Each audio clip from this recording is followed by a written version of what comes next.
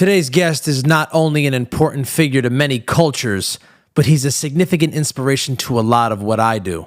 My discovery of him wasn't until the release of the controversial and loved Ari Menthol 10s, but that was merely the positive straw that broke the camel's back in more ways than one. A pioneer to the urban publication world, he, along with the legendary graffiti artist Stephen Espo Powers, created one of the most pivotal hip-hop and graffiti publications of all time, OnTheGo Magazine.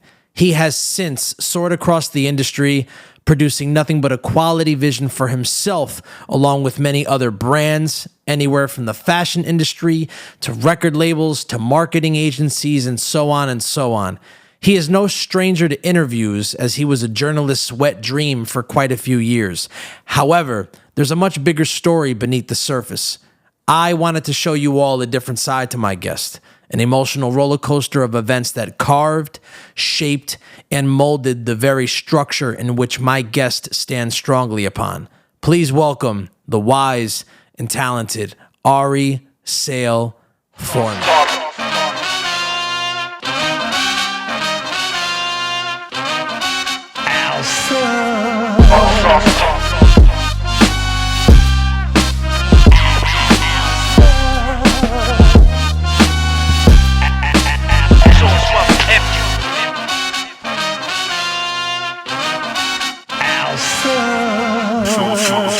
You're now listening to the Sauce Talk Podcast.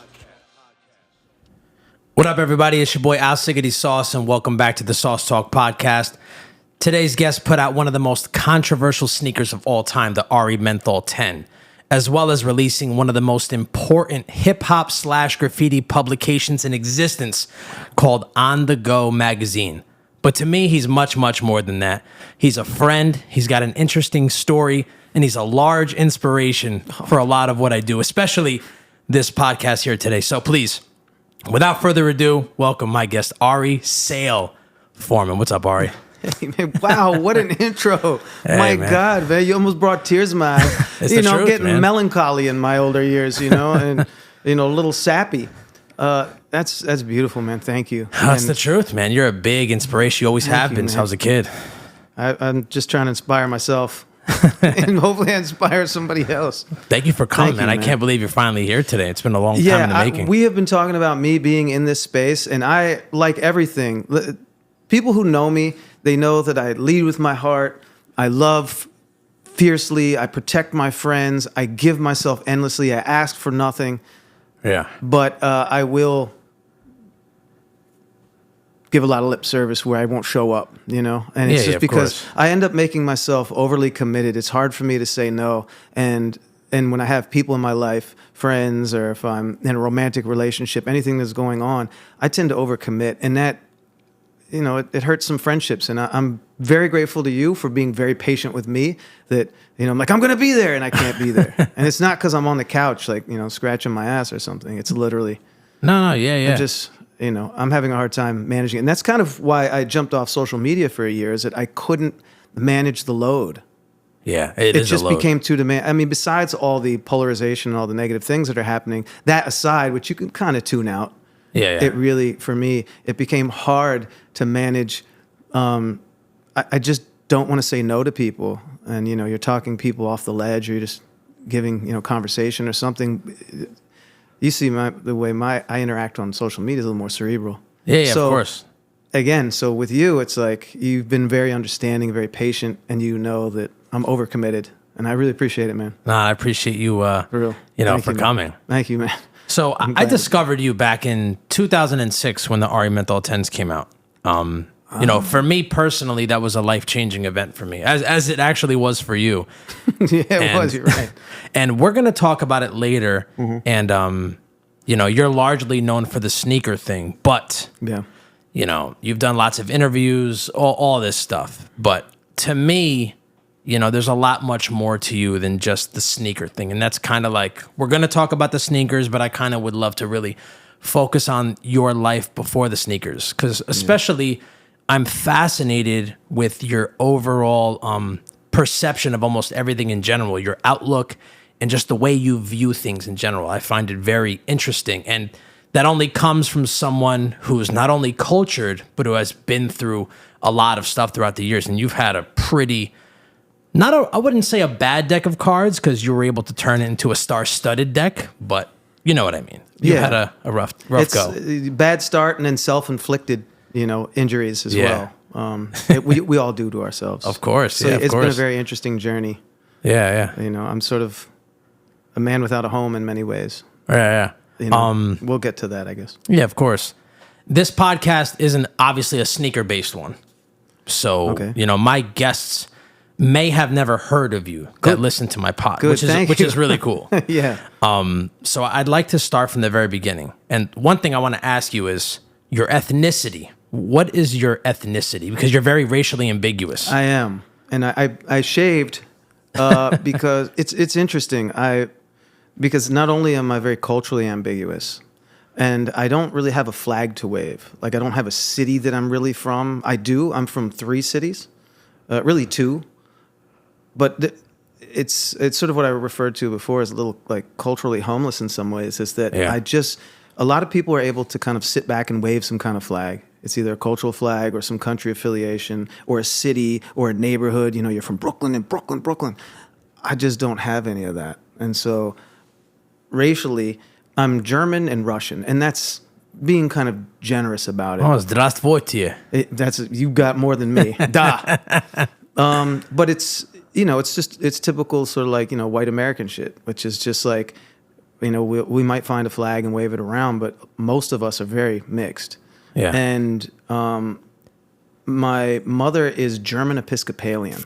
Wow. Now that's kind of simplifying it. She's got a couple other things. It's, Pennsylvania Dutch.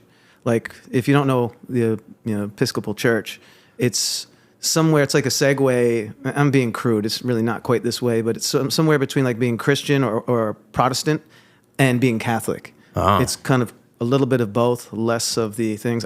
Myself am not subscribing to any of these things. And then my father is of Russian Jewish descent. Wow. Which has been a very interesting thing for me because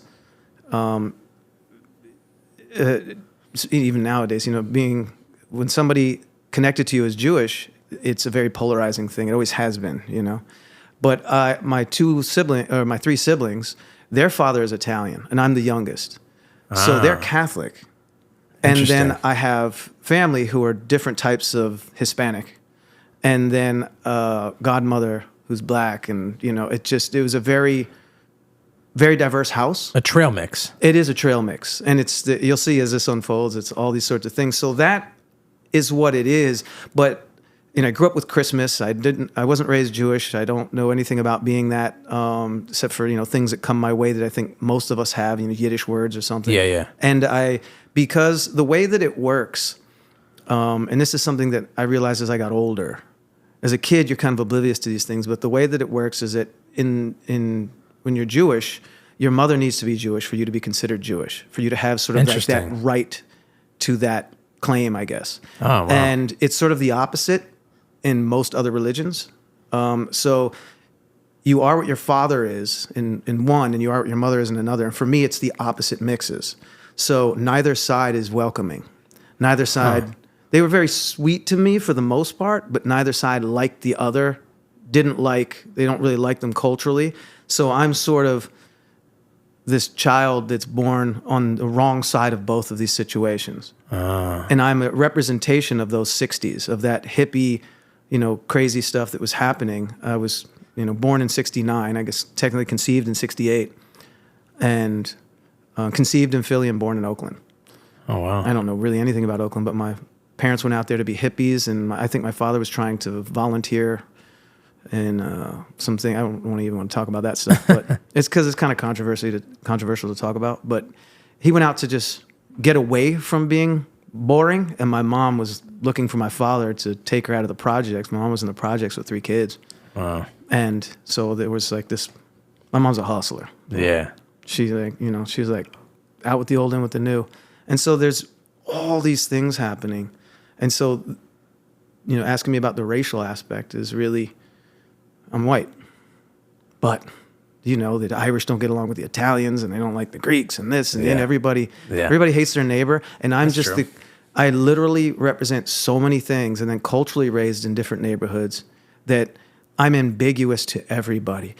People think I'm Puerto Rican. They think I'm Italian. They think I thought you were Hispanic. Yeah, I mean, that's why I shaved. I've left that out. Is it the minute when I don't shave, I don't know what it is psychologically with people. They think I'm an older Puerto Rican guy. And my whole life I've been called that. In the 80s, you know, dudes in my hood would try to rob me, or I'd go into other hoods, and they'd immediately stop and go, wait. Because it was okay to rob the white guy or fuck him up or whatever, you know? Yeah. But they're like, wait, are you PR? You Rican? And I would always be like, yeah, you know, keep from getting my ass whooped. You're damn right. I'll be anything. Yeah, you of course, yeah. At one time, I was in a movie theater. I'm at a urinal in this big, like, older movie theater with this big bathroom, and these two dudes walk up to me, and they're just telling me to run my shit, essentially. Like, they're going to rob me at the urinal. Like, it's some movie shit, right? It's like so ridiculous. So just, and unlike a movie, it wasn't very funny. You know, it's funny after the fact, but I'm like, oh, and so they're basically running their game on me and telling me how it's going to go. And then they say, wait. Are you PR? And I'd never heard that term. Like, this is probably 86 or something like that. Like, you PR? And I was like, PR, what's that? They're like, Puerto Rican. I was like, oh, hell yeah, man, I'm Puerto Rican. I was like, I know I look white, but I'm not that white. I mean, that's crazy. Yeah. They're like, oh, you cool then, you're cool. And it was really, because, you know, the 80s was still only 14 years out of 15 years out of segregation. And there was still a lot of tension there. If you were white, it was acceptable to take that abuse. Crazy time, you yeah. know? And I understand it, you know, it's just, we're all sort of subject to cultural bullshit, you know? Of course, yeah. So I am ambiguous. I continue to be ambiguous. You know, I can sort of talk my family's language. It's almost like another language in a way, and in my neighborhood. And then me sort of allowing myself to just be kind of nerdy and sound like some dorky white guy at times. It kind of feels a little liberating that I don't have to put on the neighborhood, you know, costume so much. Yeah. You know, to protect myself. I don't have to, like, position myself. Now that I'm a grown-ass old man, I can be more philosophical, more intellectual about it, and of course, let the guard down. So I know that was a long-ass fucking answer. No, but I like really, those. It's complex because I'm white. And for people who are just intellectually lazy, they can just settle in on things real quick. But our realities are usually very different. You know? What is it to be an Italian American and go back to Italy? You know, it's a very, if you know men my age who speak Italian, grew up in Brooklyn or something, they don't have generally great experiences when they go back. They romance it, but they're not treated as Italian. Yeah. And they have this idea that they're going back to this place that belongs to them, and culturally, and they're Italian Americans. They're not Italians from Italy. And so it's the same kind of thing for me. I don't even have a neighborhood to go back to where someone looks like me or reflects my sensibilities necessarily. Yeah. I have a question for you. Yeah. Your middle name is one of the most interesting middle names I've ever come across, because Pain in the ass. Looking at it, Yeah. Saal, speaking of Jerky Boys, I thought it was Saal for some reason, but it's pronounced Sale. So I got it right. See, people think Saul or Sal.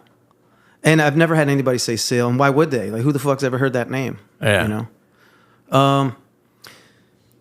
It's basically my mother, again, my mother was in the projects with 3 kids. And, you know, and this is in South Philly. So any of you out there that know South Philly, you know what that's like. Especially you're going back to the 60s. That's Italian. Yeah. That's Italian. And she was at projects that were fairly newly constructed, like maybe 10 years prior. They're gone now. But she was there in the struggle, going through a bad marriage, you know, abusive. She had got out on her own, I think, in the projects. I think that's how that went. And she met my father at a party. Oh, right? So that's how your parents met. Yeah. And my dad was just like looking to get away from his boring ass, you know, working class up to the bottom of the middle class. His father came here with nothing. The classic, worked as a bad boy and worked himself up into the, you know, management room. And I'm just sort of setting the stage. So my mom, when she met my father and just was like, I'm going to take care of my kids. You know, she never articulated this to me, but it became very clear. I'm going to take care of my kids.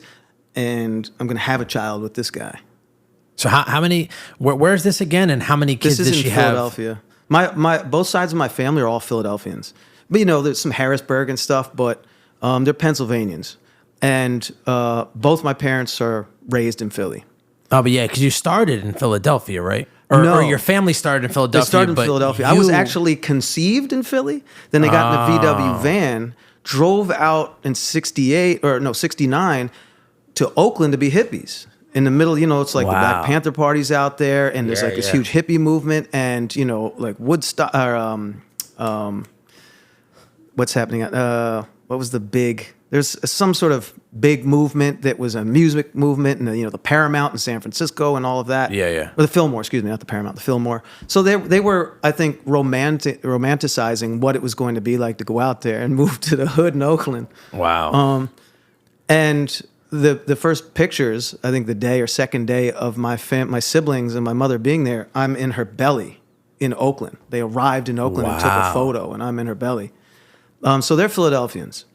They don't have the classic Philly, sort of accents. John. Yeah, well, I say Jones to this day. So do I'm proud of that word. there. Yeah, how you use it is so key, and it's hard. Yeah. It's hard. It just has to be organic. But anyway, so them meeting in Philly, my father, I think to my mother, represented stability. My mother came from instability. And I think she was, curly-headed, Jufro guy, whatever. And my mom's like bone straight hair, German, And I think they were so drastically opposite that was part of the initial attraction. My father had an instant family, which, he's just loving her and accepting her children. Yeah. So the romance, fiery and young, I got my father's names, essentially. So Ari is my grandfather's Hebrew name. Okay.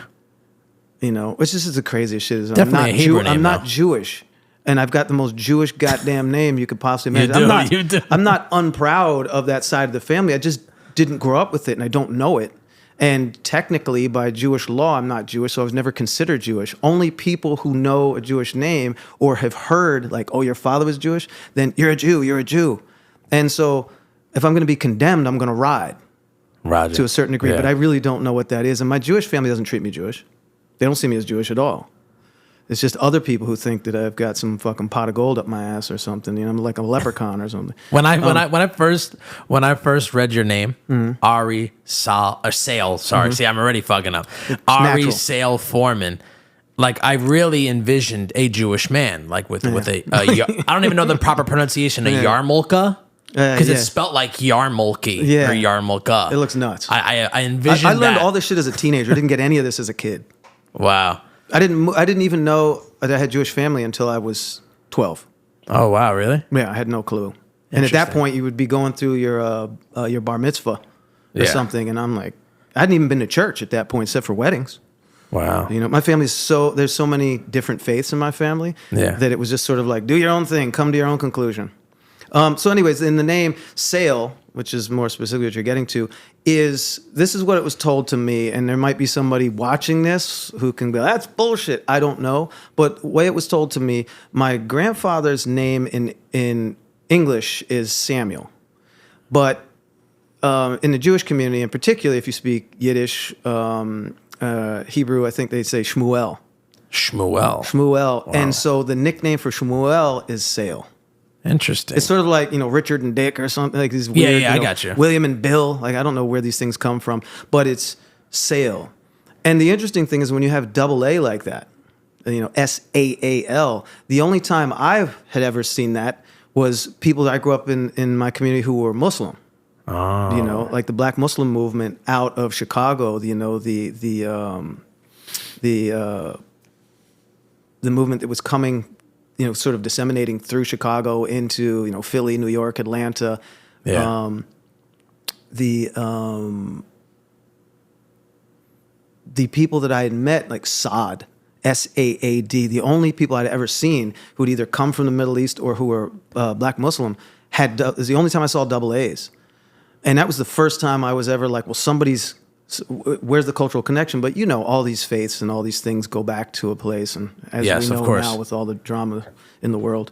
Yeah. So that's sort of how that happened, and no one has ever gotten it right because sail, you know, it just sounds crazy. And I'm like sailboat, and they're like, really?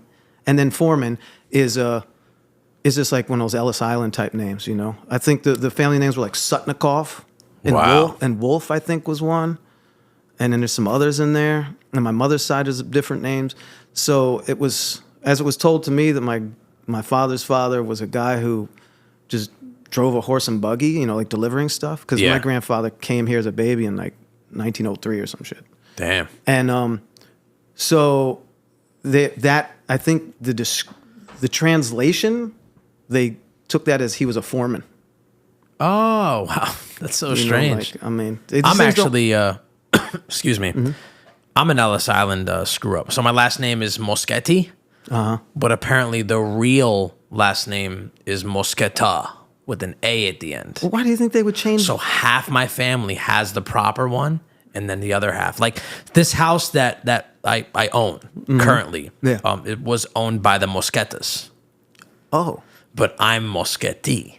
and that you bought it from your family? Yes, this was previously. Yeah. So what's special You got a about good this? deal. Yeah, good fucking deal. Good fucking deal, asshole. deal. But the special thing about this place is not only because it came from family, but I have a lot of memories here.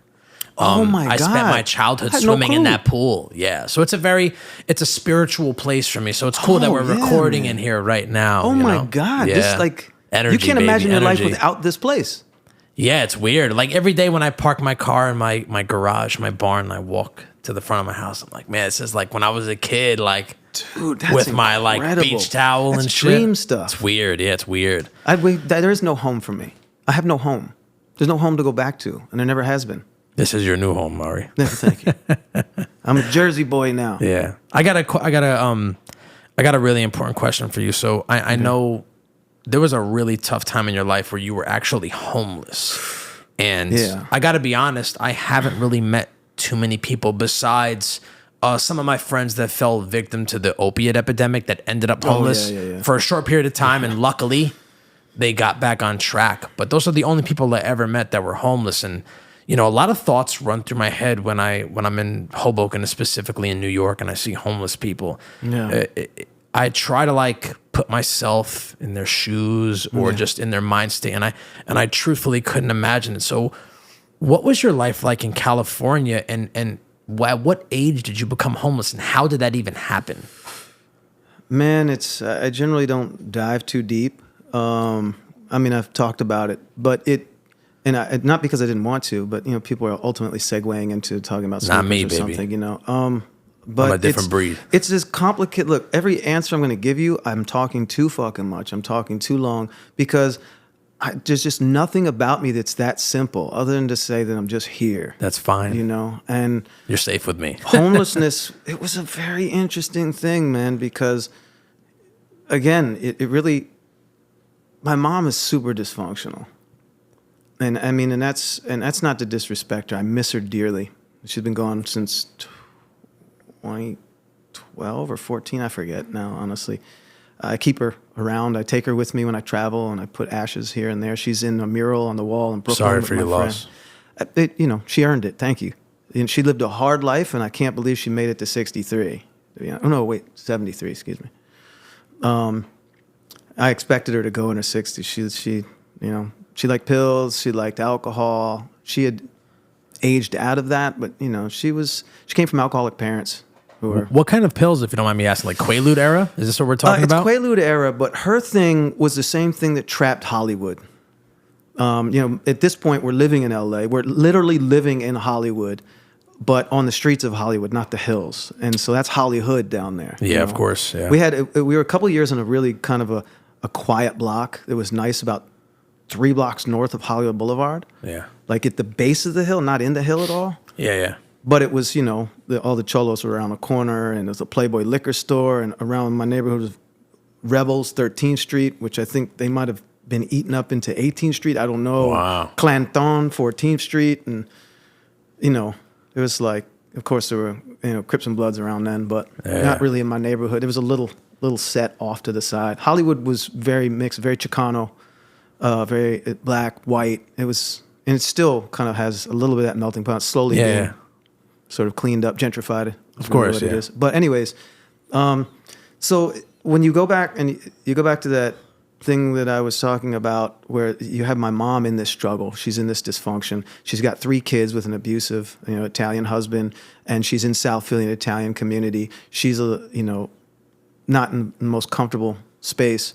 She meets my dad, and the way that happened so quick, she would never have said it this way. And I think my father's just too naive, and my father is a book smart guy, but stupid as fuck in many ways. My mother is completely uneducated, but fiercely intelligent, but dysfunctional. She's like the type that would be a cult leader. But that's usually the case.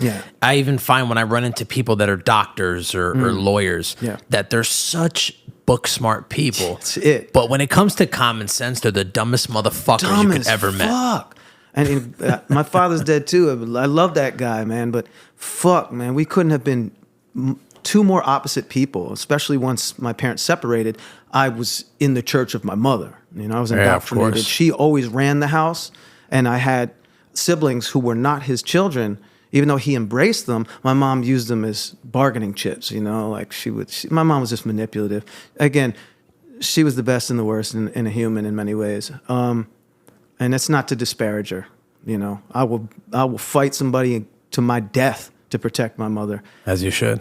But if you're really analytical, if you do have a certain type of intelligence and you can calm yourself the fuck down, you have tools to think about things, you realize that life is very gray. It's not very black and white. We're in a very black and white era. So it's easy to just sort of be like, I fuck with you or I don't fuck with you. And it's really like, look, I can be critical of you and love you. I can defend you and not agree with you. Yeah. And it's a hard thing to do because we really like gang affiliations in America. Of course. Politics have become sports, Yeah. And it's where it's like, pick your network, pick your team, and fuck the other guy, and it's sort of become this. And I think I'm saying that because I can be critical of my mother and my father and love so much about them, what they've given me, and look at their shortcomings and the things that were just destructive, not working. So, I know we're taking forever here, but that's fine. So I'm setting the stage. So here were 2 people that didn't belong together, had no fucking business being together. And my mom is dysfunctional, pretending for the most part not to be this cool hippie, creative chick.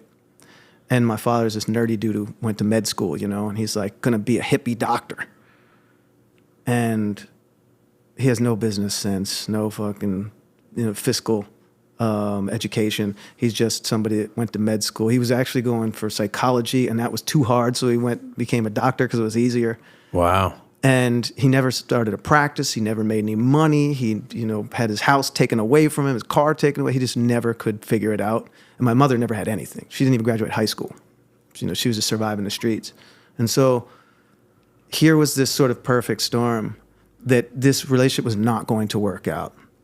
And my mom, as my father graduated, did his internship residency or whatever, and started to work in an emergency room and make a little bit of money. Nothing crazy, but enough, like money, more than she had seen. Yeah. She was just burning through that fucking money. Yeah. Burning through it. And now, mind you, my dad is a new doctor. Guess what he can get? Endless prescriptions.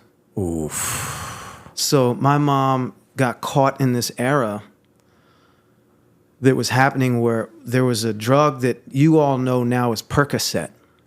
But that's because they added acetaminophen. But before that, it was the oxycodone with aspirin. So instead of Percocet, it was Percodan.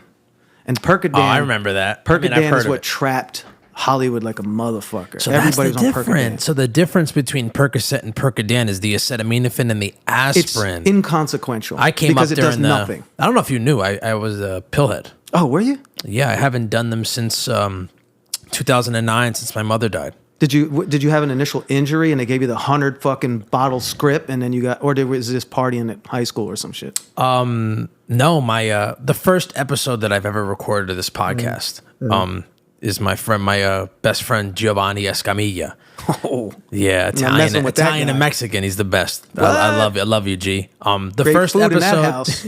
Oh my God. the first episode of this podcast was about that. I wanted to give the viewers and listeners a vulnerable side of me to let them know that any guest that follows comes from a real place of love. And so I felt that it was a must. Appreciate that. I felt that it was a must to give you, like, this is not for exploitation. Whoever I have on here, I'm sharing their story because I love them and I wanted to give a piece of me. So I talk about it. But I came up during that, right before the opiate epidemic really skyrocketed and took off. What year was that in your mind? Because for me, it's been my whole life. So I guess when OxyContin, the Oxy continuous, Yes. the continuous release, the slow release. Yeah, so I started with the Percocets first. Okay. The 10 milligrams, 350 milligram of acetaminophen, or the big ones. We used to call them super bananas. They were 600 milligrams of Percocet. acetaminophen. Was it like pancakes, or did it turn into like a No, so pill there was form? like, there was 2.5 milligrams, 5 milligrams, 10 milligrams of oxycodone with acetaminophen. Right. Yeah. But we used to call them the super bananas. Super banana. So the regular ones I were, guess it was yellow. yes, they were yellow in color. The regular 10 milligrams were 10 milligrams of acetaminophen, of oxycodone, and 350 milligrams of acetaminophen. So the super bananas were still 10 milligrams of oxycodone, but the acetaminophen was higher. It was either 600 or 650. So they were a larger pill, but for some reason, they definitely hit you harder. And that's how it started, was that. And then, that's when I talk about it in the podcast, but the dealer we were dealing with, who was a young kid who was like 5 years younger than me, selling for his mother and grandmother, which is a whole nother podcast. We're just getting bottles of this shit from. And they was throwing Oxycontins for free in the bags we were buying. Motherfucker. So you could imagine Hooking you in. Exactly. Try these, man. You're gonna love it. Exactly. And I had a 4 or 5 year run with it. My friend Giovanni. Wow. Yeah, my friend Giovanni had it worse, but you got to remember, I'm a person who lives by routine. You can see it. Yeah, I have a little bit of OCD, and I consider myself a disciplined drug addict. That was the terminology. Well, that they're the I would call functioning it. ones, right? Yes. Those are the people who can be on camera all day. So that's kind of what I was. I was like a functioning, disciplined drug addict. I had rules. I wouldn't do more than one a day, or whatever my milligram set was. Right. I wouldn't do them before 4 p.m., and I wouldn't do them more than once in a day. Wow. How the fuck did you? That's what exactly. I mean, that's why we're here talking, I guess. Exactly. You didn't crash. Yeah. My friends never understood, because if they had a bottle on them, they couldn't hang. They'd have to keep eating all day. Not Skittles. me. Not me. So I guess that's why I'm here today. Wow. Luckily. And I you miss haven't it? touched them since. Oh, not at all. You don't miss it? No. Dude, I love life so much. So How your could I audience miss knows it? I've never done drugs. Yeah, I had my first painkiller Now they like know. 7 years ago when I got a kidney stone. Wow. And I was in excruciating pain because, little kidney stones tearing it up and you're pissing Horrible. blood or something. Horrible. I thought I was dying. I didn't know what it was. And I called an ambulance on myself at like 2 a.m. And I saw them back up slow downstairs. I'm 3 stories up and they're fucking lollygagging. I locked the door and ran downstairs screaming in pain. They put me into the ambulance. Really? They were trying to strap me. I was like, fuck this, go. And I'm sitting up because the pain, I just can't lay down and relax. Laying is a relaxing thing. Nothing about this felt relaxing. I just wanted to run a marathon at that point. They get over to the hospital and they start that backing up shit slow, like beep, beep. I forced the door open and ran into the ER screaming. So now they think I'm a drug addict. I mean, look at how I look. I'm all skinny and shit. Bella. Oh, Bella Vach. And they're just like, oh, this dude's going through withdrawal or something, right? And I had never done a painkiller. Never. I just never had. I have a pretty high threshold. You're straight edge. Yeah, straight. No drinking ever. No, God just bless nothing. you, bro. I just never weed. I don't give a fuck about any of it. Good for you. My family were all addicts. Yeah. So like the last thing I'm trying to do is that shit. That's You not either go working out. one side or the other, right? Yeah, it's like, well, I think on my father's side they were all straight, as far as I know. Yeah. There's regular ass folk, working folk, And my mom's side is all addicts. Everybody's an addict. My siblings are all addicts. Everybody's just crazy. God damn. And I think my sister's probably the only one that wasn't addicted, but liked to party, maybe. Yeah, like to from what I enjoy. could understand. But my brothers, my mother, just forget it. Anybody Really? around us, when you're an addict, you always keep addicts around you. So there's a house full of addicts. Oh my God. And so, no wonder you're straight edge, man. yeah, you man, repelled. fuck that, dude. I'm terrified. Wow. But so I get into this hospital, and I finally, they get a doctor to come around and go, okay, yeah, he's going through some things. They assume immediately I'm thinking like something, I'm dying. And he's like, yeah, you probably got a kidney stone. You're old enough. Yeah. And I go, and first they give me Dilaudid. Oh, I've heard of that. This shit is the weirdest thing, man. It was an injection, right? And Dilaudid is this weird thing where it does some sort of psychological play. It's not really a painkiller in the sense. It doesn't dope you up. What does it make you forget the pain? Yeah, well, it's there, but you don't care. You can feel it. You don't give a fuck. It's the weirdest. Like, I don't know how this That's accidentally happened in the lab because there's no way they were angling for this. Yeah, that's weird. It's probably a heart medication and it had a side effect. Who the hell knows what it was? Yeah. They gave me that, and that wasn't lasting long because this thing was tearing me up. And then they gave me Percocet. And I was like, Yeah, you feel that, oh, boy. they're quick. And I was like, oh, now I get it. Yeah, you feel I that. was like, oh, this is cool. Cloud 30. Yeah. And then, but the pain was so excruciating. And then I think they gave me an Oxy. Oof. Like this all happened probably within 2 or 3 hours. Jesus Christ. Because it was excruciating pain. Then they gave me a script for like 50 or 100 Oxys. I never touched it. Good Went for you. home, went through the pain. Next day, it was gone. Pissed the stone out. Yeah, you were And Gucci. So anyways, I know we're segueing all over the place. So Fine. here we are. My mother's into Percodan. That's her shit, boy. But It's there heroin, were baby. it's the 70s at this point. It's like when they're in the height of this, it's probably 1978. So how old are you at this point? I'm 8 Wow, you're young, or yeah. so, and so we're starting to get into the real dysfunction. Like it's always been there, but now it's starting to lose control. My mom, who had managed to keep it together long enough with my dad to kind of pull the wool, he was spending years at this point being naive and dumb and realizing that he bought, a bad batch of fruit. Yeah. And he's, in love with his son here. And he's course, trying to be yeah. a father to these kids. And the place is spiraling into substance abuse, which it had been. But, it was cool when it was weed and hash and, 60s stuff. But here we are in 78, and it's just a shit show. Yeah. And it's just weirder and crazier. Leeches are starting to show up. And my mom, people around us had Placidils, Quaaludes, Jesus Christ. Secanols, which are also called Tuinols, I think. So she was a straight up And pillhead. These red ones. Everybody just had it. Everybody was coming with their own cocktail. The 70s, the pharmaceutical industry was going nuts. No It was fr- like fuck Pablo Escobar. No These holds motherfuckers, barred. everybody had it. Yeah. And at one point, my father tried to create his own medical practice, failed instantly, disaster, didn't know how to manage, doesn't know how to get clients. And so he made prescription pads. Oh no! So like now it's fraudulent a prescription fucking- pads? No, real ones. He's they a were real. physician. Yeah. But he doesn't know how to be a businessman. He just knows how to go and work. Yeah. So he had to get back to just being like a doctor for hire, which is just, the minimum pay and you pay your own malpractice or whatever. Yes, It was yes. just a disaster. He was a working class doctor, which is the stupidest thing you've ever heard. But there's a lot of them out, a lot of working class lawyers and doctors out there. You can't imagine because they're not bragging about it. They're not like, look at me, I'm a failure. But he just loved to take care of people. Like he was taking care of my mom and her kids.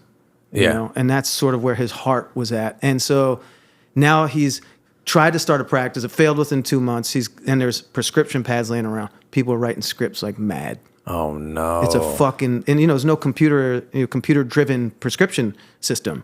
There's no nothing. You go to every corner and every place and just keep satiating. Oh, what a nightmare! And then dude. my mother's over here hustling hash, peyote, like I haven't heard peyote pyramid in years. acid. Just like it was wild. And again, it was the 70s, and that was sort of like the extension of the 60s. Yeah, they were wilding out. They were wilding the fuck out. And then alcohol. My mom's parents were alcoholics, so now my mom's getting into tequila like a fucking maniac, vodka and tequila. Jesus we would go Christ. Denny's and all these diners. Like Denny's used to have Denny's, wow. bars in the back. And Really? there used to be a door next to the dining room, and you'd go into a windowless bar in the back, which was like seedy kind of style, sexy, 50s, 60s, but now it's the 70s. And everything's just getting kind of Yeah. And I had no idea And, they had she a would bar. get the screwdriver always. She would get or the tequila sunrise or a screwdriver, and I would get whatever. And you're 8 at this point, 8 or 9. Yeah, I mean, it's been crazy all the way up to that point. It's been buck wild. And so my father's realizing, he's coming to his goddamn senses that this is a shit show. And he's like, my mom's like runs off with some young dude. It was like it was just crazy, and because my dad's getting wise, and I think my father probably did some shady shit. People kind of buffered too young. me. Yeah, but I'm just seeing sort of the fallout of all this madness and all these druggies around us, and people on coke. Mind you, 78, peak coke. Like, I know the 80s is really, but this is where people don't realize what's going to be the fallout of cocaine addiction. Oof. Straight Aspen. People are starting to Black Diamond. They're starting to freebase, which segues into crack. Yeah. This is before freebasing was rock cocaine before it was stepped on 7-1, which became cheap crack. Yeah, this is wild. So motherfuckers are going in on stepped on, but not this street cocaine. They're rocking it up and fucking it up. It's turned into a crazy situation. Fucked up. And I'm just a kid, like. It's fucked up. And so my parents separate. There's all kinds of there's stories in there, but they separate. My mom is now adversarial, and fuck you and fuck this, and my oldest brother is at this point has had my niece. He met a woman who was from El Salvador, and she was just thick accent and naive, and he had my first niece with her, and all this is happening around the same time. My brother's starting to get into shit. He's starting to like alcohol and drugs, and he's 19 or something at this point. Yeah, damn. It's a nightmare, dude. Bro, them my other Hispanic brother women was will fucking loop you in, bro. They loop you in. She's gorgeous, Loop. Yeah, oh. It was, and she was really, she did, my brother was kind of dopey. He just passed away 2 months ago. Oh, my God. When I'm I so jumped sorry, back onto man. Instagram, and I was like, sorry, I'm bro. back. My brother died right after that. I was like, all right, I'm chilling again. I'm sorry, bro. Thanks, man. Again, years of abuse. He died at, I don't even know how old he is, 60. Yeah, so everybody, how many siblings and brothers? I mean, I have 3 brothers siblings. and sisters you have? 3. Two, So two how older old? brothers and an older sister. I'm the baby. Oh, okay. And so, anyways, everything it turns into a shit show. My parents get divorced. My mother gets like $30K out of my father because they had just bought a house and they were making payments on it. They got a mortgage, so and it was right there off of 2 blocks off of Hollywood Boulevard. Yeah. Basically Cahuenga and Franklin, if you know LA at all, Hollywood, near the Playboy liquor store up the block. And my mother is now completely in the throes of her issues. Dysfunctional. Probably worse. Oh, it's crazy. We go and she doesn't even get an apartment. We move in with this guy, Bob Monty. God bless him. I hope What a he's name. alive somewhere. Yeah, Bob Monty. Fucking Monty. Nice guy. Pounding beers all day, collecting beer cans type of guy. Fresh Monty. Living right in the middle of the Chicano hood, Yeah. And next door is a white Irish family that are all on heroin. Like Jesus just shooting up right in the Christ. living room, in the kitchen. It was a nuts situation. What an environment, man. It's nuts, dude. And That's chaos. so we move into that, and my sister gets involved. This is going to sound like it is a movie, dude. And it's so crazy that I've told this story to people more in private and confidence, like a group of people. Yes. And I've had people people can't imagine that people's lives can be like movies. And I've had people just like, he's lying. No, I'm like, dude, what the fuck? Like, I don't need this attention. I'd rather just be the spoiled rich kid, You should hear some of the podcasts I've done. Trust me. Dude. I'm with you. So this dude is like, Bob Monty's a good guy. He's letting us crash on the floor. My mom's new boyfriend is abusive and alcoholic and on pills. And it's just it's so dark. I'm not going to get into all that shit, but Yeah, I get it. so we're now in a situation where my parents are separated. My father's figuring out he's going to move back to Philly. And my mom is just in the throes of addiction. She's with this dude that's like half her fucking age or something. And the whole thing is just crazy. And my sister gets involved naively with some people. And then we end up going and we stay at this guy's house for, I don't know whether it was a week, 2 weeks, 3 weeks, and my memory's a little, but it was enough days I can still picture the house and a pool in the back. And it was in Beverly Hills, but it was kind of like the budget Beverly Hills crib. Okay. There's like, if you know Beverly Hills, there's like tiers. I've never been to Cali. Oh my God, dude, come on, let's go. I know. I gotta go soon. I'll take you down to the gutter to the hills. I'll show you my LA. I want to take my son and my wife. Yeah. Oh man, yeah, you got to do that. Yeah. Stay away from the tourist traps. Just go roam, man. Yeah, Rome. Really experience things. Like you don't come to New York, Where the go to buffalo Times Square. Yeah. Go to the hood, go to the rich neighborhoods, see how people live. Yeah. Not tourist traps. Anyways, so we go to this guy's house and we're staying there and there's no fucking furniture in this damn house. But I'm a kid. I don't think nothing of it really initially. He's got a projection TV, one of those ones that has like the 3 lenses and projects the RGB into layers and it's always fucked up. Yeah. Dudes are watching porn and shit, whatever the fuck they're doing.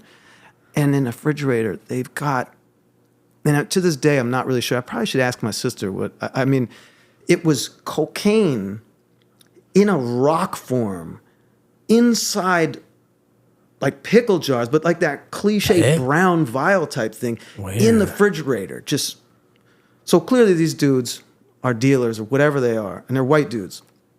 And I don't know what happens. We stay there for a little while. We leave. We're back down at somebody else's house. Now, mind you, coming out of this, my mom had $30K. We should have gotten a house. We could have bought a house for that.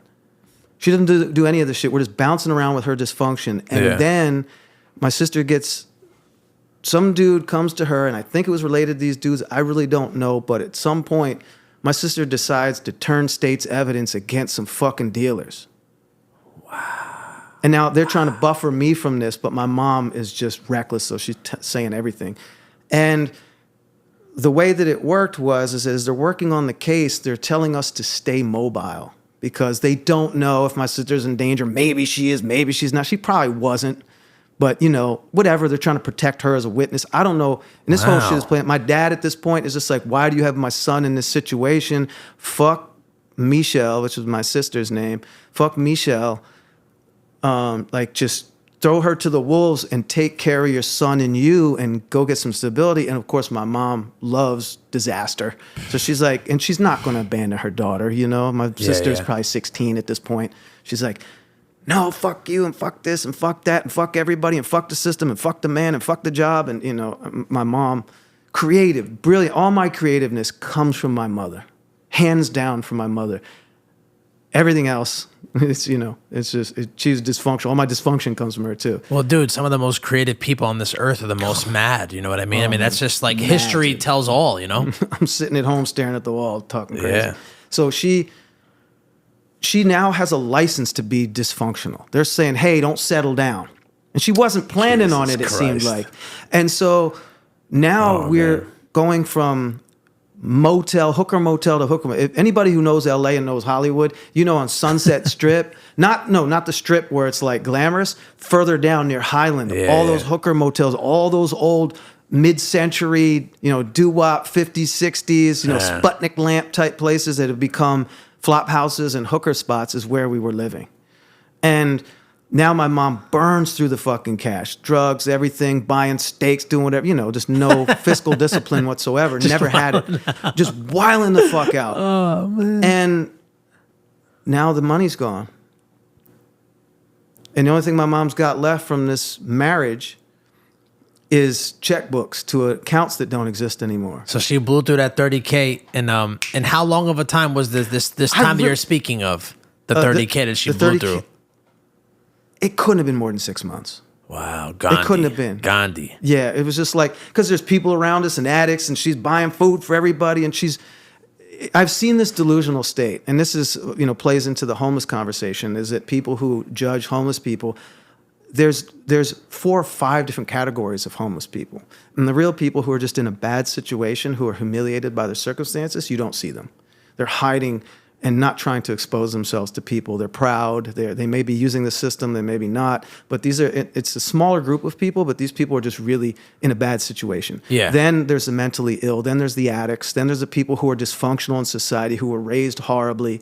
And it may be able to save them, may not. They tend to end up in prison, the men. It's just, there's so many levels of mental disorder.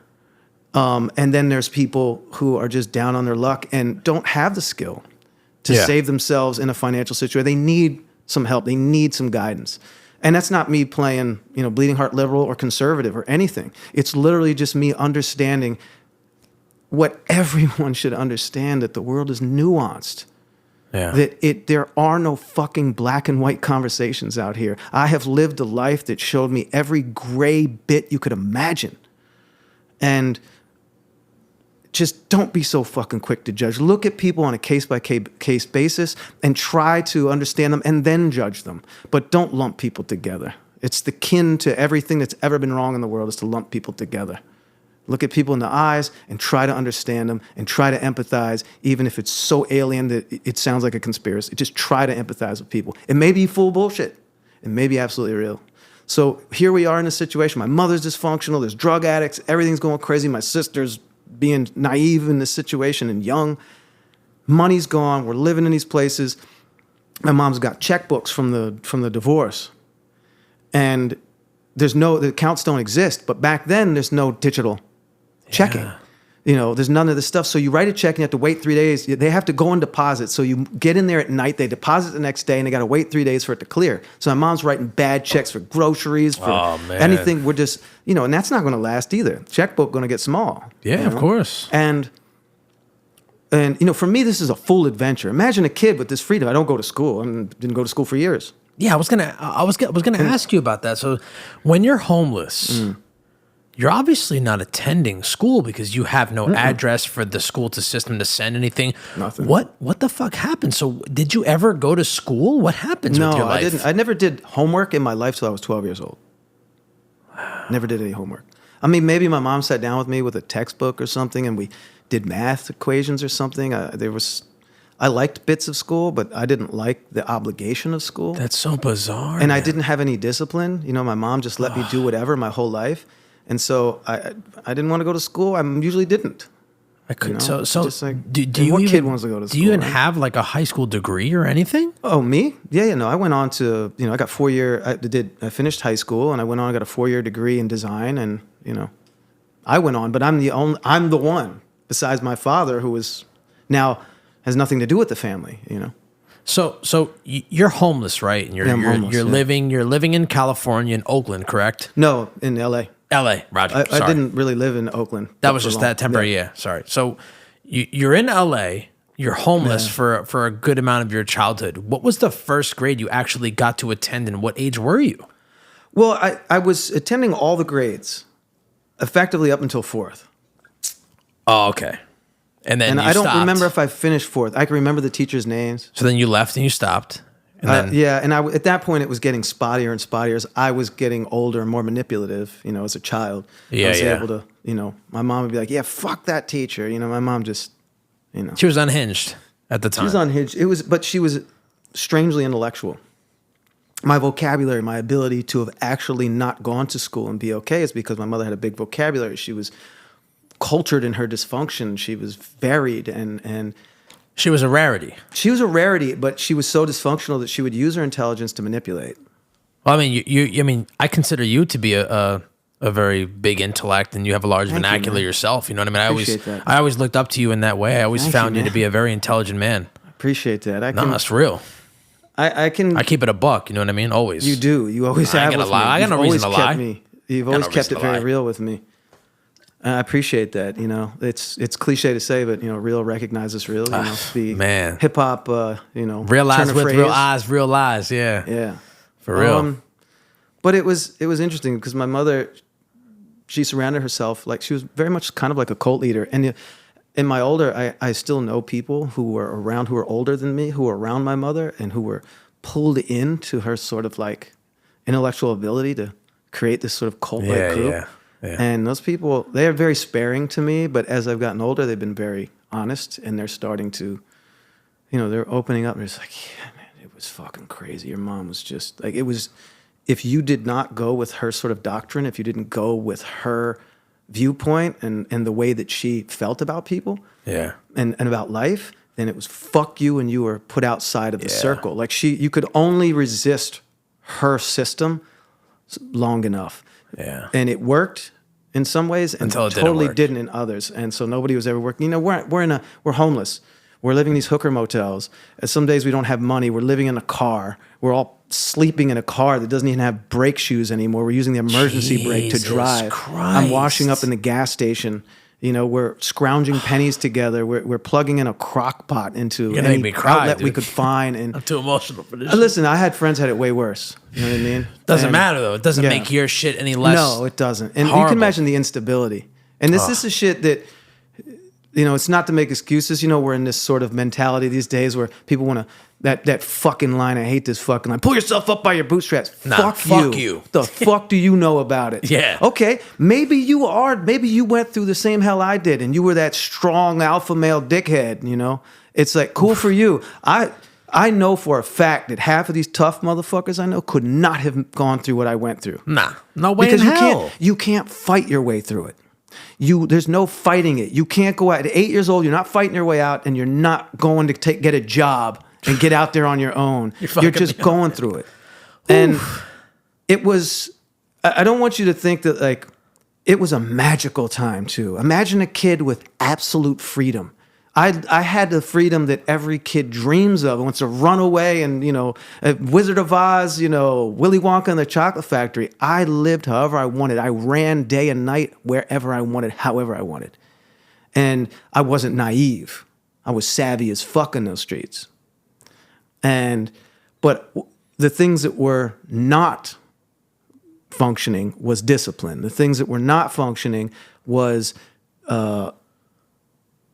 security. I was a very insecure child, very insecure, very terrified of I had no stability. So I had to know where my mother was. And that separation anxiety was murder on me. If any time she disappeared, it was just like, you know, mental institution style, you know, which showed, I didn't realize how that would rear its ugly head until I got older and got into situations like, you know, romance, and you have your first real breakup, and suddenly I'm getting the same separation anxiety that the world's ending. Yeah. And it's just shit related to that, you know, and this isn't psychobabble. This is literally like you're going through shit and you don't know why. Yeah. And, you know, and you have to use the tools that you have. You have to use your intelligence, your analytical ability to survive your conditions. And so here we're going through all this shit and it just doesn't end, man. And it goes on and on and on. And my mom, she knew enough people that she could always pull a favor to sleep on somebody's couch for a week or a month until she burns the bridge down and they're like, get the fuck out. You're living day to day. Yeah, day to day. And it's a funny one, and this came full circle. You'll appreciate this, I think. Well, you appreciate the story.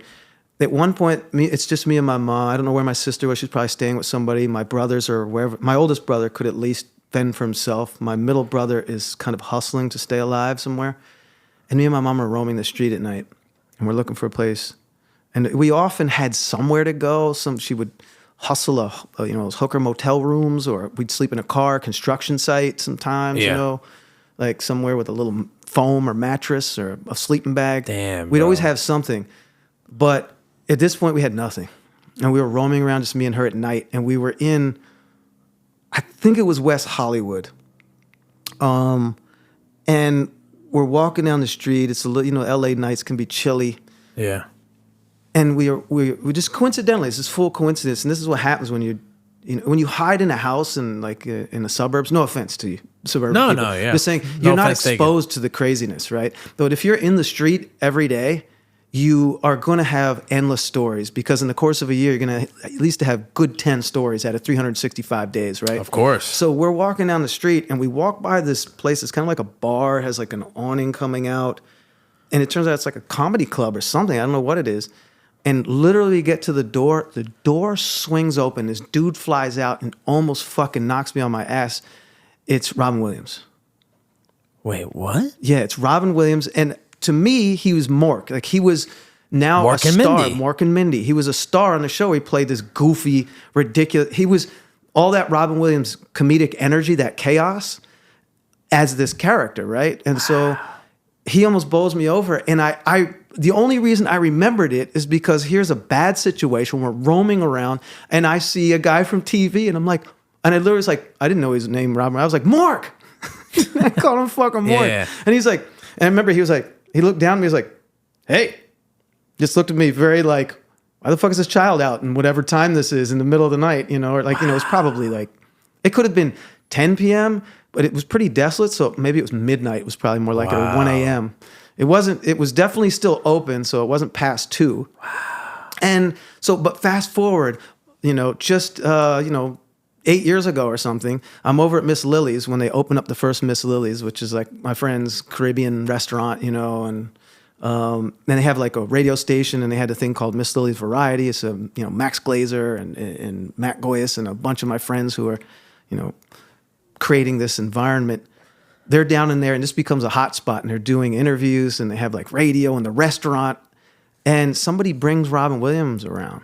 So it's like 8 years ago. At this point, I'm like late 40s or something. And he comes in, and he's got this guy that's like his cultural fucking liaison protector or something. And I'm like, hey, man. And he's like, hey. And this dude, you could tell this guy's with him, was like, my friend, my celebrity. And I'm like, kind of, and I was just like, this is an opportunity. And I was like, hey, man, I've met you before. And I'm like, I know you hear this shit all day. Just hear this out. And I told him the story about running into him. And he was just like, he just looked at me like, what? He was probably floored, right? Floored. I mean, at this point, it's probably 1980, I think. Holy shit. 1980, 81 or something. Wow. Like that we're homeless and in the throw, like really in the mix. Like I think 79, close to 80 is when homelessness started for 2 years, 2.5, I forget. Yeah. And I told him this, and you could just see him like blown away. And little did we know that he would soon take his life. Which fucking was horrible. Yeah, and I'm sure there's some talking heads out there on some podcast talking their shit like, how would you, when you got everything and you care? So you don't know what people are going through, man. The don't. Success is sometimes the only thing that even is keeping them alive, or it could be the reason for it's just like suddenly you become somebody else, or the success is allowing you to pretend to be somebody else. Yeah. But you don't know. When you're younger, you have you're weaker in some ways and stronger in others, and then you sort of switch in life.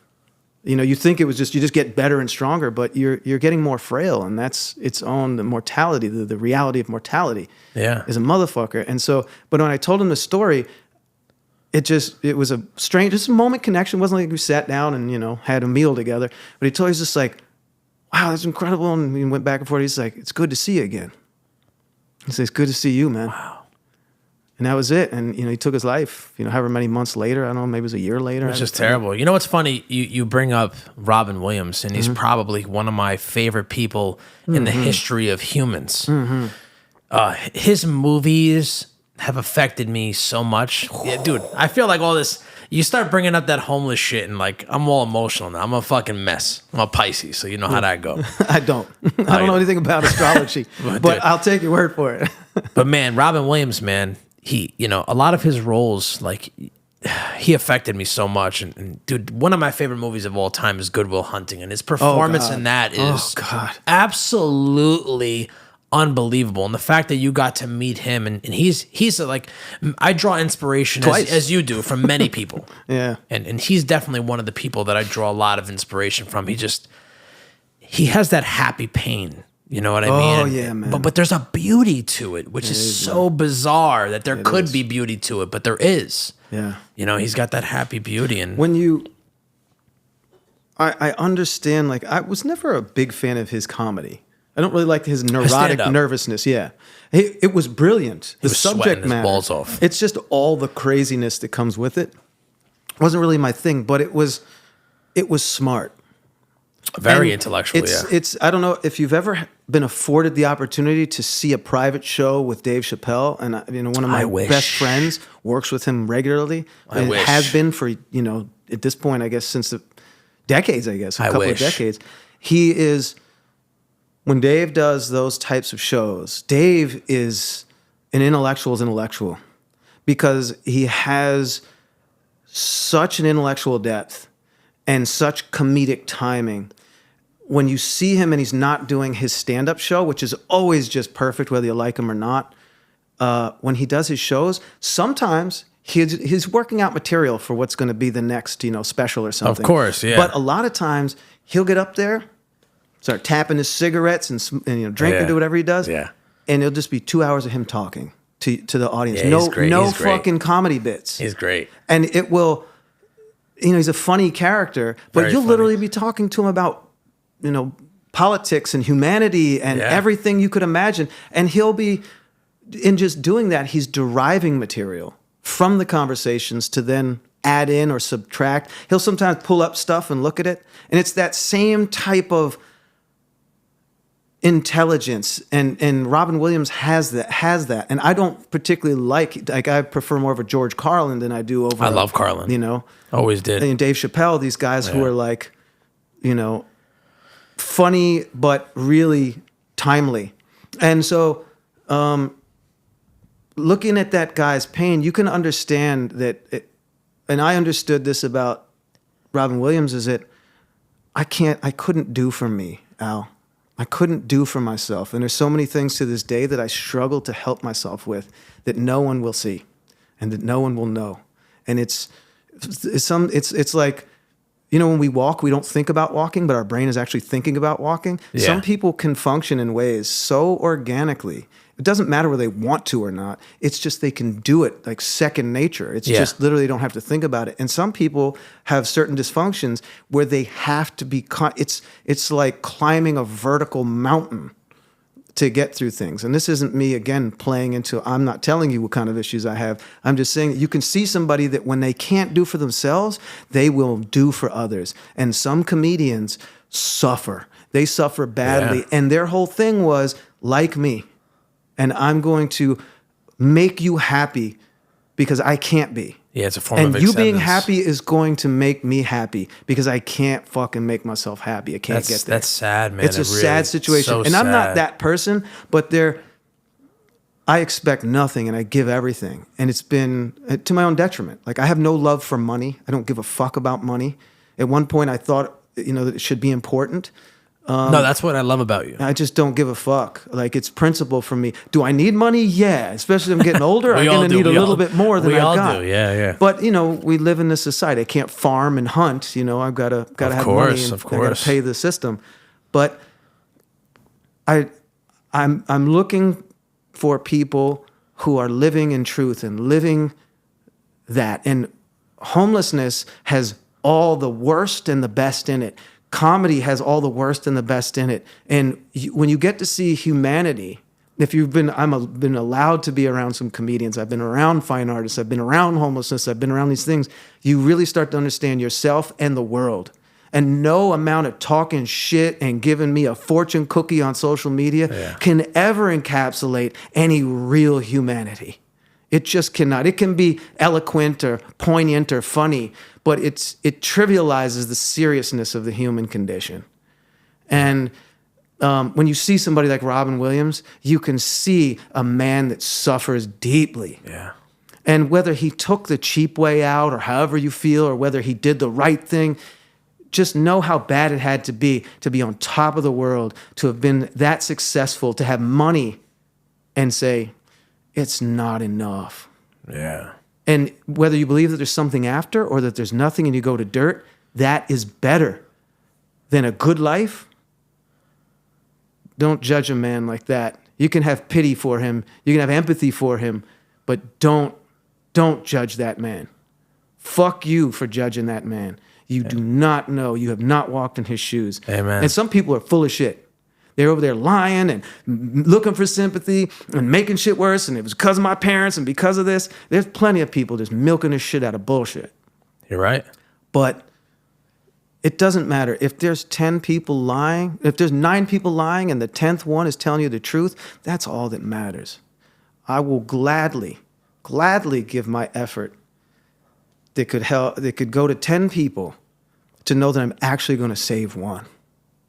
I mean, as long as you could save one, it's all worthwhile, right? If you understand the preciousness of being sentient and not being a dog or a cat or a lion or something, if you're sentient, we are shepherds.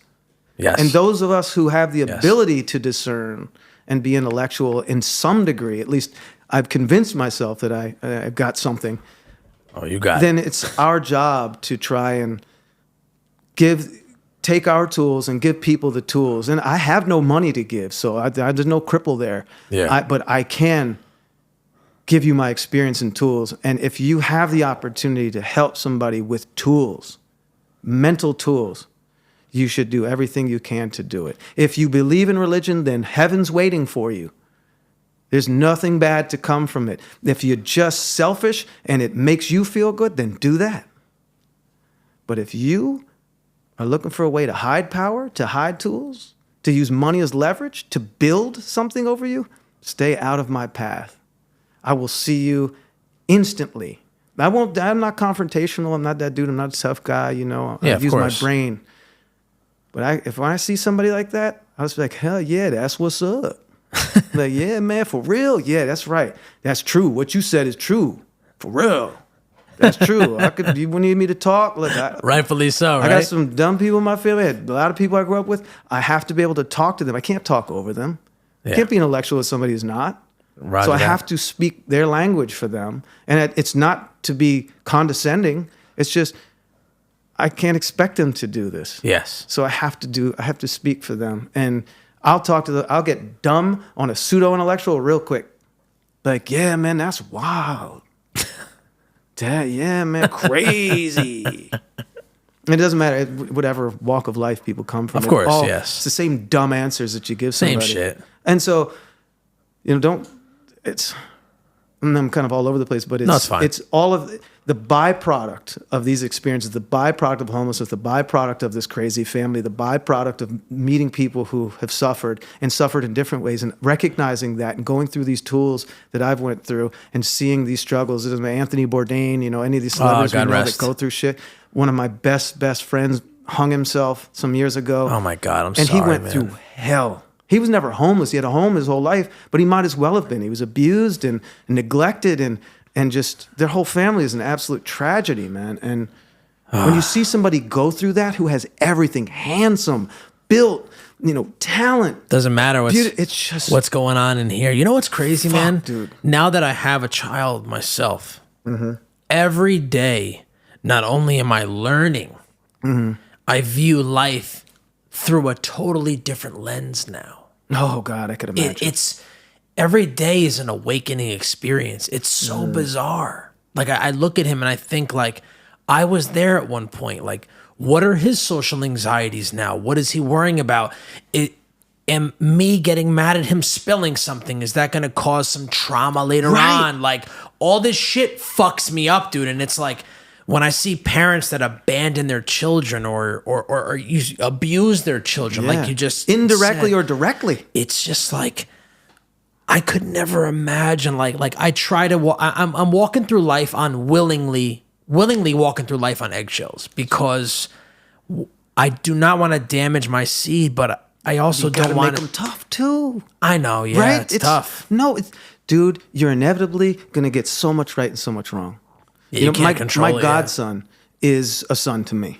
He's as much a son as he's ever going to be. Me and his mother connected when he was essentially still a baby. She was still watching him in a bin. He was, he was getting close to 1 or something like that. And me and her were together for 10 years. And he just, I don't know, because of the way I was raised and my family is so varied and we would take in stray people and runaways. It's just, the beauty that my mom was that she was very inclusive and there was no discrimination that way. I just bonded with him, and to this day, he literally, when I left here, he's at my place. He's 31 now. Oh, really? He's 31. Yeah. Oh, wow. And I love him. He's a best friend. He's a son to me. He's an impressive human. God bless. And he has his mother, he has his father. And I'm just, he's lucky to have you, I'll tell you that. Thank you, man. Thank you. And Real talk. I just being with him, my mission was, I don't care if he hates me. I'd rather him hate me. I'm going to give him the tools that I didn't get to whatever I can, because I'm not going to be around him daily that way. Yeah. And that's his parents' job, really his mother's job. I mean, his mother is the real hero in his life. And that wasn't easy for her. She's a young mom. Of course, yeah. She's learning on the job. He's learning on the job, But you inevitably say, my parents did this wrong. Yeah. And instead of sort of perpetuating the dysfunction or the handicap, it's sort of saying, okay, where's the tough love? Where's the compassion? How did it not work or work for me? What can I tell him? Where do I, is the tough love going to create a good trauma, but still yet a trauma? Or is it just going to be like, man, your foot looks weird, and he's now got a foot issue for the rest of his life? Like, you can't, Very fragile. And look at you, man. You're a compassionate, tough guy, I mean, you got that bravado. Whether it's true or not doesn't matter. It's just perception, right? I mean, Okay. look at the illustration of you back there. That really is how you sound. But My guy. But you got a big heart. Oh, huge! I'm so emotional, you're dude. talking about your son. Like, how many people are like, I'm smacking him in the head. Fucking get tough, Never. kid. But I would never. you just never know. But we forget that they're not. There are no absolutes. The only absolute is death. Yeah. Wow. Yeah. It's That's deep. the only absolute. the Everything truth. else is gray matter, and varying shades. There's 1,000 shades. Let's say there's 50 shades. Is that not enough? There's fucking 100 shades. There's 200 shades. How many shades do you need? Right? No, totally. And so your son, some kids, listen. Growing up the way I did, some kids need a fucking ass whooping. Yeah. Them kids, those kids, they're the ones that are like, this kid's gonna rob a bank. He's nuts. You can tell. He has no fear of his dad who could just break his neck, and no fear. Yeah. Some kids, Yeah. and some kids are just hard-headed. They're gonna push your limits. And other kids, I was a sensitive kid, for obvious reasons. It was a crazy environment. But I was tough in that I could run the streets, but I was fearful of the insecurities and the instability around me, and it made me very fragile in ways. So it's very different, and you just don't know what is going to be delivered to you. No matter what you are, all that mix doesn't translate into his brain at birth. That's so right. you've got to build. You're working against whatever his nature is to build your idea of what he should be, and that may not manage. I mean, if you have anybody's family and friends who have gone through, kids who might be gay or who have addiction to something, and you go, well, where did this come from? You don't know why this kid has an addiction. You don't know why this person feels chemically that they're gay, or that they've gone through, it's a trauma. It's whatever you subscribe to. It doesn't really matter. You're dealing with somebody who has something going on, and it doesn't matter how they got there, but now it's in front of you. Yes. And that's the hardest thing about parenting, is it doesn't matter if you believe that they're scared of elephants, and you believe that that's a stupid thing. Who the fuck knows why that's in there? It could have came from a dream. It could have came from a movie. That's right. You don't know. And you have no fear of elephants, and you're just like, it's irrational. This kid just wants to run screaming. And you're embarrassed, you're angry, you're frustrated, you're trying to force him onto an elephant or something and deal with his fear. You just don't know why. It doesn't matter whether it's stupid or whether you agree with it. And you just have to work through it. And inevitably you're gonna give that child trauma. It's just the way it's gonna be. I mean that's just natural, right? But the thing that you could do best is try the best to your ability. Make the child feel as comfortable as he can with you, to be able to confide with you, to be able to be as honest with you as possible. And that's it. And then you work and you build on what he gives you, or she. That's why. That's all it is. It is. It's the same thing I did with my godson. It was just trying to give him the space to be real. That's all that matters. And I think there's we have a very polarized world, and some people are like on this spare the rod, spoil the child, and I believe that there's some truth in that, and there's truth in needing to be very compassionate with some people. We're dealing with personalities, and what I tried to do is that because I was sort of like a third parent in reality, you know what I mean? I really was a third parent. I was like another dad. I was like the uncle, but like the uncle that you go and live with. You know what I mean? And he's like raising you, or like an older brother. So in this situation, it was, if I knew that he did something wrong, I didn't snitch him out. I gave him a moral conversation. I gave him the space to go out and fail, and fuck up and Give have him the his own consequences chance. of his actions. Yeah. And then intervene where it's just like, yo, you're about to go off a cliff. I got to kind of step in, man. Don't be angry about this. And it wasn't being overly compassionate to a fault. I mean, I was, I would say tough stuff to him, and I still do. We argue, but you inevitably have to. I don't need to be his friend. We're friends now, but I wasn't trying to be his friend when he was younger. Yeah. But you have to give somebody the space to be human. Of course. And do something you don't agree with and go, okay, so what do you think the repercussions of this going to be? How are you going to handle this?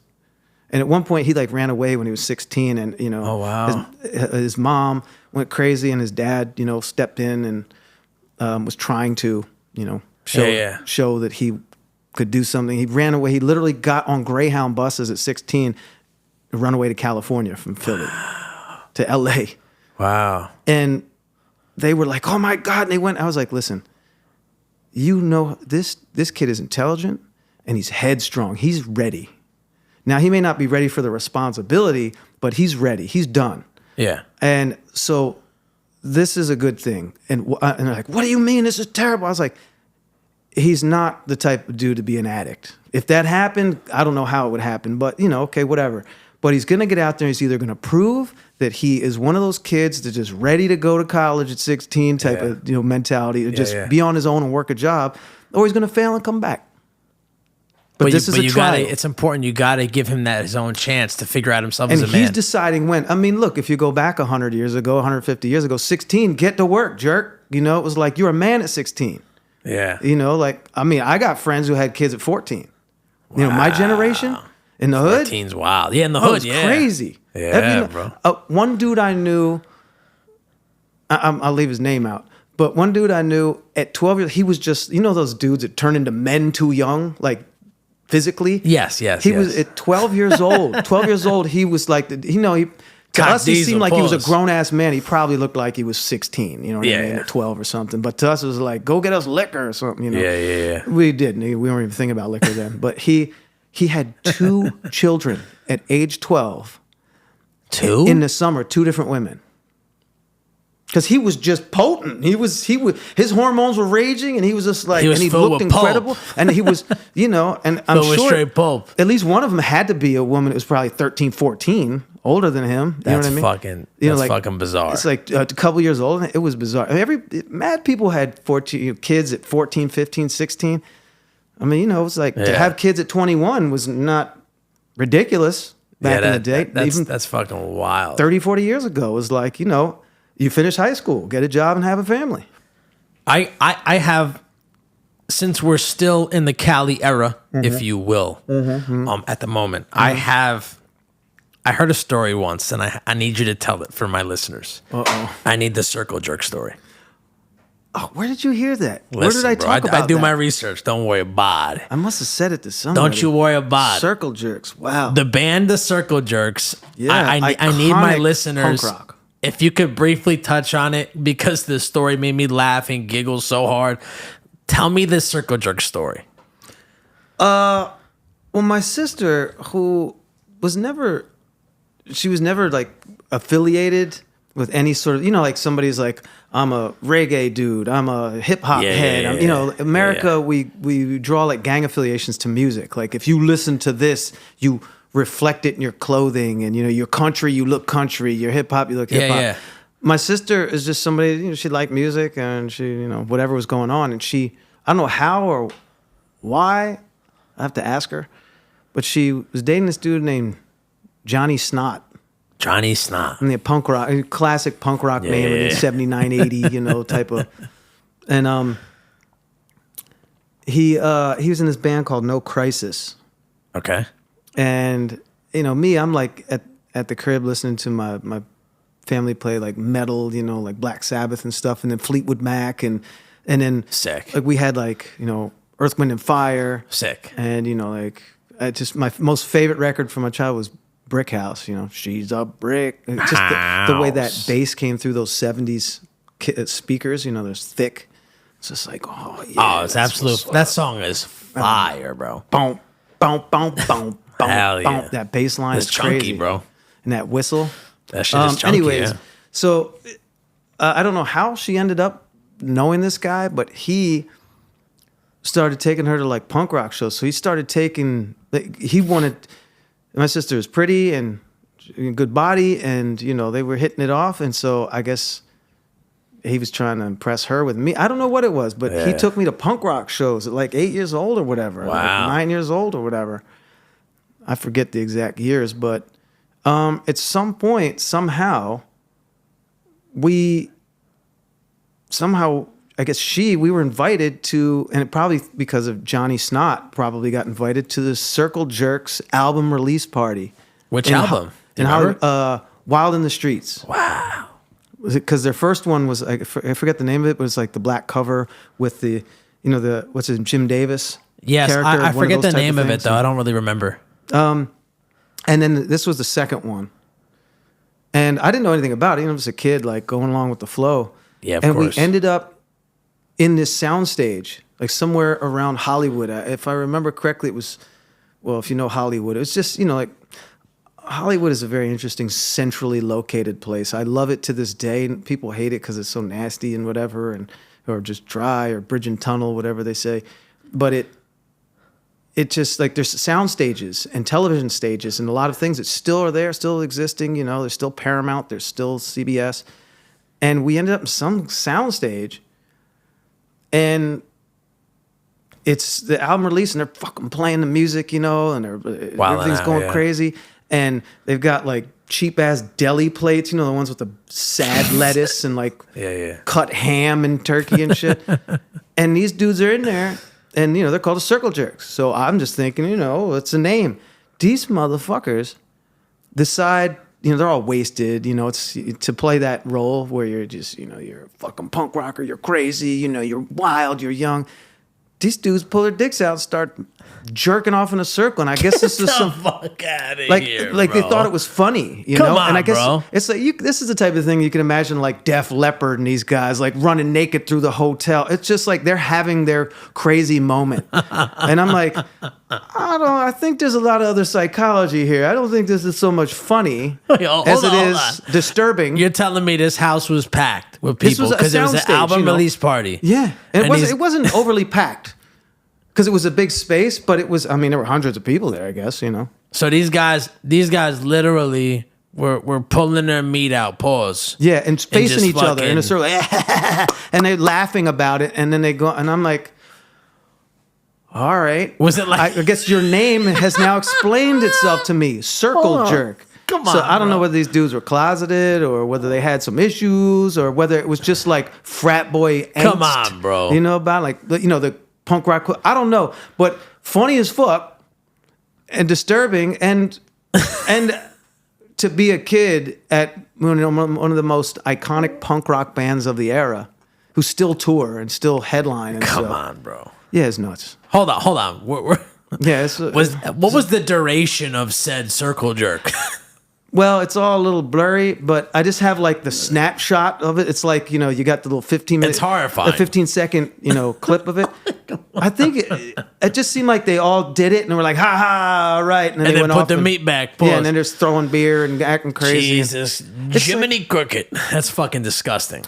I guess if you're a punk rocker, you're supposed to be alternative, right? You're like bucking the system, but ultimately you're just doing the same frat boy shit, God bless, right? bro. You're still acting like an animal. Yeah, I had to ask because I remember like briefly hearing about that, and I'm like, I need my man to describe this.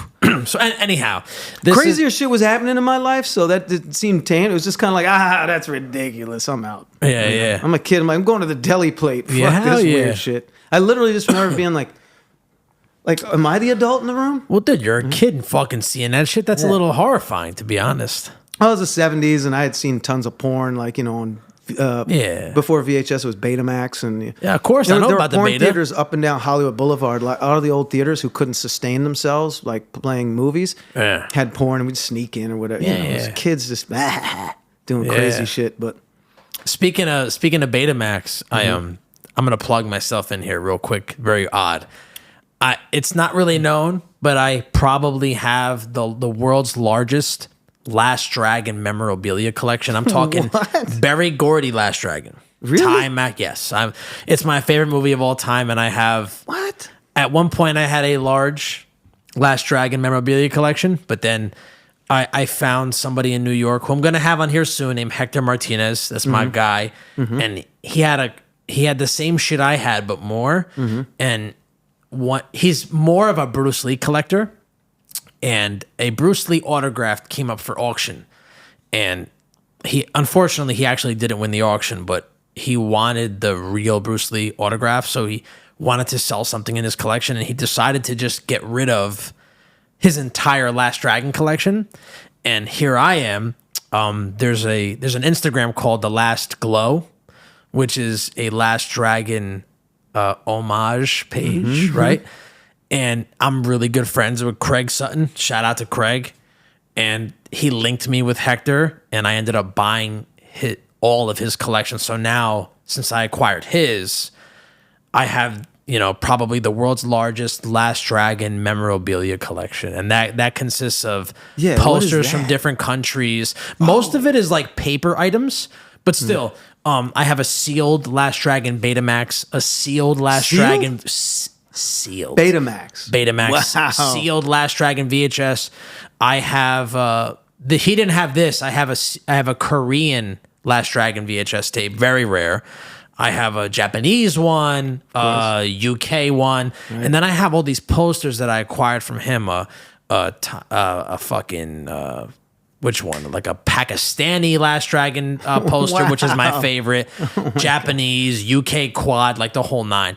And then what I got from him that was the best was the Last Dragon screenplay signed by the entire cast and everything. Wow. That's probably the best thing that I have.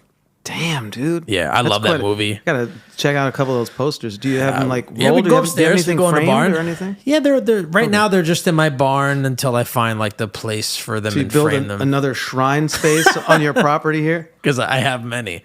But I don't know where I was going with that, but I don't know where I started with. We were talking about Betamax, and so you just segued because it made you think of the Betamax. That's what happened. Yeah. But anyway. I was anyway. talking about porn on Betamax. Yeah. And that fresh got to, porn. The Last Dragon. Speaking of porn, I mean... Wait, what? How do you segue? You go circle jerk porn. Speaking of porn, I don't have any history there. So I'm a big fan of the tape VHS era. Oh yeah. So if you remember years ago, the big boxes that were there, porn horror movies usually were largely the big box, the big ones. I love those because they were there to obviously grab. Like, whoa, what is that? Yeah. Like it's larger than anything on the shelf. Yeah. And the artwork is extra, grandiose, if you will. And I love that shit. But anyway, we're talking about the California era of you and your life, right?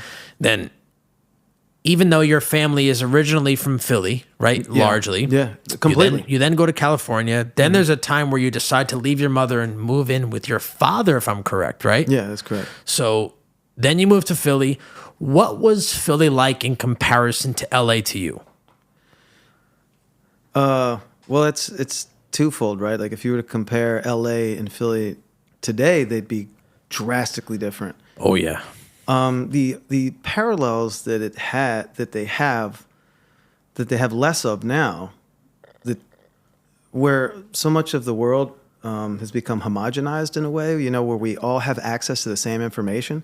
So, you go to the beer garden where you play cornhole and, like throw darts or something. There's one of those, and there's 10 of those in every city. Everybody's got to have the string lights across the yard. And Jersey City has a nice one. It's like a universal language because we all have Pinterest or social media, or we always have these points of reference to, like, I really liked this when I was in Denver. I'm going to create it in Queens, or vice versa. And so coming to Philly was kind of like the Galapagos Islands, man. It was really this isolated place that was evolving with no input from anywhere else. And it still is that way. But the universal language, the thing that had a little bit of parallel between them was the country was in decay. We were just now trying to figure out, this is 82, I moved to Philly. And cities had completely imploded. White flight had happened earlier. The economic state of America was really struggling. All manufacturing was being shipped into Japan and China, and everybody was just becoming more selfish, and people didn't really understand how to switch and create societies that were more lawful and stuff. So there was a parallel that was going from the decay, the urban decay of one city to another, and I understood that language. but culturally so drastically different. LA, a real metropolis compared to Philly. Philly, at that point, fifth largest city in America, which is significant. You know, even now they're like sixth, I think, and it's 1.5 million people. But it was drastically different. Philly is more old world in a way. You know, it's the birthplace of the nation in one sense or another. You know, the Declaration of Independence, the Liberty Bell, you know, parts of the Civil War and the Revolutionary Wars, all these things happen, you know. So it suddenly, I was around buildings that were older than LA, you know, as a city. Yeah. And there was, you know, literally I moved into an apartment where my father was living, and there were houses on that block that were older than the West Coast in terms of white, you know, establishing cities and stuff. You know, there was sort of like, you know, the wooden cities of the South, of the West, the Southwest, you know, where you think cowboys and that sort of thing. Yeah. But there were literally buildings 2 blocks up from me, houses that were from the 1700s. That's crazy. You know what I mean? That's old, yeah. It's some different shit. That's like, you know, don't tread on me, snake flag type shit. Yeah, right? The yellow flag with the snake on it. It was drastically different. I moved from a very culturally different scenario to another. It was different types of people.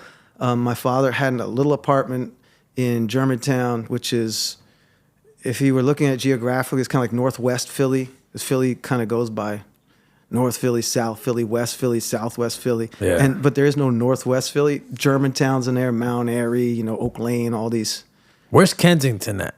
Kensington is it's part of North Philly, really. It's just fucking shithole, dude. It's the craziest thing. If you've never been, don't go. But if you want to know what it was like the 70s and 80s, go to Kensington and Philly.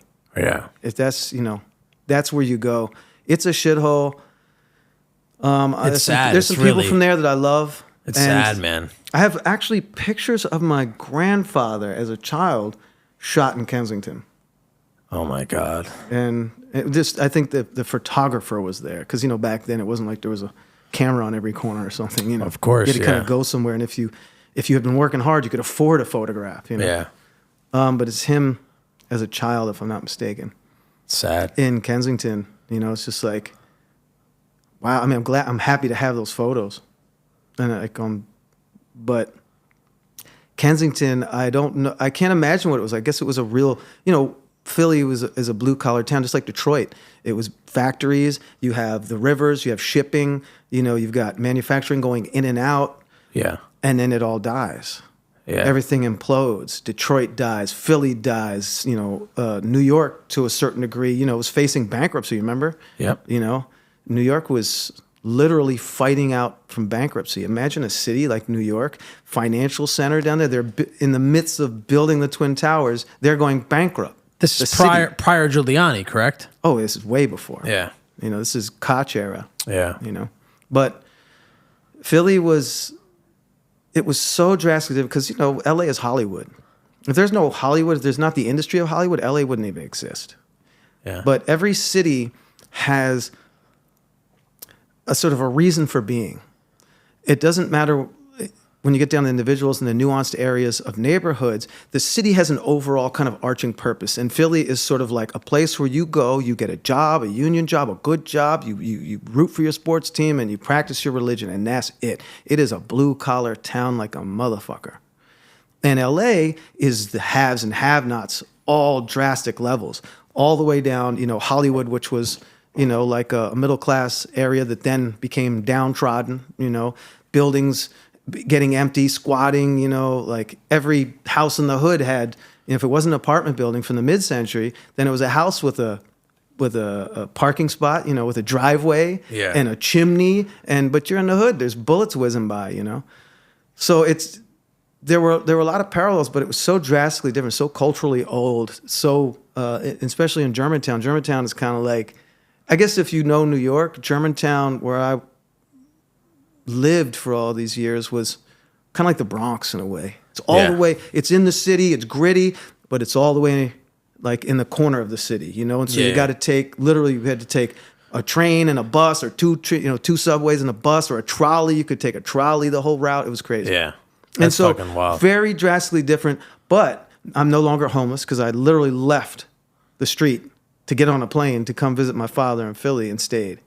and I have a bedroom for the first time, stability, in an apartment for first time in years, and I'm there for the summer, and he works, so it's just me and him. So I was by myself at 12 again, just completely every day, roaming the city of Philadelphia, getting on subways, trolleys, buses, learning the city, looking at graffiti, like understanding the grit and the grime, and connecting with it like I did in the Hollywood days, the LA days. And then school came up, and suddenly That's when you I was really like, started I was again. forced discipline. I kind of had to go to bed at a certain time, and within reason.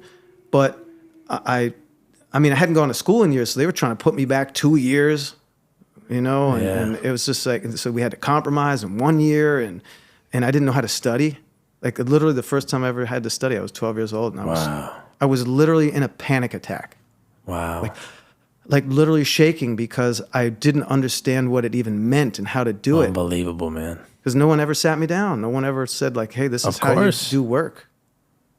You know what's funny? Speaking of graffiti in Philly, Philly has this unique tagging style called the Philly Wicked. Philly has a bunch of styles. I love that. It's that real tall, skinny, sporadic, really angry tag style. Yeah, it is. Well, Philly Very is tall. Very tall and skinny and stretched. There's graffiti cities, New York being the primary, The right? Mecca. Not even the primary, the Mecca. Right. And it's an argument that rages on. However, in all fairness, like I lived in the 3 graffiti cities that are iconic. The main LA, ones, yeah. which is, you think of the Chicano, the gang style, Yes. the Chicano, the Mexican style, Mexican-American style gang lettering that then was adapted in the black community and so forth, but came out of the calligraphy of brush and then into the first aerosol cans. If you really study graffiti to a certain degree, the genius of LA hand styles. I agree. And guys like Chaz, who are just like these pioneers who didn't invent it, but turned it even into more. And everybody comes along, and there's always some geniuses that add to it, right? Philly, and you can trace Chicano graffiti back to the 50s. But Philly started their journey in the 60s. And it's a controversial conversation because New Yorkers feel that they're at the pinnacle, and they own so much of the lore and history of what graffiti is. They've influenced the world where LA graffiti has not influenced the world quite in a way that New York has, and Philly is even just in recent years is starting to get people to figure out what it is and do something with it outside of Philly. And it's never well interpreted. Most people don't have it, but Philly has tall prints, like tall hands, and then we have wickets, which is something else, and there's different styles of wickets. But in Philly, what started in the 60s and started to really grow was a style that then a guy named Top Cat, who was going back and forth from New York to Philly, took that style up to New York. Oh, wow. And taught these guys this style. So New York, a lot of New Yorkers, either they know or they don't know this history, that, Philly's 2 hours away from New York. So there's a lot of overlap, especially back in the day in the 80s, the Puerto Rican community in particular. There were a lot of dudes who were going to the Bronx and coming back to Philly and cross-pollinating. So they created their own sort of weird New York and Philly hybrid hands. But the black community in Philly, and white dudes too, but in the black community, the gang-related culture, much like LA, created its own flair and panache and, its style. And these tall prints, what it's about, it's gangster shit. And they looked at New York differently because New York, they do scripts and stuff, and they'll kind of go on a wall in the middle. In Philly, it's like, don't give anybody this real estate. Fuck that. Take all that real estate. Go to the top of the bottom and own it. So that's where that comes from. Not the Wicked so much. The Wicked too. The Wicked is its own art form, but the tall print in general. And I'm interesting. I'm well, you're a historian. Dumbing it down a little bit, but there's guys that I defer to who are just they know the story, they have the history, but essentially it was about like, don't give anybody any room. And if you didn't have a style, if you weren't one of these guys that did tall prints, and if you weren't one of these guys that Wickeds are, it's just like its own side thing. incredible and completely unique to Philly, as well as the tall prints. But if you were somebody that did something that was a little more scripty, a little more of a print style, you would then still try to rally it, take up the wall. You try to dominate the space. And so if you look at most places, they don't know really what to do with down low spaces or angles. And in Philly, so what you're saying is the Philly people are improvisational and they make the best of the space they're given. Well, that's just the way the style evolved. Is it, like, I'm that guy, so I got to own this. And then, you put your flair. I love it. New York is we've always thought about it with the arrow, Yeah, of course. And certain types of stars. In Philly, Clouds. New Yorkers do a different type of star. In Philly, we do sort of like this followed through 5-pointed star. Yeah. And here they do a 5-pointed star, but they just do like an A with a T cross, right? And here we go the whole way through. And so Philly, because we do these tall prints, our hands whip differently, Wow, and I'm no master at any of this, what I mean? Of course, but it doesn't matter, I've spent, my life around these You're guys. a historian, exactly. And the way is, some dudes have a little more flair and they whip their hand. Can you get that in the phone? They whip, and so you get a fade top and bottom. Exactly. And you pull it tight, you narrow down and keep it tight line, and you blow it out this way. There's just different styles. And so these dudes are more like, they just have a different approach. And their style, like I said, Philly's like the Galapagos Islands. It's really, there's nothing like it. And Philly people don't give a fuck about what's going on outside of Philly. They don't care about New York, LA, don't give a fuck, nothing. It's just, we write for us. And we got to be the best at what we do. Now, from the outside perspective, because I once was, even though I was conceived in Philly, but born in Oakland, even though my family are Philly people, my first graffiti was LA, was that Chicano style. And when I got to Philly, I was just like, what the fuck? I mean, this is 82. It's peaking. And now some of those styles had peaked in the 70s, but now we're getting into this weird hybrid era where it's like we've got classic Philly history, like damn near 20 years of a style that's now being influenced by New York, which is bleeding down through the, television and MTV and, Star Wars. And dudes coming down. There's writers that went back and forth and brought New York shit and Philly shit. Trading styles. This guy, Baby Rock, who was just like the first person I saw to have this odd sort of Philly, New York hybrid hand, and was writing on trains in New York. Like he's a maniac, and I don't say that disparagingly. This dude had no fear. I've seen him do things that was just like, you should have fear doing this thing. And he wasn't scared of anyone or anything. And he took that approach in Philly and New York and was bringing this together. So I got there at a point where all these things are happening and are meshing, and New York is dominating the world conversation in terms of hip hop, graffiti, and and dance, but we forget that graffiti predates hip hop long before, and the OG graffiti writers, even in the early hip hop era, were dudes that grew up on R&B. I mean, even hieroglyphics. That's the original graffiti, right? Well, of course, yeah. So it even predates that by hundreds and thousands of years. Yeah. So, like the modern era, it's arguable. And I think if I'm really being fair, they don't need to fight. It's like different cultures and societies. We can say that we all have an origin point in one particular continent, and we can prove that scientifically. We look at the mitochondrial DNA and say, okay, we all stem from this place. But what culture did as it migrated is basically the nature of people. Once the spray can was invented, once the aerosol can was invented, and spray paint became a real tool, it allowed this art form to grow, and it took on these personalities in different cities. And, LA, second largest city. New York, first largest city, right? Philly, fifth largest city. Organically, people are going to start writing their names and influencing each other in how they do it. We look at Cornbread. Cornbread wrote it very simply. It's a very simple, OG. Understated, but there were dudes in that same era who had a lot more flair than him. And that's not to disparage him. I mean, that guy is a legend. Yeah. Like if you know the guy, he's a sweetheart of a guy, and he's a legend. But his people on the street could read that, right? But if you Philly tall prints, like the average guy, that's like you got to not only you have to be able to read it. It's its own Yeah. language. And like somebody like you look at a Wicked, like some Wickeds I can't even read because some No, it gets dudes aren't crazy. particularly great at it and it gets a little wacky. But if it's a really good Wicked and it's really even and disciplined, and he'll have to just put something on camera to show you what this means. But, and it's, has like, there's different types of styles that get passed along.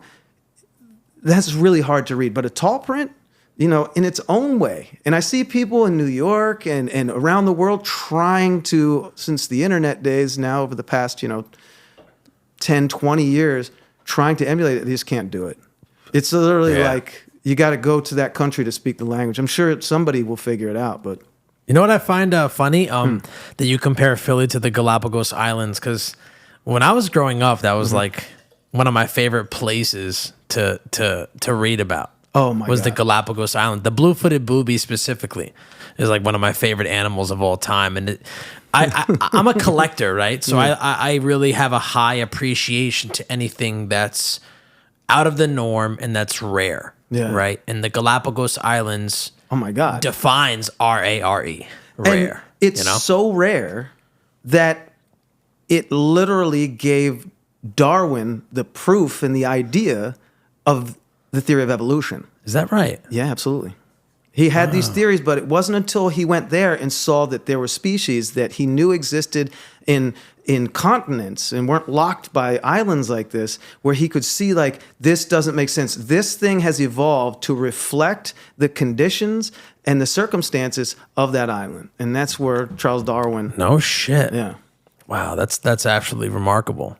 It's pretty fascinating. And it's, it obviously, if you're one of these people that believes in, creationism, then that might not fit your narrative. But at the very least, we do know that, that dinosaurs were here. So we've got to believe something was here before, of course. The Bible. Of course. But, I don't get into those controversies. It's pointless. But it's very interesting because whether you subscribe to it or not, it was something that showed that these same species could evolve into their own variations, not only just variations on a theme, but then evolve into another species. The same way we look at marsupials. It's like, why do they only exist in this landlocked area of things where no egg, no direct birth? They got to crawl their way up into a pouch and then continue to grow before they actually come out into the world like that.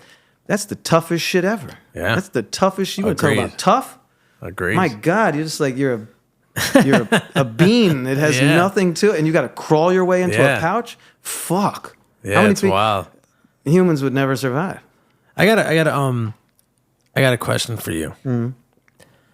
So we kind of covered like you growing up homeless, having this rough age in your life, if you will, of going from place to place, kind of trying to find yourself, right, and deal with the traumas that you were presented with. Yeah. Growing up under the circumstances that you did, how important do you think that the concept of love is to you? And do you feel like growing up with the cards that you were dealt, your life had a significant absence of it or not? That's a really interesting question, man, because not so much in those terms as I've thought about that.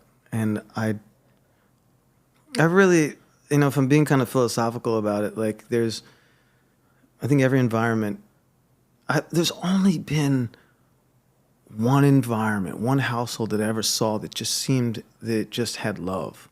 Now, it didn't mean it didn't have dysfunction and it didn't have, some bitterness and conflict, but where it just seemed to be like there was a glow about this house. And even though the people weren't perfect and some of them had issues with each other, it was a family where everybody was welcome. And it just seemed to be the most loving place I've ever seen. And again, it had dysfunction. But beyond that, it's like, you start getting into the idea of what love is, and it's a very subjective thing. Love, for a lot of people, the definition of love is actually just a neurotic condition. You look at it and it's like an anxiety. It's a lack. You're missing something. There's something is not right in your life, and your desire for it is described as love, but it's neurotic. It's a neurosis. Interesting. Some people, people just like the codependence in such a dysfunctional way. Is this love or is it codependency, right? And So it's not to say it doesn't have love within it, but it's such a loaded question you're asking me. Yeah, very loaded. Very loaded. In many ways, I was loved in ways that people could only dream of. But in other ways, I was completely neglected and not shown the proper love or the tough love in order to grow properly. Interesting. So love is like a sword, right? And it can either carve a turkey or it can fucking kill it, or it can, it can cut a person, or it can, delicately cut wrapping paper or something. You know, it's like it really love is just this tool that can bludgeon you to death. It can kill you, or it can nurture you. You can use a knife to sustain life, or you can use a knife to kill.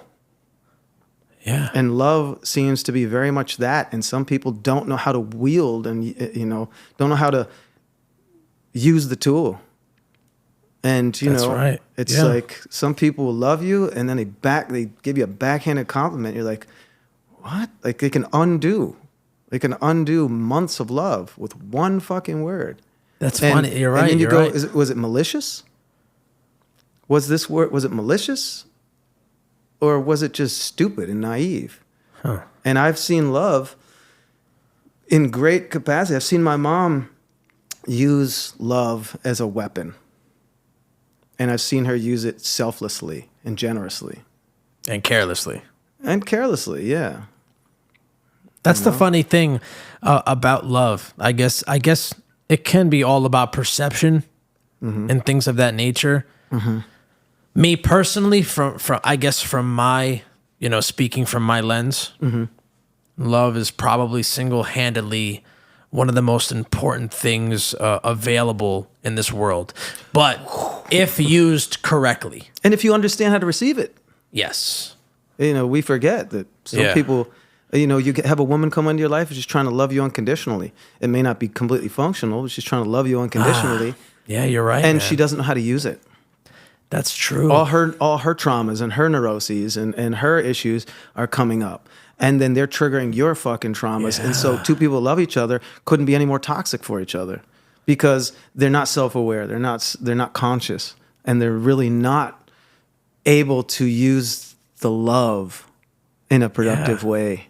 And sometimes those people can go off and they find somebody where their love does work. But I think, at least in my experience, most people who have a really fucked up dysfunctional love or don't even have love and think they have love or something, they generally tend to repeat it. It doesn't, they move on to a different circumstance in life and it smells different and looks different and appears different, but it's the same goddamn thing.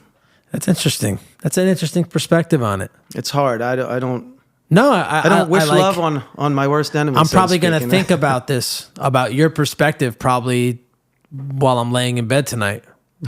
Pause. Pause. No, because it's tough. Anything that's thought provoking and anything that triggers any sort of emotion, it's nice to harp on. And I like to to hear your perspective because I have a different perspective on love, but I appreciate yours. Thank you. It's cool to hear, especially since the life that you've led and the stuff that you've been through. Right. So your perception obviously is going to be vastly different than my perspective on love. So it's cool to hear yours. It's organic. Yeah. And my traumas are going to fuck my perspective up a bit and give me some advantages too. Really, what I've, in my relationships, and clearly all the relationships I've had, they end. So it was a success until it wasn't, right? In some cases they weren't ever. In some cases they were great until they weren't, You're talking about like intimate relationships? Yeah, romantic relationships. And friendships you could probably lump in there too, because friendships don't last forever. They last a couple of years, some last 40. You grow in different directions. Most friendships, especially when you're young, are friendships of circumstance. Because of school, you're in the same class, you got to find the one asshole that you relate to best. Yeah. Then you become great friends, but then you end up with very philosophically different viewpoints on the world, and let alone political and religious. Or people get married and move to the suburbs, and you're still in the city. Yeah. Like these things come anyways. So people have these very, very different ways of interpreting it. And when you get into these romantic, situations where I lost my train of thought. Fuck. No, we're talking about love and perceptions of it, and you were explaining how people in relationships have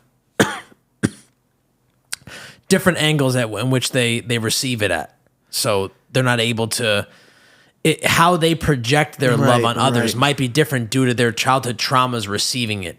Right. Okay. I don't... there's many angles we kind of hit. Because I've been through, many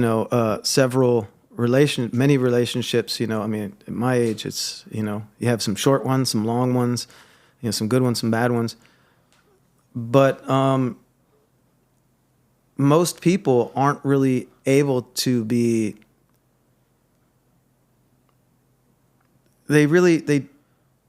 it's weird. They go into it with all the right intentions. And then when you get into the role. You get into the learned behavior. You get into the cultural problem of the way that you've been raised to love, functionally or dysfunctionally. So everything can be wonderful as you're going in. And then at some point, something like, are you going to wear that? Now you're comfortable enough now. Like, you really going to wear that to this party? Unlock trauma and conflict. Unlock an issue from the past two relationships. Unlock these things that then you're no longer even dealing a lot of times with the actual issue. You're now just unlocking a role that you've learned that's like, oh, when you say this, I have this reaction. Imagine, if you will, people who... you go to certain communities down south, out west, doesn't matter, and someone has a loved one that dies. And the loved one dies, and they're just like, oh my God, and they go crazy and they fall to the ground, and people are trying to lift them up.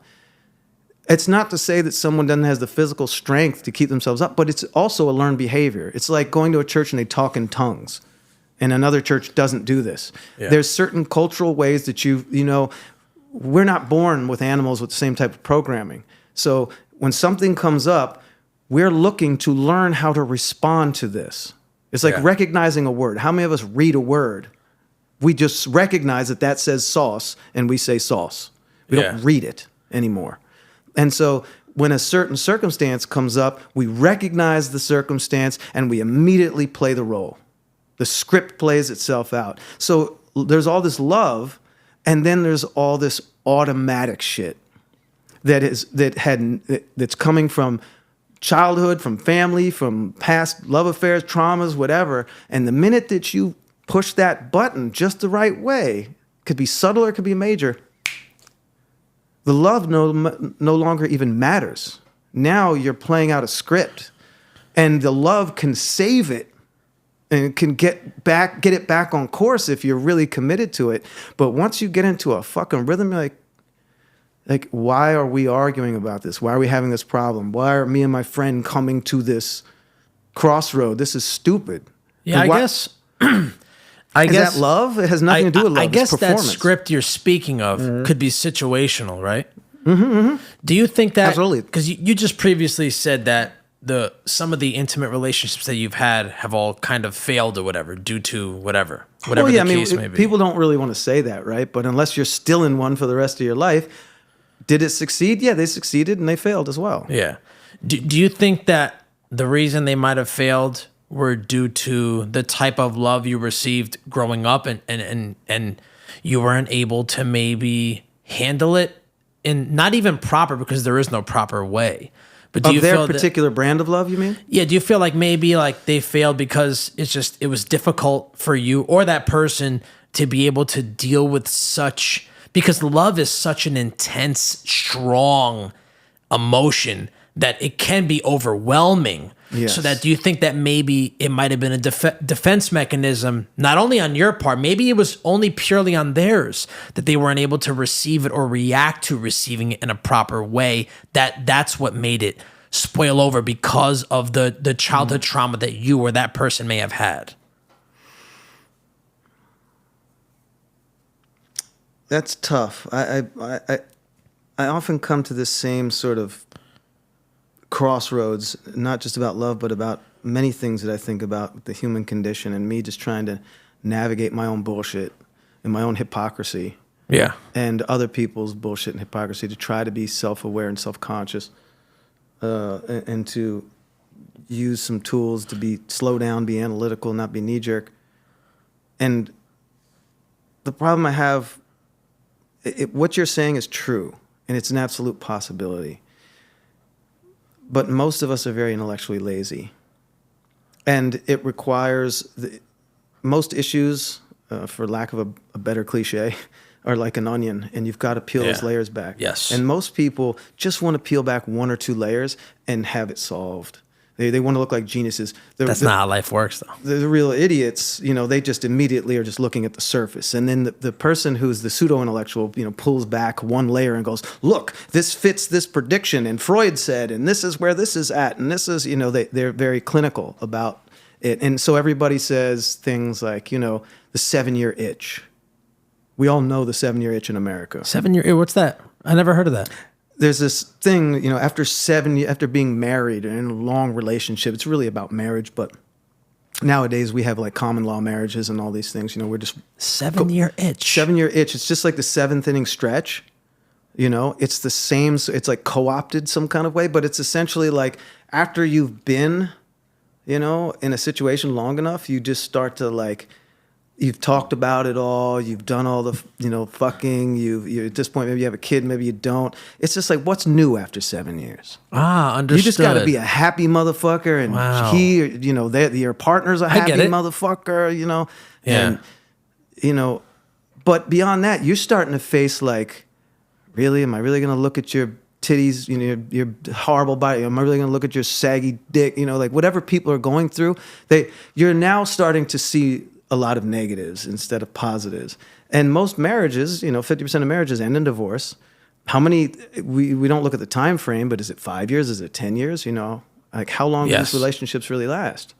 I think. And so, but my point to that is that it's easy to find something that is a really good answer and really fits in a general sense. And, and it sounds, it's so plausible and it generally will apply, but we're doing ourselves an injustice to not look deeper, to not try to peel it back and go, oh, you know what, it is just a cold, or oh my God, no, this person has, some rare disease. And when you're talking about cohabitation, friendships are one thing. You can kind of just blow things off. But when you're talking about being in love, you're talking about spending time with somebody. It is so goddamn fragile. And you may have dug back some layers and really have found something that sounds really good. And I'm not saying this is what you were saying. Of course, but this person may suffer, or you may suffer from something so rare, a condition so rare, that this thing that's masking itself as this is actually a Trojan horse, or it's just a placebo. It's like, there's in nature, there's always, well, not always, but something that's deadly usually has a copycat version of it. And so you may be looking at something that seems venomous and you go, that's the snake, that's the one. And it turns out it's not that snake. That's the one that benefits from looking like it. In actuality, you're suffering from something else. You weren't bit by that snake. You go, I know it was that snake. That looks like the kind of snake. And then look at the conditions I'm going through. Well, it turns out that you didn't look close enough. That snake is not venomous. It's the one that looks like it for self-preservation. It evolved this way. So what the fuck bit me?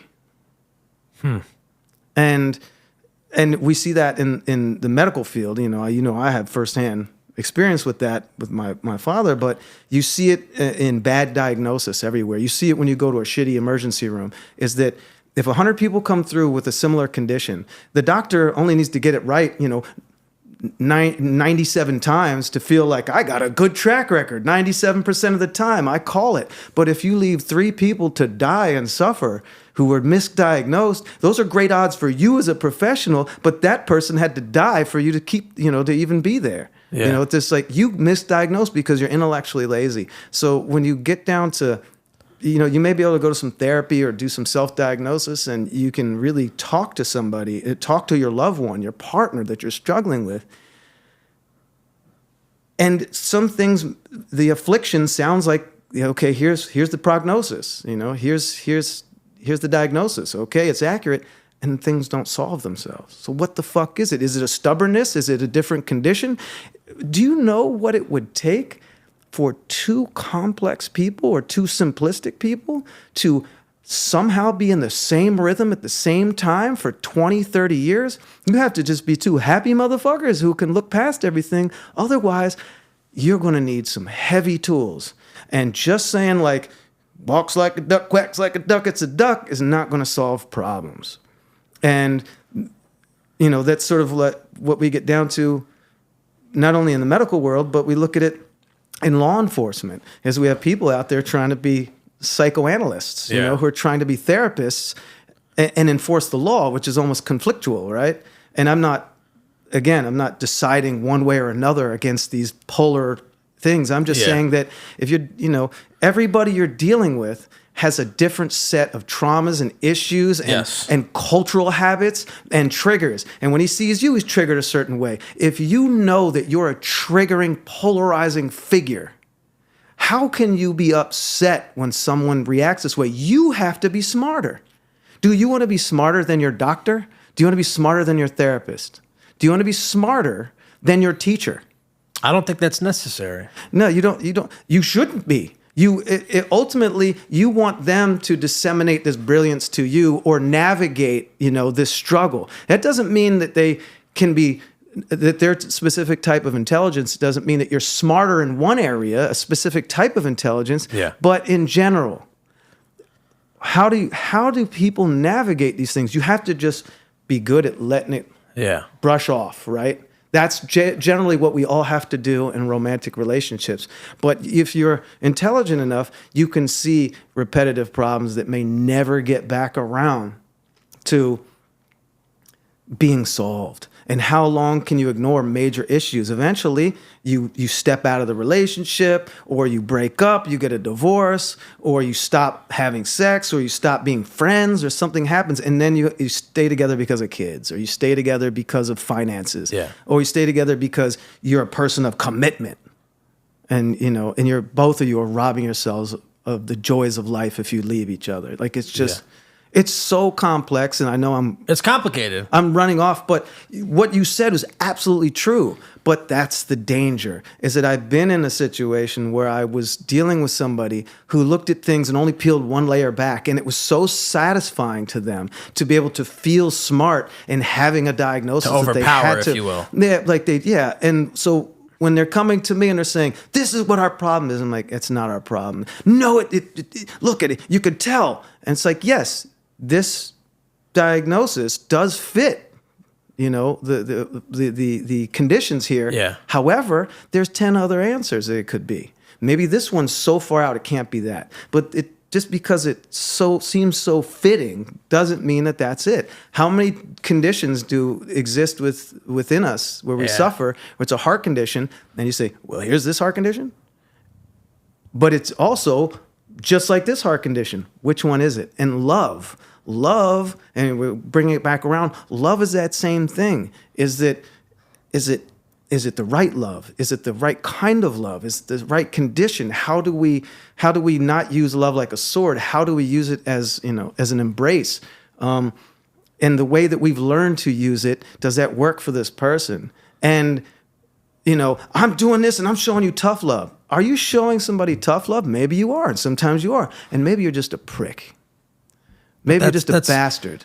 Or maybe you get some weird joy at being godlike to somebody who's in a vulnerable state. I don't know. I've been on all sides of this, and I've had to analyze it through love, through family, through self-diagnosis, through therapy, through all kinds of things.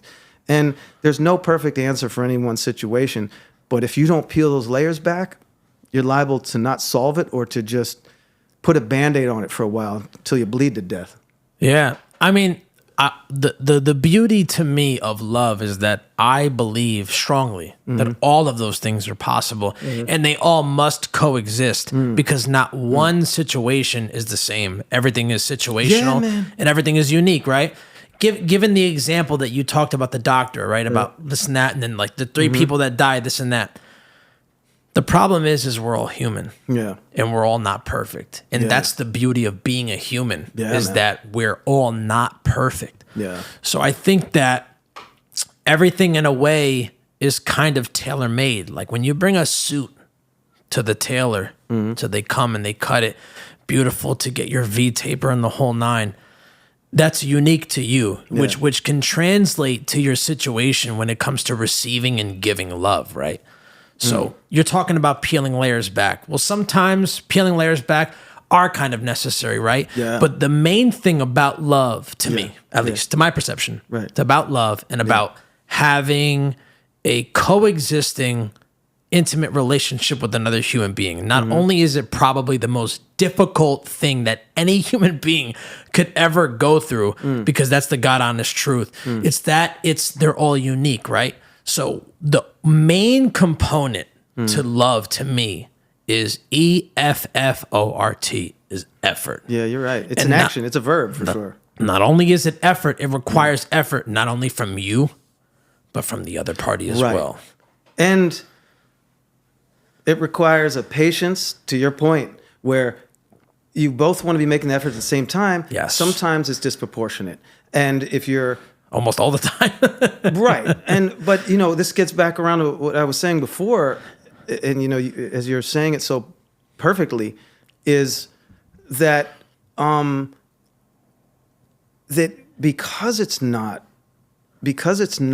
even, and the effort isn't always going to be the same, you have to be self-aware to know. So you hope both do, but generally, at least one person has to be self-aware enough to go, I see they're trying. They're not trying enough. Now, is this going to be a trigger for me to go, you're not giving me what I need, and you're not doing this, or you're not doing that. But what am I doing? What is your partner doing? How much effort are they making, even if it's just not the right way?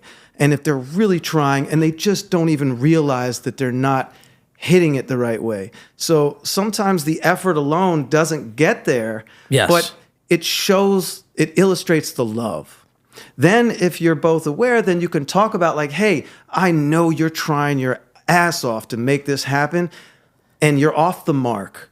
Can you please just refocus it and aim your love arrow at me, because you're shooting off into the bushes right now. And and then their trigger might be, I can never do enough. I can never do it right. And because now they know that role. They know that script. And immediately it's been well rehearsed, and whether they learned it, and they're just like, you don't have, no, sweetie, I love you. I love you. Give me, the effort is there, man. You're just missing me. Yes. You gotta change it, and don't get your ego out of it. Just realize like, oh man, he's telling me I'm on it. I'm just missing it. Like, let me get my GPS right and hit that love where it needs to go.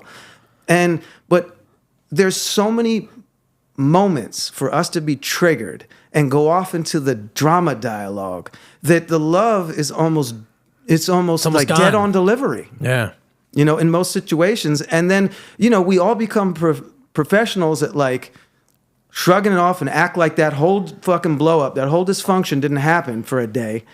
And moving forward till it happens again, in a week, a month. Of course. 6 months. Or in an hour. And then they're just like, wow, we never did solve this, right? We're right back here. And literally you can have the same conversation 20, 30, 40 times and never get any further along in any resolution. Yeah. You just talk each other off the ledge so that neither of you are jumping off. Yeah. And, who's going to commit relationship suicide? Okay, a crisis averted. But to live another day for the drama. And it's fine. There's always going to be drama. Can we just get to some new drama? Can we resolve this drama? Yeah. Why does this have to exist? So we either got to never have this again and not resolve it, or resolve this shit. And that's I think... How did we get here? The difficult... How did we get to this conversation? Well, I had an in-depth question to ask you. Yeah. And the question that I asked you... Right, I remember. Would require... a large answer like that with dialogue from me as well. I was just curious, that's all. Because love to me is the most important component to life. And I think that the only reason I am alive to this day is because of the love that I received growing. But now my situation is different from yours, different from my wife's, right? Different from my son's. Than you are now doing for your son. Like I said, everything is tailor-made. Everything is coming back to you being hope it tailor-made. Is. You want it to be. It's at least one pant leg is going to be too short or too long. There's no getting around it. But I guess to segue, to bring it back around, you asking me that question, it's making me think of something that does come up in some of the conversations I have in the interviews, but it doesn't, we don't get into any depth. My mother is the source of my creativity in many ways. We sit down and we talk, and we would create together. She was an arts and crafts. She wasn't like a fine artist, you know. She wasn't a designer, but she was just the consummate arts and crafts, you know, tie-dye and decoupage and coloring books and making candles and sand candles and just really encouraging me to be free, to let my imagination run instead of trying to channel me into, you know, math, science. And she allowed me to continue to be a child as I grew, imagination-wise, even though she didn't give me the responsibilities that I should have had as well and the accountability, but I never had to feel like this was a part of me that needed to die, right? So my mom sat there lovingly, and probably selfishly too, but lovingly did this creative stuff with me. And in the midst of chaos, and no matter what horrible situation my mom put me in to protect me from, that's an interesting thing when someone puts you in harm's way and then protects you from it. They look like a hero until you get old enough or smart enough to realize, like, oh, you created the drama to be the hero in. And I'm not saying it was conscious. She just did that, right? But she gave me so much attention and love in this one area that was so hyper-focused. And then she failed me in other areas with this love. And if you really look at that anywhere, in any parent, any friend, any loved one, you're going to inevitably have that. And it's an important thing to learn, that you're ultimately going to have something negative that may be just as powerful, or maybe not, as the positives. And understanding that and recognizing that, and this is a perfect segue that comes up, you know, that I'm the sneaker guy, right? And I'm the guy that bucked the system and dared, you know, worked with Nike and then didn't. And people, you know, the knee-jerk dumb guy always says, it's the guy complaining about Nikes who wears Nikes. You know, I've heard that so many times, and it's true. But it comes back around as to saying, because we don't get a perfect love, because we don't get a perfect product, because we don't get perfect consistency from a brand, because we don't get perfection from something terrible, does that mean that we discount all of it?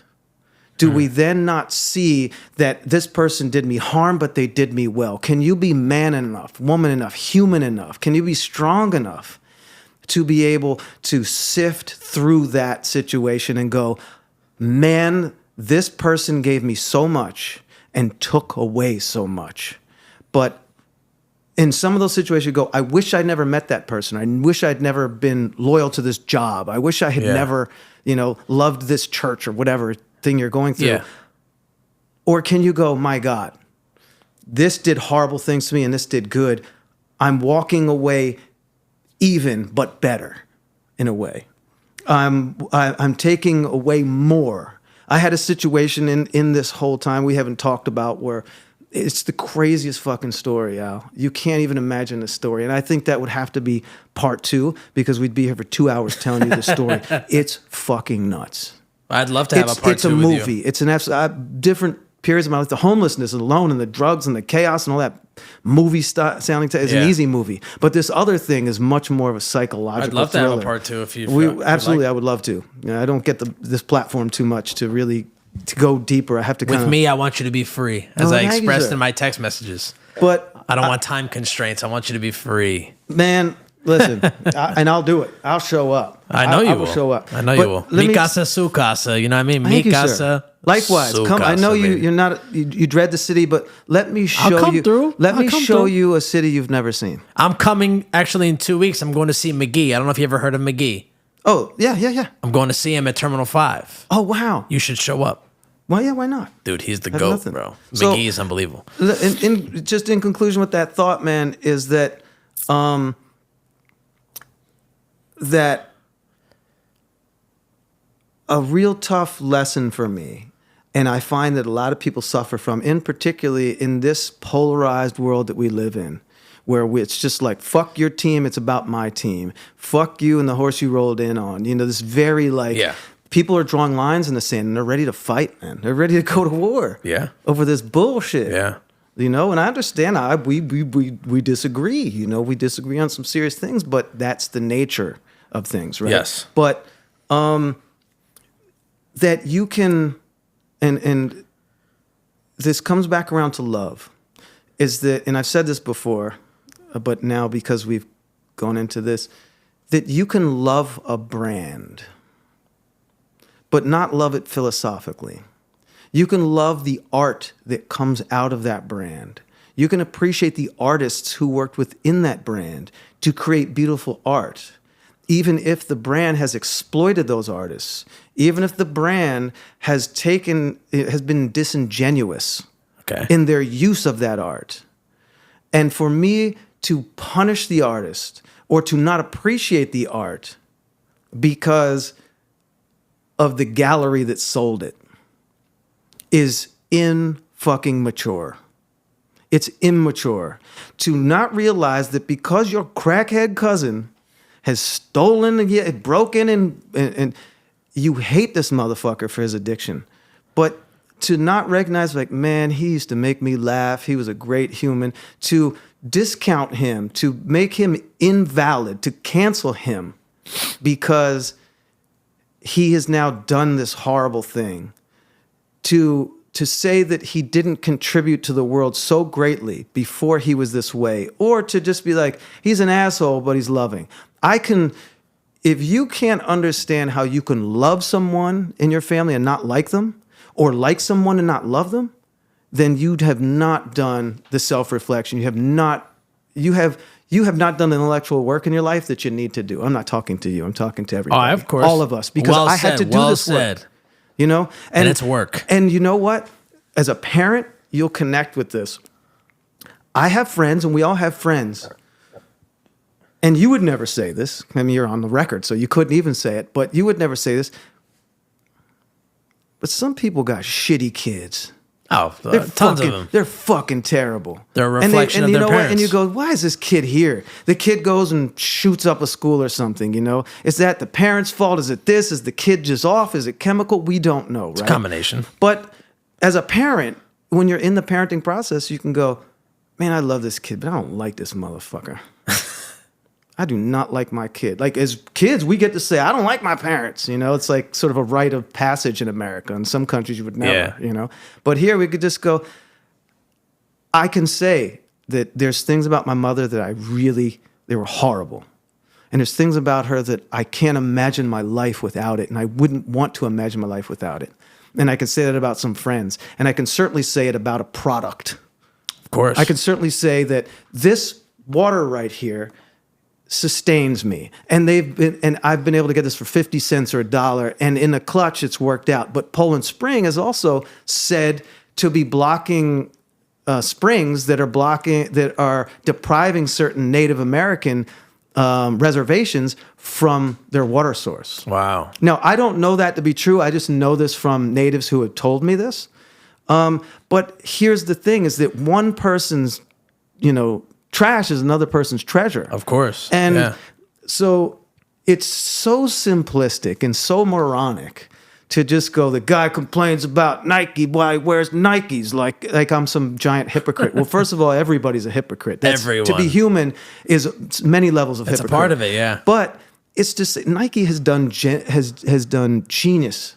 And they've hired people to do genius. Maybe not as a corporation, but Wieden and Kennedy does advertising genius. That's not Nike genius. Yeah. Tinker Hatfield has done genius. Genius. And multiple people. I'm just pulling out the obvious things. And people within Nike. And even, the guys at the top. From Bowerman down. These guys created, Phil Knight. There's a certain genius, and they're not perfect. And what I'm saying is that when you're that large and you've got that many people thinking, if you have a family that's large, if you're somebody that's in charge, if you're the head of the household, no matter who you are, you're dealing with a corporation. You're dealing with an entity. And if you've been championed to be in charge of something, and you've created a body of people who are here to help you navigate and run this, and you've got children, you've got a cousin and a this, and your grandparents are playing a role in the family, and you've got a CEO and a CFO and a COO, and all these people are there, you got a lot of brain power going there. A lot. And there's a lot of failures that shouldn't be. Some things are unavoidable and you're going to learn the hard way.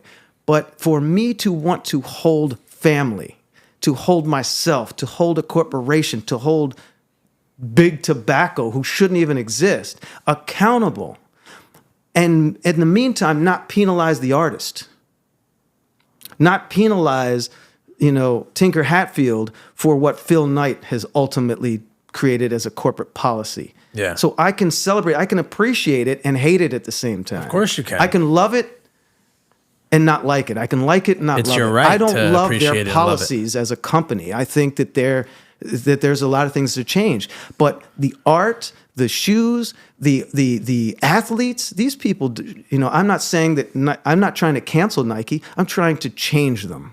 I'm trying to make them accountable. I'm trying to make them better. Now, if you've never heard the term failing upwards, Nike is a company just like any big company. There's no company that size that isn't failing upwards. You're making so much money and so much success that how can I tell you that you're failing? I'm not telling you that you're failing as a corporation. I'm telling you that you're failing in humanity. You're failing in an area. You're failing to give us the colorways that we want. Yeah. So here comes Nego, or here comes somebody else, right? And it's the same thing in a family. It's the same thing. It's how do I be honest about my mother? Somebody will listen to this podcast and go, this guy's a piece of shit, the way he talks about his mother. My mother was the most important thing in my life. In many ways. Even through her addiction. Tupac, dear mama, even when you were a crack fiend, mama.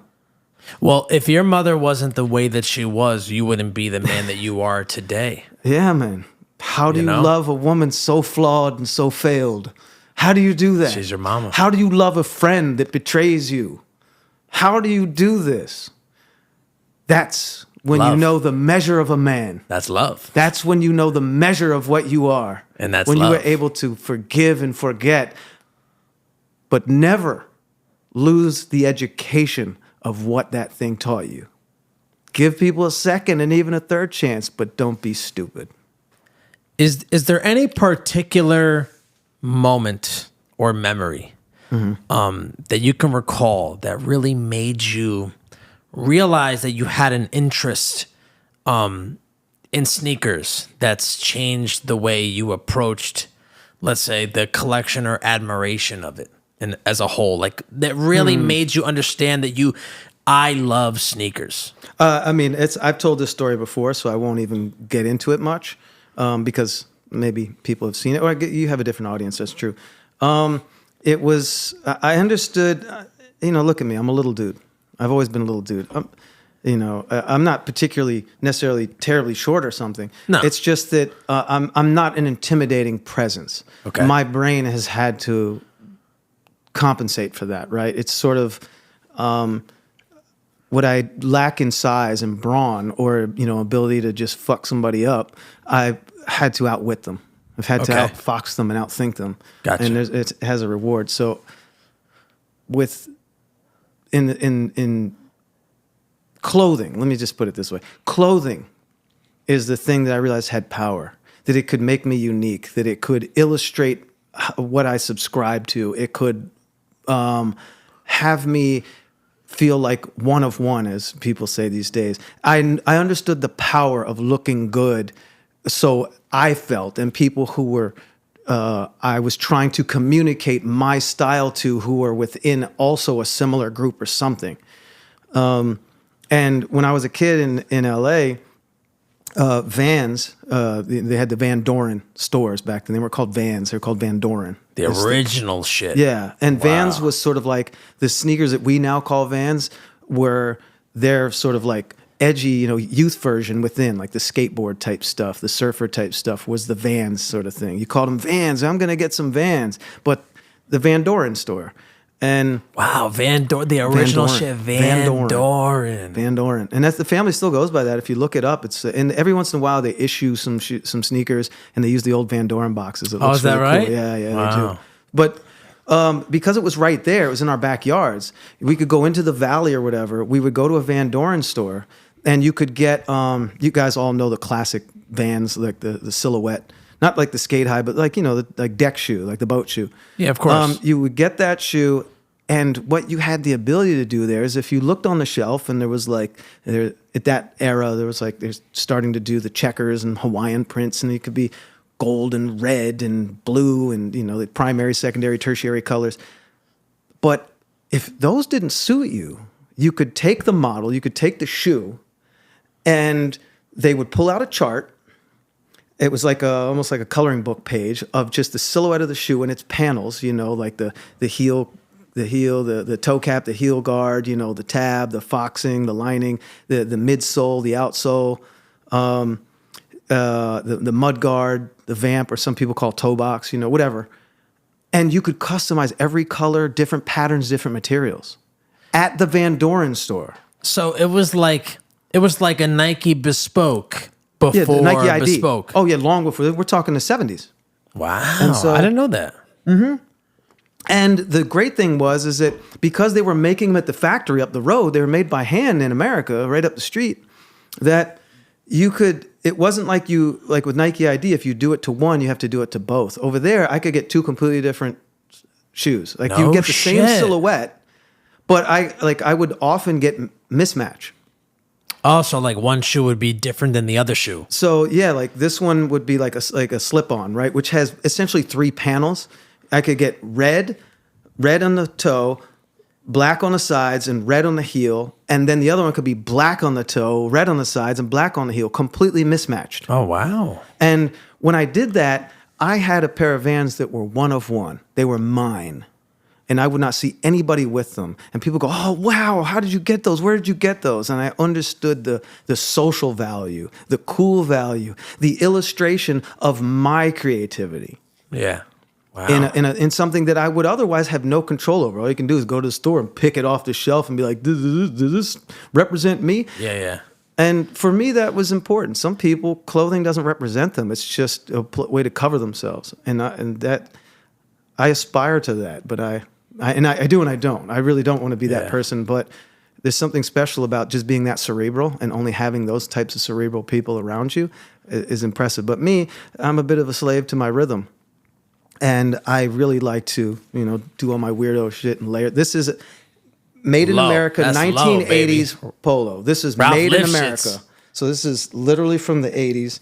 And then this is just, like a polyester zebra print thing. Hard. And then this is like Nike outlet style. That's low. From, I don't know, 20 years ago. You like low, huh? That's the Riviera. I do. This is the new age Riviera that I got on right now. As soon as I recognized it, as soon as I came in, I was like, ah. Did you know that I met Ralph?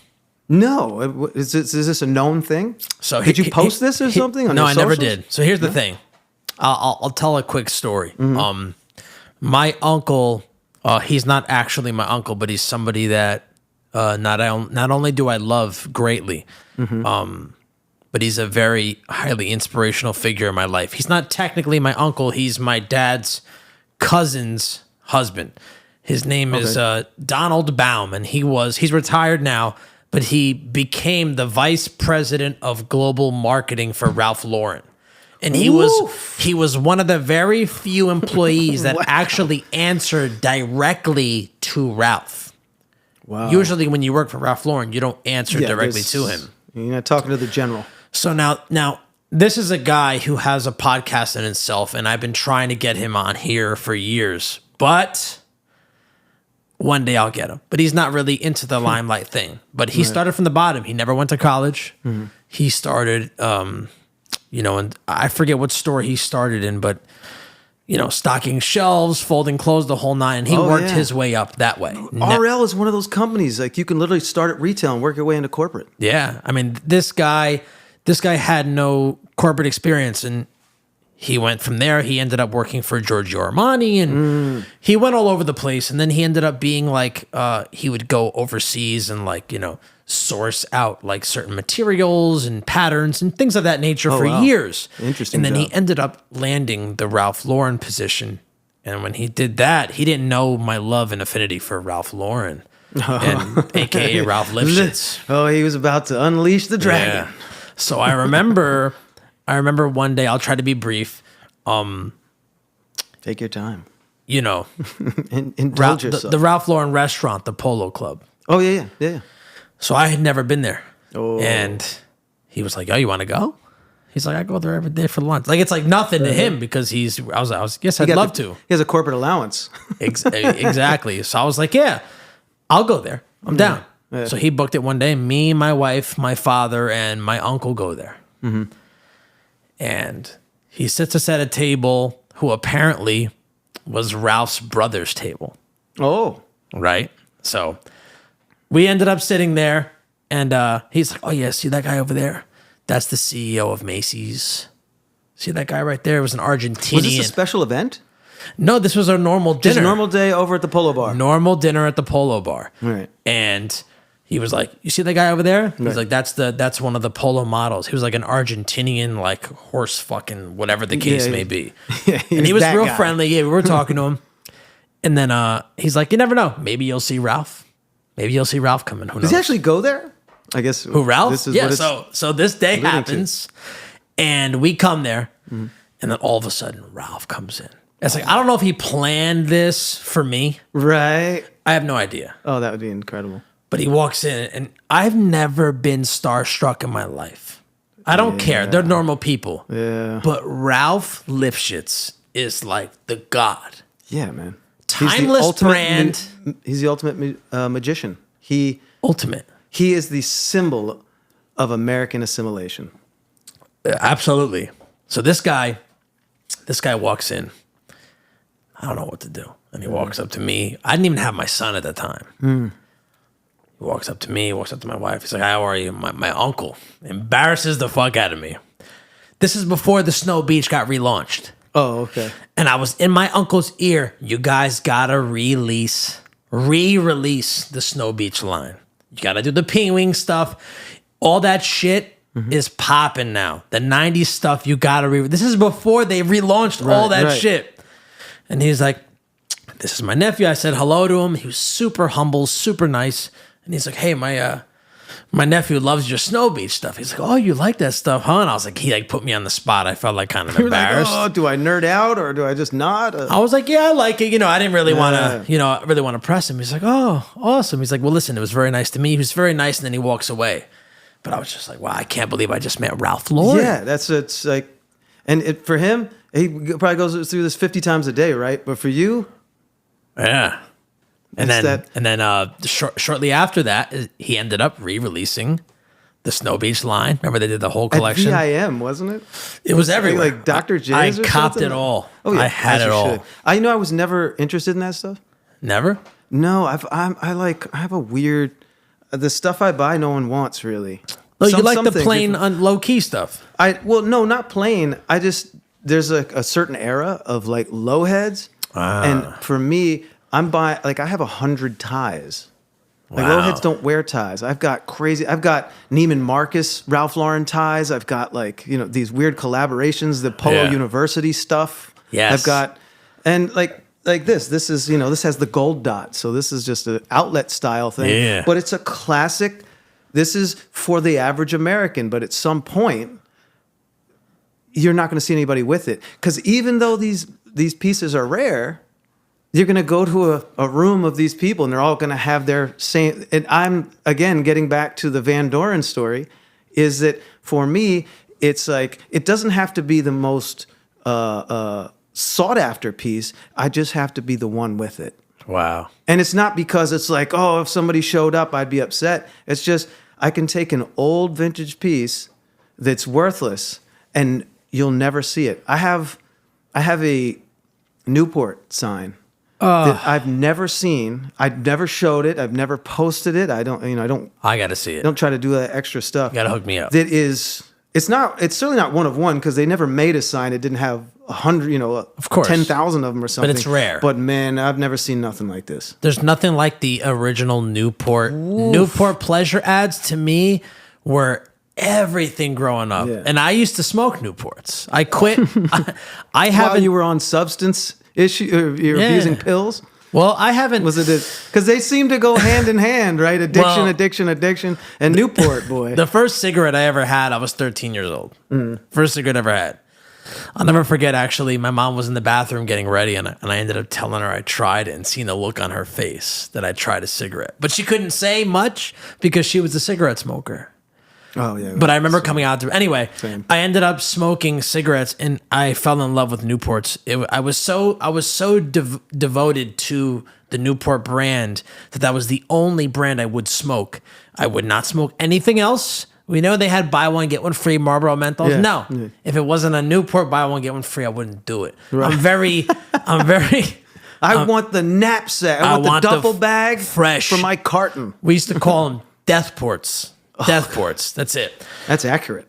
That's all I would smoke. So I was very, and I'm going to talk about it later on how this correlates to the sneaker that you put out and why I felt such a connection to it.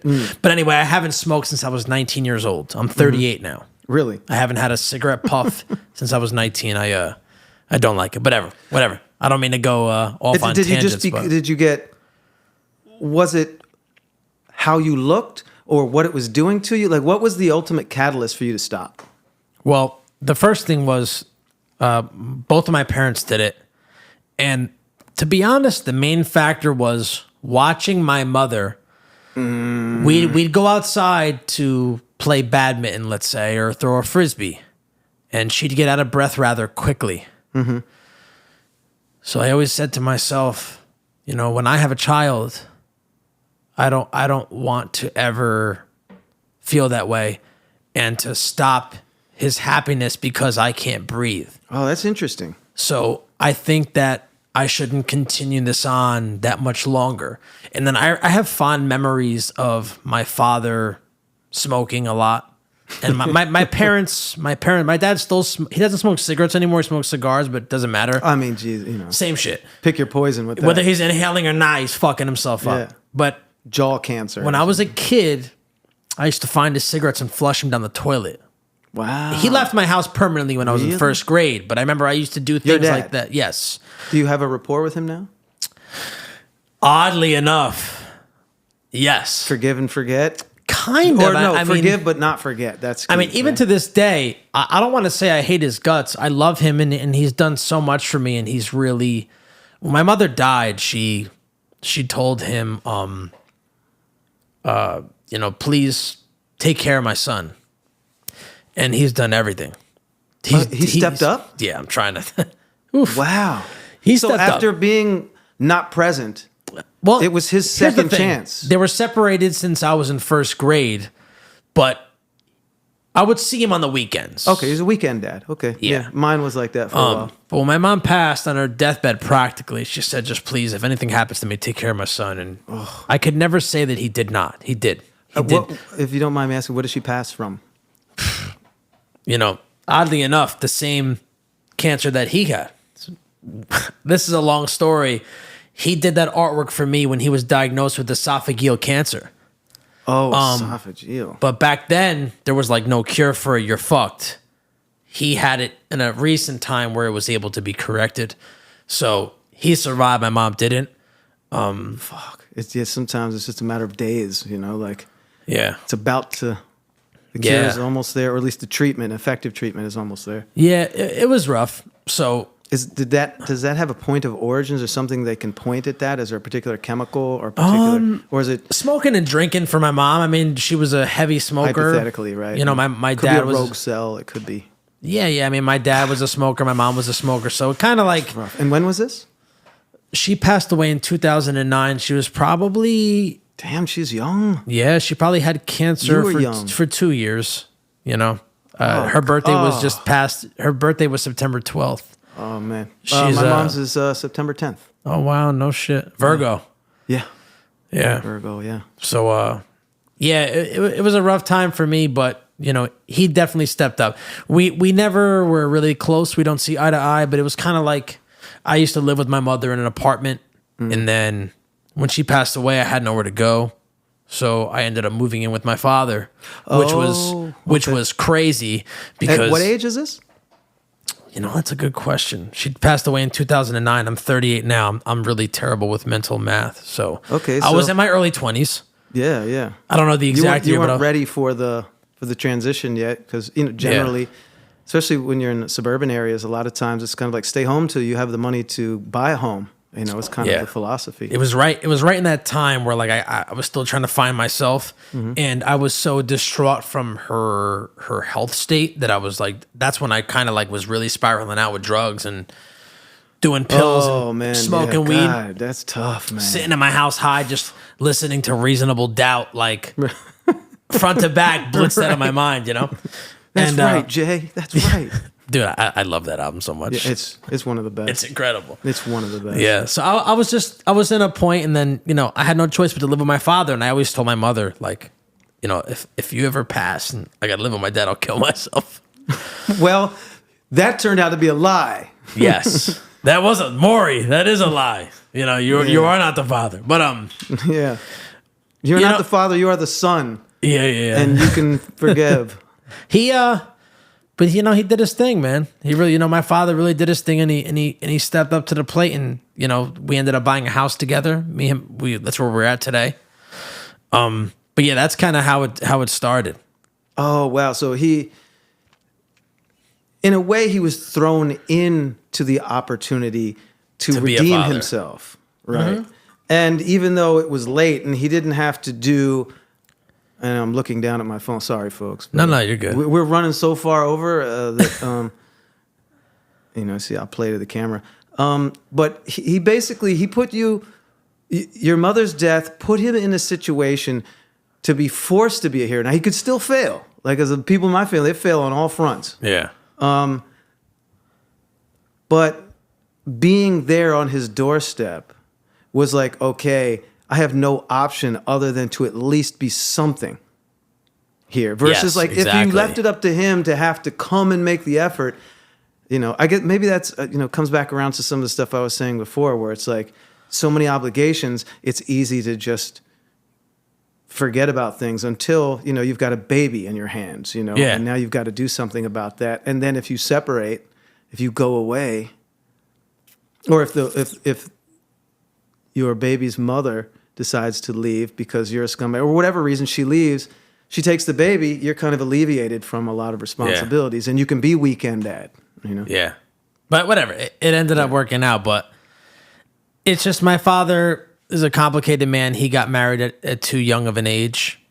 How old were they? I mean, I know I don't know the exact age. Kids. I'm terrible, but they were their 20s. It wasn't like super young, but my father is just a little, I don't want to, I guess I could say it, immature for his age. Okay. Where he wasn't, I don't think, fully ready for marriage. He still wanted to have fun. So it just didn't work out for him and my mother, you know. He was a little too young. He wasn't mature enough. Right. Naturally. So whatever, things happen. But he made up for it, and we're working it out now. I mean, I still don't really, I'm not the biggest fan of him. But whatever, it's just like, he's my father. I love him. We go through it. Is this not exactly what we were talking about? Yes. Is this not like where it's like, he failed here, he did good here. You can be dissatisfied, you can be angry, you can criticize him for what he didn't do, and have the maturity to say, I'm thankful for what he did do. Yeah. Even if it's very disproportionate. Yes. Even if it's way more bad than good, it's hard to say that nothing has a redeeming quality. Even the most evil dictators, the most narcissistic, sociopathic, you know, evil, maniacal type of, you know, figures in society have redeeming qualities. Yeah. I mean, we don't need to say it, but some of these guys are, you know, they can be charming in the midst of destroying societies. Yes, you're right. You know, and it's not that you have to find a reason to like somebody, but to say that someone is unilaterally just terrible, and it's not to give them a soft humanity. It's just like things are a lot more nuanced, right? They're a lot more gray. Yeah. And your dad had some part of you is an example of his approach to life or his attitude or something. Maybe you were able to get that one tiny thing that made you something better. I'm not trying to. Oh yeah, no, I'm not trying sure. to give him credit. You know, like he is what he is to you, but it's rare that everything in our lives don't have some. Of course. Impact in both No, ways. he's a great guy.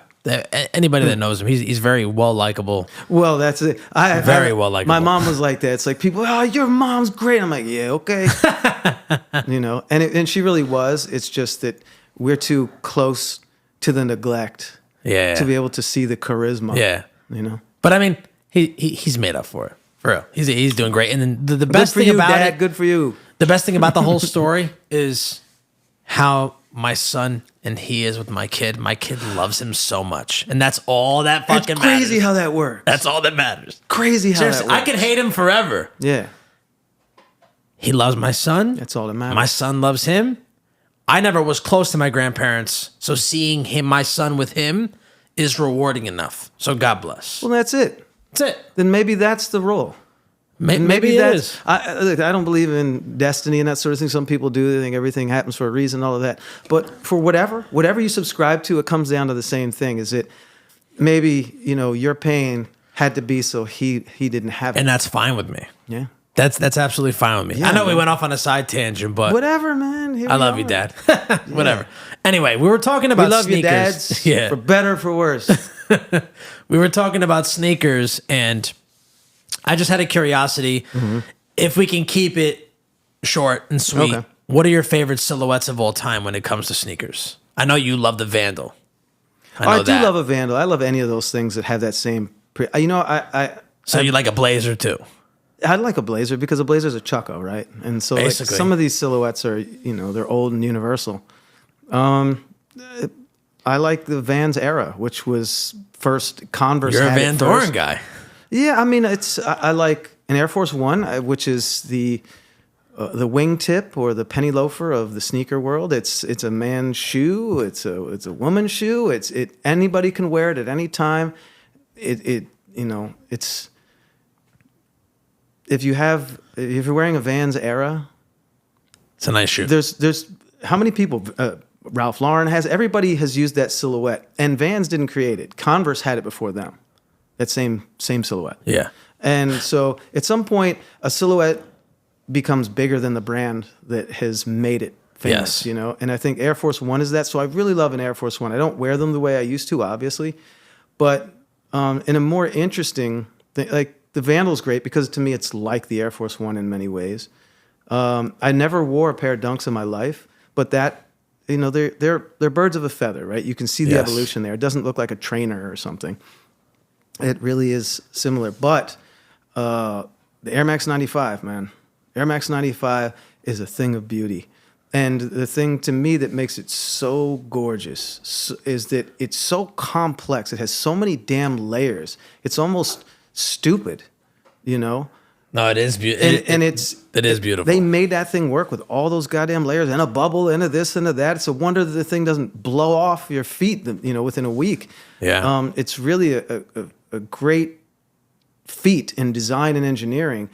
And if you really look at it, it's the only Nike shoe that really doesn't look like a Nike shoe in terms of it doesn't have a giant swoosh on it. It doesn't. There's other silhouettes that have that, like the Presto or these things. Yeah. But the 95, if you look at it, if you glance at it and you're not a sneaker person, that's an Adidas because it has stripes down the side. Ah, yes. It's like the K-Swiss Understood. 5 stripe or something. Understood. But it's like you're kind of like if your pants sag over it, like in 95 when pants were saggy. Yeah. If your pants sagged over it, you didn't know that was a Nike shoe Yeah.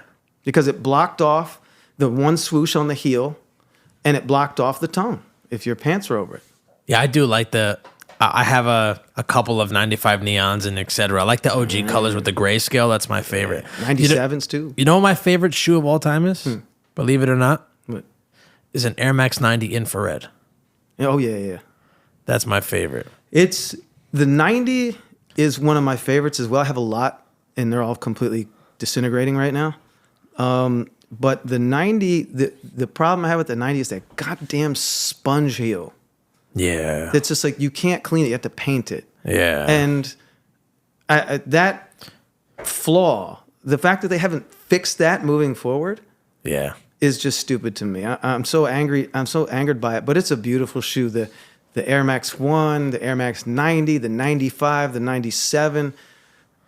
What an era. What Yeah. an era. Like I know. it's like Reasonable Doubt and Protect Your Neck and Illmatic. maybe even Mama Said Knock You Out, like Phenomenal. It's like the pop but still hard version Yeah. of a great album, Yeah. and it's I mean, what a lineup of royalty that is if you understand footwear. And you could also you could look at Adidas. I'm not a huge Adidas fan, but if you look at the Superstar, right? They had Superstar, Yeah, which is phenomenal. the shell toe, Phenomenal. the Top 10, the Forum. Sick. I mean, Adidas has some phenomenal footwear. ZX9000 is one of my favorites. oh my God. I love that joint. The fake snake skin Top 10s were Sick. insane. Sick, dude. And it was like this pewter, metallic, cold gun steel thing Yeah. they did. Like, it's just Yeah, they're nice. phenomenal. Adidas, they don't even know their own history, their own historic genius. They get one thing and they run. That's what Adidas does. They just abuse it to fucking death. And then when it's done, they move on. It's this weird corporate culture they have where it's just like, I think maybe they're just always so hungry that when they get a hit, they just run it to death to make up for it. I don't know. Yeah. Nike always has that consistency Yeah. where they're just like, they have enough things going on, I got a funny story. I could maybe run through it quick regarding the Air Max 90 infrared. So we're talking about family and my mother. I used to run Packer shoes in Teaneck. Did I know that? I don't know if you did. I don't talk Those about it guys too are- much. those Me guys are- and Mike had a sour closure, if you will. And you haven't reconciled? But I worked there, and then I went to Jersey City, and then he closed that down originally, and then I went back to Teaneck. But anyway, the Air Max 90 infrared was very important to me. And, there's something about simplicity that's beautiful, right? And the Air Max 90 infrared what's special about it is the color blocking and the placement of certain colors. And the Air Max 90 infrared to me was magical, the way everything was placed. Yeah. Intricately It's in true. the spots that it was done, the different shades of gray, the infrared. Anyway, and I remember when they re-released for the first time or the second time, it was like in the early 2000s, and I started buying my mother shoes, and she had cancer at the time, so I was just buying her ill shit, buying her cool Yeah, you're stuff. treating her, making her feel good. Yeah. Oh, that's beautiful. man. Exactly. I Good was for buying you, her man. stuff. So the Air Max 90 infrared came out, and I always loved it. I always loved the look of it. So I was like, let me get her size. Right. And she wore a 9 woman, so that was like a 7 or a 7.5 men. And I got it for her, and she put it on her foot. And her head was shaved at the time, because she was going through chemo. And she was like, wow, this feels so comfortable. Like she just liked it as much as I did. So it always resonated with me. And then she ended up passing in 2009. Sorry. She passed in 2009. And she had esophageal cancer. So she had a trach in her throat and the whole 9. Oh, God. So we had to have her neck covered, So I was like, you know what I'm going to do? I got to choose, it was my mother. So I got to choose the clothes that she would be in the casket with, and I wanted her to be comfortable. So I put her in a turtleneck to cover the hole in her throat. Oh, that's great. And I was like, nobody's going to see her lower half. Let me put her in her most comfortable jeans. And let me put the shoes that she liked as much as I did. Oh, that's incredible. So she's in the ground right now with Air Max 90 infrareds. Oh, that's beautiful. Yeah. So after that, I bought 6 pair for myself. And I pretty much have an endless amount of them for when, And That's beautiful. Yeah, I never told that. I don't know if I told that story on here, but yeah, that's why I love that shoe so much. But anyway, into the same thing. My aunt Paula, she died from smoking. She was going through cancer, and she kept smoking again and bringing it back. And when she died, she was planning her death at this point. Like I asked her about it. I went and I'm sitting there with her, holding her hand. We're sitting on a couch, and she's smoking again after recovering from cancer, breast cancer, and spreading through the body. She's in remission. She's not in remission. And I said to her, I was like, the family was getting on her about smoking, and I'm anti, very anti. It's taken several tolls on my family. yeah, But I understood. And I understood that she wasn't enjoying life anymore. She was 80 at this point. And she was just like, she had done it all. The journey was basically over for her. She got to see her granddaughter. Granddaughter's growing up. She was able to really, she exhausted for her, I think, the limits of her existence, unfortunately. And they're getting on her about it. And I said, listen, I understand. I was like, I don't agree with your choice to keep smoking or to start smoking and keep smoking. Said, but is it the only thing that just brings you joy at this point? She's like, yeah. It's the only thing she's looking forward to is that release, that the chemical going in, you know, the nicotine. Yeah. And she chose to die on her terms, which was through cigarettes, which is just the craziest shit ever. But to your point, she said, bury me in my Reeboks. She had those freestyles, those like aerobic Reebok. Wow. those Yeah, I know generic you're talking about, silhouettes. yeah. And I have a picture of her feet in the casket with those beat up Reeboks on. And it's Wow. going in my anniversary book. Is it really? Yeah. I can't wait. I can't wait to see it. Something that won't be in the anniversary book, but a friend of mine who is just a special young cat, man. He's, you know, a Chinatown legend, you know, a prince, you know. He had the username handle of Ralph Lawrence, which is pretty Oh, funny. I know Ralph. You Yeah. know Lawrence. Rome was cool with him. Yeah. You know Rome. Yeah, of course. All, you know, anybody downtown, anybody adjacent to Chinatown, skating, you know, riding bikes, sneakers. Rest in peace, Ralph culture. Lawrence, man. Yeah, Lawrence, man, you're one of one, my friend, and you can't be replaced. Just really somebody who was, you know, 30s, coming into his own. He's really just realizing his genius, you know, and struggling through. It's an awkward time, 30. You're facing a lot of transitions right there. But he passed away, and his sister told me, not even too long ago, they were doing sort of like an estate sale of all his stuff, his fitteds and jackets and North Faces and stuff, that he was buried in the Menthol 10s. Wow. No way. I had no clue. I was like, no, like you just put him with, like, no, yeah. That makes they me went feel with him. even worse for me because I had them. No, man, what could be That's the best shoe of all more- time, man. he loved those shoes. They were the he best. loved them, and they were given to him through another friend of ours. And because he wasn't able to have them. He was like 14 or something, or, you know, when I released those. He used to hang out at clientele, you know. Yeah, no, And man, I feel shit like Rich. and he inherited them. They were given to him by one of our friends who was like, "Hey, you can have it." And I knew that he loved them, and I knew that, you know, it was a topic of conversation for us, but I didn't realize to that degree. And I would have never thought that. I would have never thought that. And, you know, again, people have to understand that they really believe that it was glamorizing, you know, and it's not to glamorize Newport. It literally is it's a cultural thing. And how do we disconnect? I wish Newport never existed. I wish the entire tobacco industry never existed. I would have loved ones in my fucking life right now if it didn't exist. I can also look at it and realize that their goddamn evil branding is art in our lives.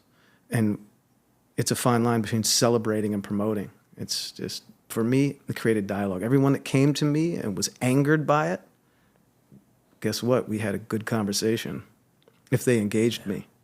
And then them being angered by it created conversation that this is a horrible project. It's exactly what it's supposed to do, is create dialogue, is to celebrate it and fear it, to be disgusted by it. I mean, it's disgusting. Yeah. Just to wear the worst cigarette, and they're all terrible. No one's worse than another, but the most the cigarette that the brand that exploited the most, and it's probably arguable. Marlboro's probably far worse in terms of exploitation. No, absolutely. But in terms of like people of color in particular, because Newport didn't start as that cigarette, but that, and you have this, and then for someone to feel so connected to it that they take it with them. I mean, my God. It's like, it's so horrible and so wonderful. It's such a tribute. It's so powerful to me. And that his family knew that about him, about this project, about loving it. And it furthers the dialogue. Like, why would somebody do that? Why would they take this, right? And it's because what it represented and what it meant. And the conversations that Lawrence and I would have about trying to be something cool and something substantive, and how there's a culture and like culture cops involved in cool stuff, and how they try to police you and control things. It was this, that there's, if you don't adhere to these cool rules, that you're then ostracized from this collective, from this group. And the shoe represented that in a conversational way. It was everything about those things. That shoe is not something that should exist. It wouldn't have existed, and that's why it had to. And for those who just blindly celebrated it, well, it's your prerogative. But wow, it was heavy. And for something to be a symbol of death, to go with you as a symbol of art, of something of pride that is very much a symbol of death, couldn't have been more apropos.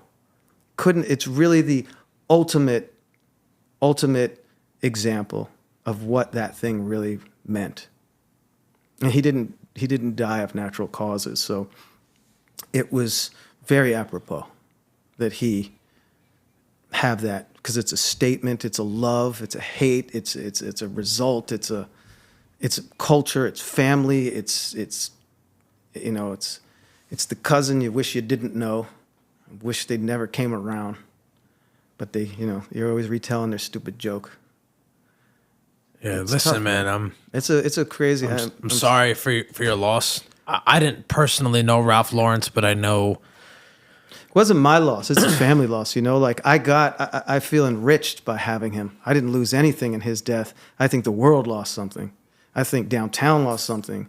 I think Chinatown lost something substantive. He's a very unique, very part of a very rare group of people, and I think he's an example of the types of incredible, unique things that can come from the pureness of culture and integrate other cultures and sort of bring his culture into part of a subculture. As it's called. But it's really just, he's one of those people that kind of figured it out. And a lot of people don't figure it out. They're able to, be more than their programming, regardless, of what the end result is. Yeah. If you can be more than how you were intended to be, you've won, and you've moved the rock forward. You've contributed. You chipped a little bit away at that rock to make it a beautiful statue. Absolutely. No, beautifully said. I mean, I don't really have much to add to that. Rest in peace, Ralph Lawrence, besides the fact that that was my favorite shoe ever made. And I never forget. 90, man. I retired at the time, and I sold a bunch of shoes. I only kept back like 60 pair. And I remember I at the time I came down on hard financial times, and I was like, I held on to that shoe, the Ari Menthol 10. It was a size 12 that didn't even fit me. Yeah, how could it? But I held on to it. Because it's really a 13. Yeah, it came out big. Yeah. So I wear an 11 in Air Force Ones, and that was a little too big. And I remember just holding on to it for the longest because it was so important to me. And I got rid of everything but that. And then it just came to a point where the value on those skyrocketed so high, and I had some financial struggles at the time. So I was like, what do I do? What you got to do, man? And I remember I sold Sell it. them bitches. And I texted you, I think, the day that I sold it. I think so. I was so upset that I did it. What did you get? Almost $6,000. Wow. Yeah, about $6,000. But I regret every minute of it because that shoe, it's my favorite shoe of all time. It's not a Nike. It's not an Adidas. It's not a New Balance. It's not a Van Doren. But it is. It's more than that. All those things made it. Yes, it's a Bape. It's an Air Force One.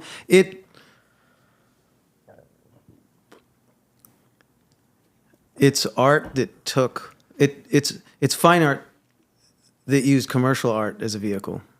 Yes, to communicate a message, and it spoke to different people different ways, and in different ways. You're right. In like a comedian or like a hard discussion, it forces dialogue, Some people it brings joy. Some people it brings hate. You know, some people it's just like it. You know, it seems obvious. I mean, everything's obvious once it's been done, right? No, I'm a big fan of it. I never forget when I got it. I bought it off eBay. Oh yeah. Shortly how after much did you pay? Dude, I paid almost retail. It was bizarre. Nice. It was going like Under that for a long 300 I time. paid for it. Oh man. And I remember having it, and let me tell you, kids would come to my house. And you got to remember, I grew up in the suburbs, and I always had family in the hood, and kids in my town weren't wearing shit that I was. It just wasn't happening at the time. Now sneakers are so global that it's everybody's like, exposed. Everybody is. Yeah. Everybody's mother's up on them, the whole nine. But I mean, in 1996, I was wearing, you know, Air Penny Atlantic Blue, the Air Penny 2s. Yeah. I was rocking them, matching jersey, the whole nine, because I had the urban influence. Yeah, My whole of course, family is of from course. Patterson, whatever. And I loved those shoes when I saw them because I told you I used to smoke cigarettes, and I was a heavy Newport smoker. Did you start out as a Newport smoker? Yes. It's just straight from the rip. I'm very It's just- fucking obsessive, Okay. compulsive. So I loved Newports so much. They tasted the best, the whole nine. And what I loved the most about it was the branding. The branding was very special to me. I thought, even though how cynical they are, it was the most beautiful branding that I've ever seen, and the coloring and the whole nine. And I remember when I first got them, kids would come to my house and they couldn't believe what they were seeing. Because me personally, I've always had a high attention to detail and quality. Well, you're like as you said, you're obsessive. Obsessive. And I've known that about you. That's why I know you. If you hadn't been obsessive, I wouldn't know you. Yeah, that's true. It's literally the reason. Yeah. And I mean, look, everything you do. You people watching this right now, you can't even see. Like most people start with like a little camera and they're going to edit. This dude's got a professional setup in here. You can't see it. Like maybe he'll do a little still and put it in there or something. This, I was not expecting this. And I should have.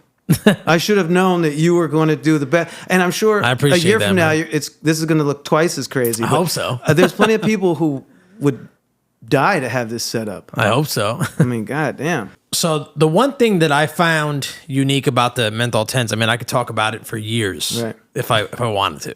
Yeah, Because have of my been. love for them. I have been. The one thing about them is how you came out with them in a time where the whole DIY era was non-existent. Nowadays, you can go to Alibaba, you could make pins if you want, sneakers, clothing, the whole nine. Right. But when you came out with the Ari Menthol 10s, this entire DIY quote unquote culture was non-existent. Like the whole, make it yourself shit did not happen. So what was the light bulb that went off within you that made you get this drive to be able to, you know what? I'm going to be able to manufacture a sneaker on my own. The gall? Yes, exactly. I think, tying it back in, is it because of the way I was raised, because of the dysfunctional nature of my mother, and because that she never robbed me. She robbed me of my childhood in some ways, but she encouraged the childlike quality. It wasn't direct, but because of that, I just never thought about that. I never thought that anything couldn't be done. It was like just shy of like, I'm going to be, an NBA star or something, and which, some people can make anything happen in any situation. You could be a 5'8", NBA star with all the tenacity. But, barring that, I just didn't see limitations. I felt like if it could be made, and I didn't see that Nego seemed particularly different than me. He just had a bigger budget at some point. And did he? Like, I don't know did it start with $20,000? What did it start with? But for me, I wanted to make art. I wanted to make commercial art, and I wanted to make a statement. And I realized that the process of doing things through Nike was like, it was so much harder to try to become a signature shoe athlete, somebody who could do a colorway with Nike, than it would be to just do it, ironically. Right? And so But more importantly is that wasn't terribly interesting to me. I never really thought about being a footwear creator. I mean, I guess maybe I fantasized, but going to Japan, going to Tokyo and seeing Nigo's process and understanding how he brought so much sex appeal, so much value to it, it just was like, there's more to be done here and I want to do it. He's an absolute mastermind, that gentleman. He is. And like all of us, he has these blind spots and these areas where you go, it could be so much better. And anybody who plays the armchair analyst or a backseat driver can do that. They can go, this is where it could have been better. Those fucking people are endless online, especially. You know, they're just sitting there, they do nothing and they've done nothing. And they're talking from their couch or their mom's basement or something. Yeah. And they have all these opinions. Whether it's right or wrong, it's just sort of like, do you not think this person didn't think about these things? That you're so fucking genius that you came to the obvious conclusion and they said it doesn't matter? So for me, it really was just like, I didn't see any road stops. The only factor would have been money. And at that point, I had it. It was time to go. And then I had to kind of put together, who. And my friend James Ling, who is also a Jersey native. Shout out New Jerusalem, baby. Yeah, man. He's just a loving human. He's a really good human. And he had been working with like South Pole or somebody like that. He was like the only Chinese guy in a completely Korean organization or something, And he is just a man with a big heart and a lot of resources. He's a very nuts and bolts type of a guy. And his cousin worked for somebody who was over here and they were doing outerwear for Perry Ellis or something as a licensing. And I asked a friend, which is James Ling, and he asked his cousin and they connected me to another guy and it started this whole ball rolling. And it wasn't a fast process. Like you said, it wasn't Alibaba and just talking to somebody on some kind of messenger app, WhatsApp or something, and making it happen, and they're shipped to my house. It was a lot of processes, and I knew that the manufacturer didn't have the sophistication to do all the things I wanted, so I had all these different elements of it made in different places, most of it from America. Okay, so that was what I was going to ask you is, it seems to me, looking at this product, that it's quote unquote kit bashing, if you will. I kind of bashing? Kit bashing. Kit bashing. Where you're taking different elements from different places and combining it into one. Oh, mashing. Kit bashing, yeah. Oh, okay. Yeah. It's kind of like guys that make bootleg toys. Yeah. It's called kit bashing, where they take an arm. Is that an actual term? Yeah, they take an arm. Guys. You ever hear of the Suck Lord from New York City? Yeah, I know him. I've been up in the studio. Yeah. So he does a lot of kit bashing, where he'll take like a head from a Star Wars figure from the '78. He'll take a mold of it. Yeah. Then he'll take the body from a G.I. Joe. So it's kind of similar in the fact, and I kind of do the same thing when it comes to when I release my my pin product that I used to do through my. You have some of my pins, great, I believe. Saving those. Yeah, so the packaging would be, I would make from a factory stateside that had the card stock that I want, the spot gloss, if you will, shit like that. Right. And then I would take the pins that were getting made from China and shit, So I call that I kind of rope it into the same terminology of kit bashing. Well, you're trying to get all the things. You're obsessive. I'm obsessive. You want the details. The details matter. And details are generally not a one-stop shop. Yeah. No, you got to put it together. But as long as the final product is glorious, that's all that really matters. And I know, obviously, you made this never perfect, is it? No, not at all. So you made the shoes in China. Yeah. And now, where was the packaging made? Packaging was made here, stateside, Illinois. And that was expensive. Oh God, it was more than the shoes. Yeah, but dude, when you hold, the point of the packaging. I knew that I couldn't sell a new silhouette, so I had to use the same Trojan horse. I had to say, hey, here's my version of this. And I didn't break ground there. The concept was the break ground, but the packaging, when I was having the prototype made for the packaging, they were just giving me fake, like facsimiles of it. And I was like, no, it's got to work exactly like a cigarette package. It has to be like this.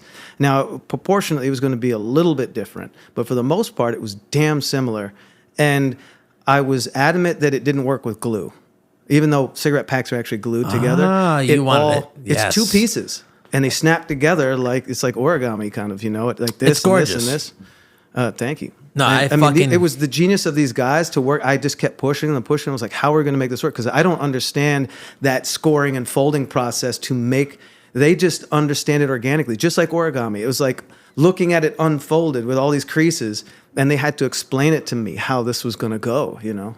And then I had to fit this piece in, no glue, and the thing holds well, holds tight. Yeah, so And you received the shoes separate. Shoes separate. I would assume. What about the foil? The foil came from France. I don't remember if I got it directly from Paris. From France. Really? I had to custom order it because it had that texture that looked somewhat like the foil that's inside of a cigarette pack, you know, that you pull out. Unbelievable. And it was white on one side and silver on the other, which is exactly how that stuff was. How it is in a cigarette. And then, you know, like the ropes, the gold ropes, which, you know, I'm sure were made in China, but I got them from the wholesale district, which is like the bootleg district, not on Canal Street, but within the 20s, in like right near K-Town, actually, like right below it on Broadway. Really? And then in each box, there was a piece of foam inside, and I had that cut at Canal Plastic.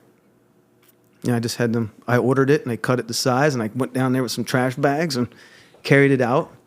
And then the labels were printed out on a printer in my apartment, and I, you know, hand numbered them and signed them. I came up with, you know, the color codes and all that, which is just like one of one play. All the photography was done in Central Park. Had it printed locally. And then I've got the frames from somewhere online from some, you know, they sent me 300 frames or something. And then we had to get everybody in my apartment, and we had all these boxes of all these different elements, and the sneakers were sent to me in just a plain white shoebox with a lid.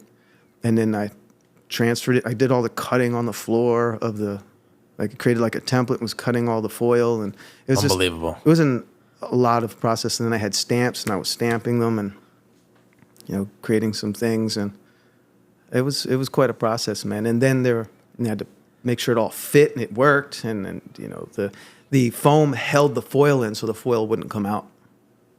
That's the beautiful thing about shit like that, right? Yeah. It's like it takes so much effort, so much time, so much thought, Jesus.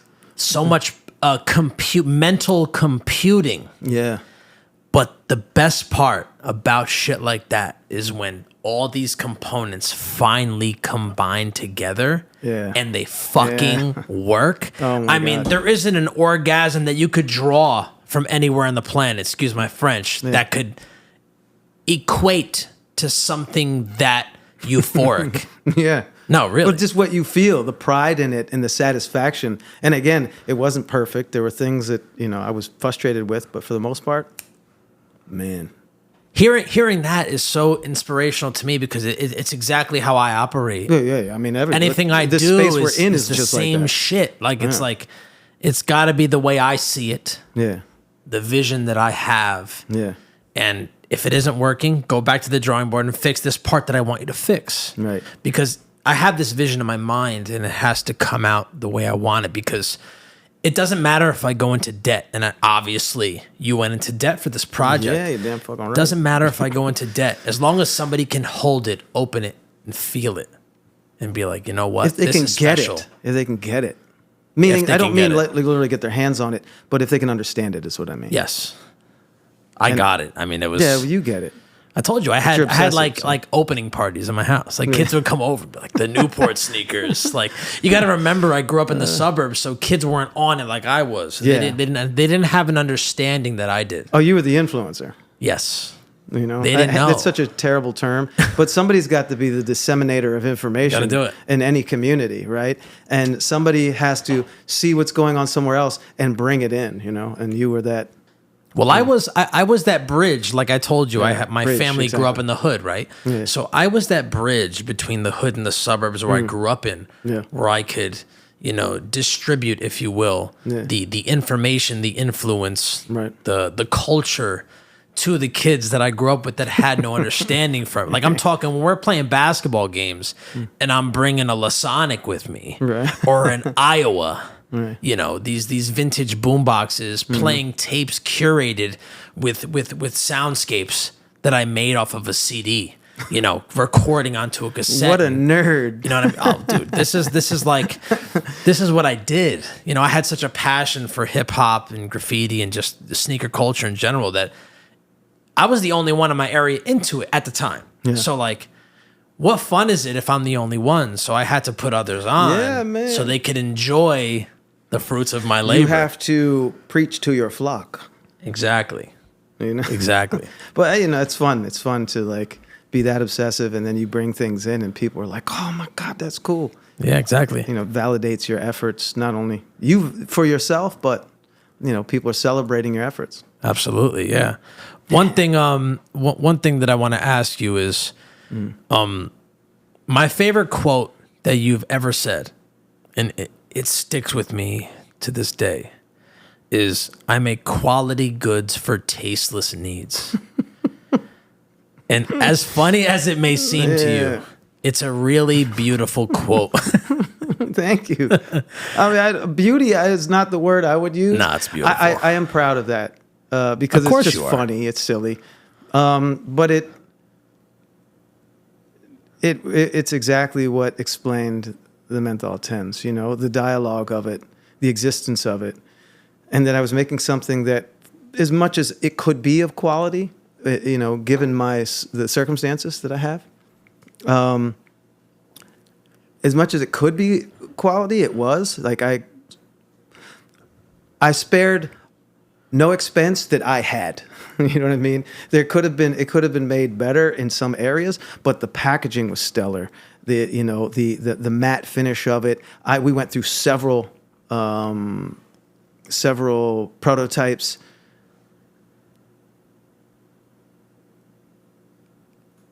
And when it was all said and done, when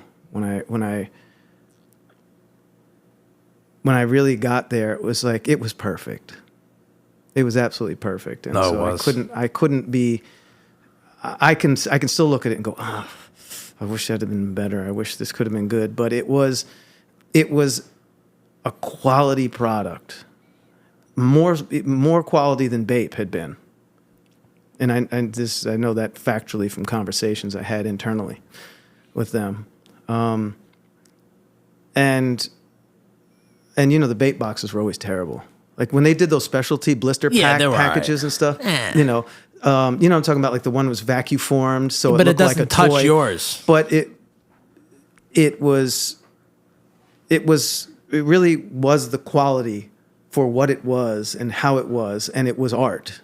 It was it was art for me, and it was commercial art, but as fine art, and it was a tasteless need. I mean, it was tasteless. It's tasteless. That's the whole point. I mean, anybody obsessing on sneakers probably doesn't have their priorities right in life, and that's us, right? And I know this. What a stab. I still have 300 pairs of sneakers or something like that, and they're all crumbling apart. But yeah, they don't last. I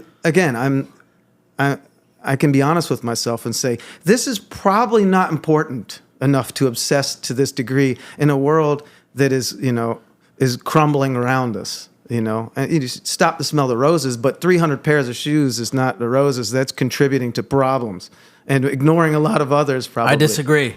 Well, you want to know why? Why? As long as you're happy. Oh, yeah. That's all that matters. But I think, I think if you've ever looked at my Instagram, you see that I don't talk about that. Every once in a while I'll show some sneakers or something like that. But I realize that the cheapest way to be happy is exactly that. The quality goods for the tasteless needs, right? Okay? The best quote. I'm telling you. Really, we should be aspiring to be that much better. I should be looking for the intellectual pursuits, but they're hard, and it's hard to get satisfaction out of that. And I think you can make a fucking hoodie, and not to disparage people who are making hoodies, and no offense, it's just how easy is it to put a graphic on something? It's hard to totally manufacture it from the ground up. Yeah. Even if it exists, even if you had to make a hoodie from the ground up, deal with manufacturers, change aspects of it, look at the stitching around the seams to really turn it into from just being a hoodie, a generic hoodie, to some kind of like higher priced RL product with double stitching and lining and layers and piping. It's a process. Yes. Even if you're just emulating, it's a process. And so we should be trying to make it better. We should be trying to do better. We should be trying to present better. And the menthol 10s is quality goods for tasteless needs. And it's like, nobody should need this. You've got tasteless needs if you need this. But conceptually, as an art piece, it's different, right? So why do you need it? Do you need it because it's art and you want to celebrate it as art and you want to put it on a shelf and have it as a conversation piece? That's what it should be. Yeah. And so that's the quality of the goods. If you've put it on your feet to show your affiliation to how much Newports you've smoked in your life, that's the tasteless need. And so it is. It's like I did somewhat of a, sort of a highbrow approach to a lowbrow product. No, I thought that was the most underrated quote of all time. I think that you've done many interviews, and I don't think any of them have highlighted the powerful effect of that quote. And I think that quote is legendary. Yeah. Well, I think that the best was me saying that at the release at Clientele. I'll never forget. What were you wearing? You had a do-rag on that motherfucker, didn't you, with a hat on? I remember that shit, didn't you? I had a ponytail that I had wrapped up underneath. And that's what it was. Yeah. No, I never was a do-rag. When I had my hair braided a couple of times, I wore a do-rag, but it was... I couldn't tell you how many times when I was younger I watched ridiculous. that video before I owned the sneakers. I sat in my house, and I watched that video of the kids camping out and you talking to them and you signing their boxes. Oh, was that from Cease and Desist, or was that... No. The original Clientele video of the release. Oh, that was from what's her name? It was a video of... It was a woman, and she was like reported on fashion and events and stuff. It was like there. That. And I remember seeing that video like, damn, them cats really... This is before like cats were really sleeping on street corners to camp out for sneakers. So this was ahead of its time in a sense. Yeah. And I remember seeing it like, these motherfuckers are crazy. I just got this shit on eBay, you know what I mean? Right. But I remember watching it and just like being in awe. Yeah. And then just seeing you talking to the people and really caring about, like, they spent hours on the street waiting for your product and you cared about it. Overnight, they had tents. Yeah. The Clientele. Yeah. Clientele. That's what I mean. Like the fact that you paid attention to that and you were able to give them a personal interaction with you and sign their boxes personally. Like that was, I know you had a release there and you had a release at A-Life, but like that was the only video that was really captured. And I remember watching it like, this dude is a real guy. This is years before I even, started exchanging thoughts with you. Right. You know what I mean? So it's kind of cool to like watch that and see it and then own it. I told you, I really hate that I don't have them anymore, but it's an important sneaker to my life. It changed my life. You're on an upward trajectory in your life, and maybe if you ever do have them again, you'll see them very differently. Yeah, I'd probably hold them tighter. Yeah, well, it's now it because sneakers have died, in so many ways right now. Many ways. Yeah.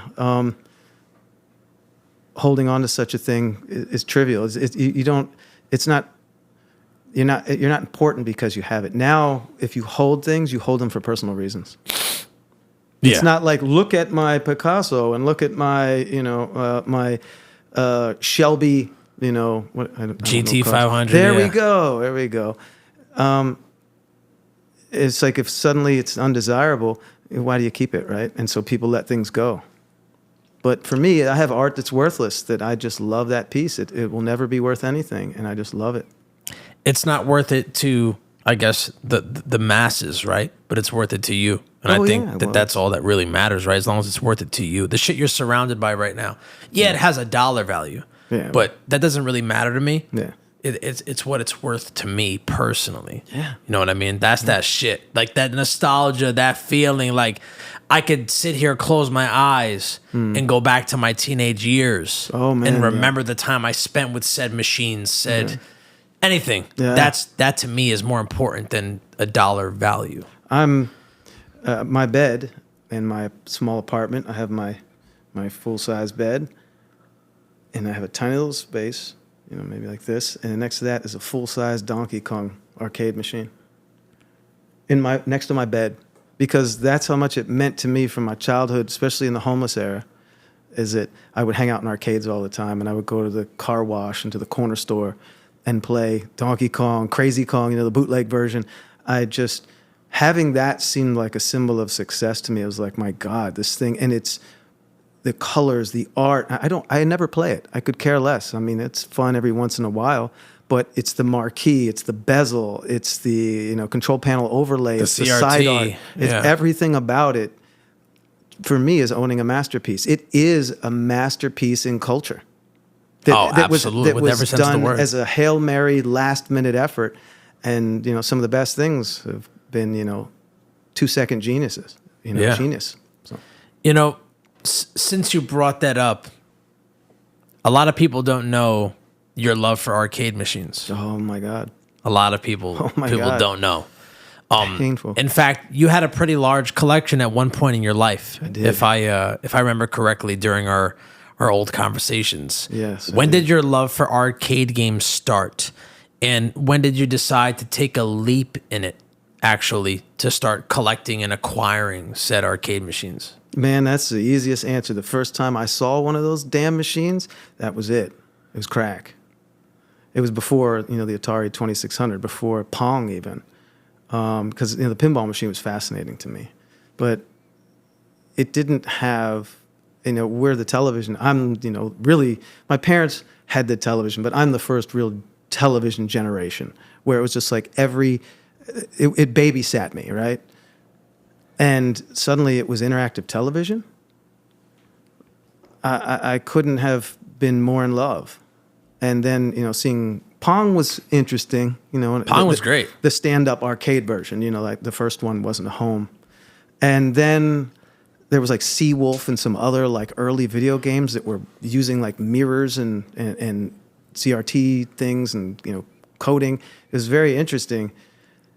But, Space Invaders, it was like, what the design of it, they were using the exact same sort of psychology and the branding and stuff and the stenciling to make it look like how the pinball machines were being constructed, the same sort of side art and stencils and marquee. And when I saw that, it was just like, there was no going back. But for me, the games were exciting, but I'm not much of a game person. I've never even been a home console, like PS1, Nintendo, any of it, even Atari, and ColecoVision in the early days. I get bored. It's like I didn't like the monotony of it. Gotcha. Life was more interesting to me. Going out and talking to people was more interesting to me. But what I did like is the craftsmanship. And the presence of them. The presence of it. It just, and when I was, and particularly when I saw those, I was escaping, and when I went into an arcade, I was escaping, especially in those days, I was escaping my plight, kind of, the reality of my circumstances, the struggle. It was no school, no this, no that, and, the homelessness didn't matter, the people addiction around me, the instability. The nostalgia of it all. It's just right there. I remember the first time I saw Pac-Man. Oh, phenomenal game.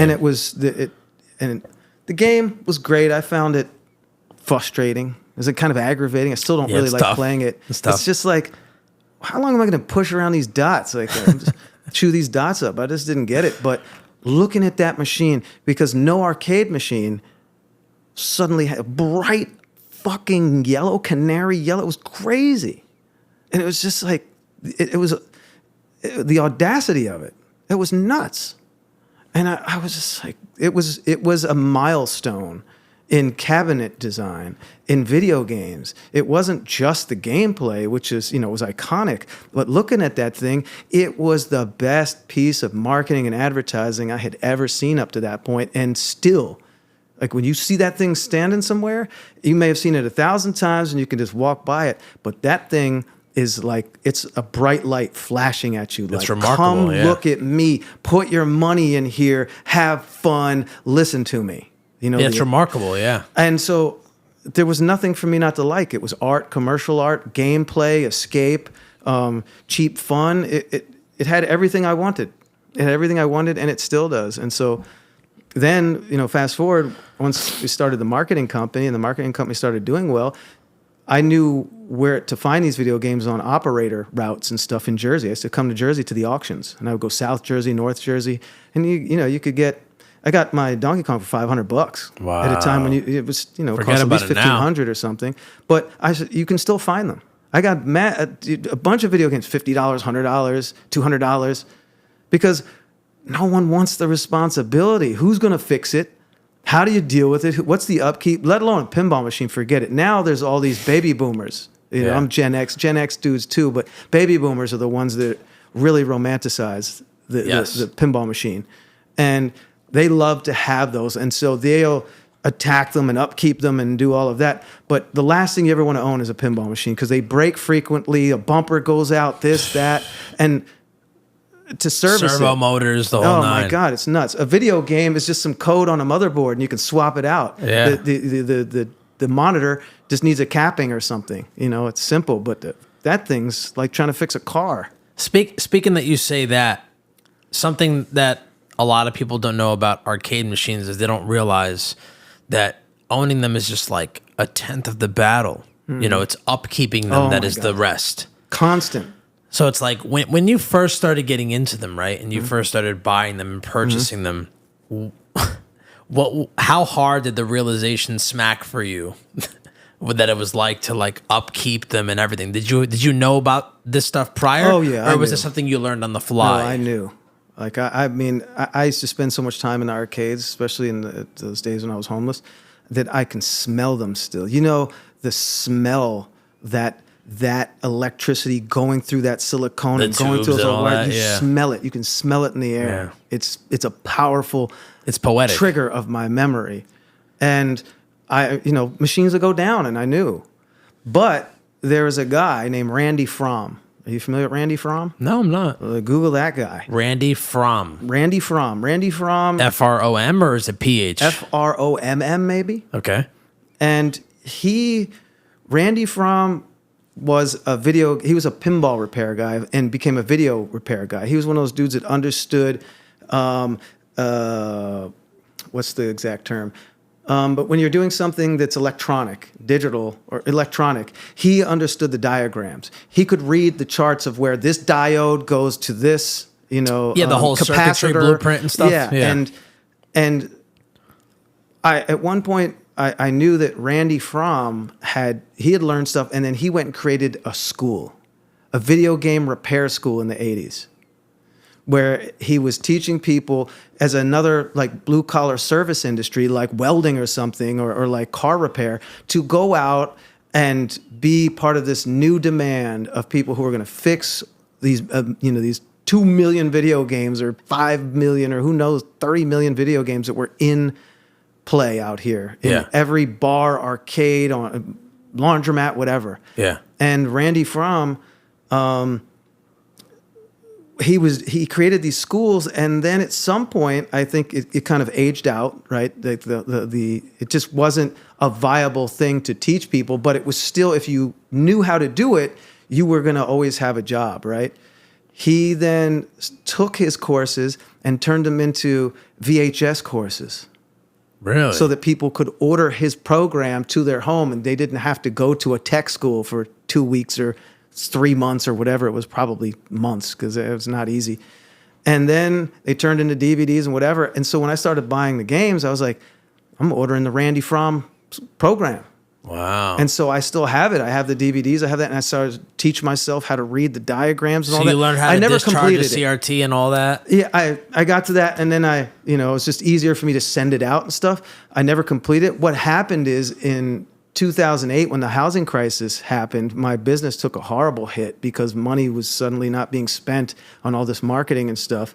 And the luxury I had to learn this no longer seemed important. I had to survive. Yeah. And so I kind of put all that on the back burner.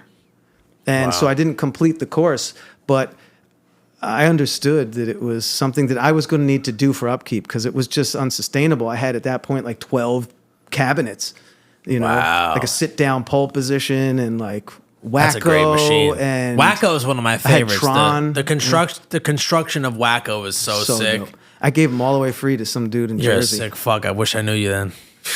I wish I did. I would have gladly given them to you. Sick Because fuck. I told this dude, I was like, if you ever sell these things, pay me out. That dude I'm sure he sold those so long ago, and he disappeared. They require, it's People are it's a scumbags. it's a labor of love. Arcade machines are a labor of love. They really are, especially if you want to maintain and keep the same tube CRTs because you got monitor chassis, you have to get recapped and the whole nine. It's not an easy walk in the park. It is not. Yeah. And there's some real simple maintenance things you can do to keep them functioning and keep them from breaking down. So that you don't have to send the motherboard out. You don't have to get too many pieces. Just like a little bit of preventive maintenance, ounce of prevention, pound of cure. Yeah. One thing that I find that's really interesting is your Instagram. I forgot.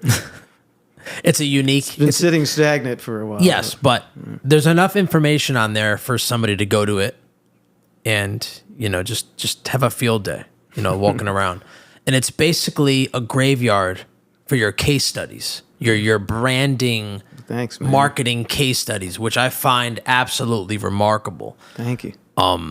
Your ability to break down the tactics of large corporations and their marketing schemes to lure in the consumer and Theories. Yeah, Some are truths and some are theories. things of that nature. Fun to dream. I appreciate it. I love Thank you. to look at it and read your case studies and stuff like that. Where did the interest come from you? And I know obviously we didn't even touch on it because we could have a whole nother podcast. We've been going on forever today. OnTheGo Magazine, OnTheGo Marketing, the whole nine. So obviously you've been involved in the marketing space for a long period of time. Yeah. So that stuff obviously is commonplace within your field of work. Yeah. But to publicly display your case studies, I thought was very unique. What was your drive behind Maybe I should get that? back to that, huh? Yeah, why not? I thought it was What was really my special. drive? Yeah.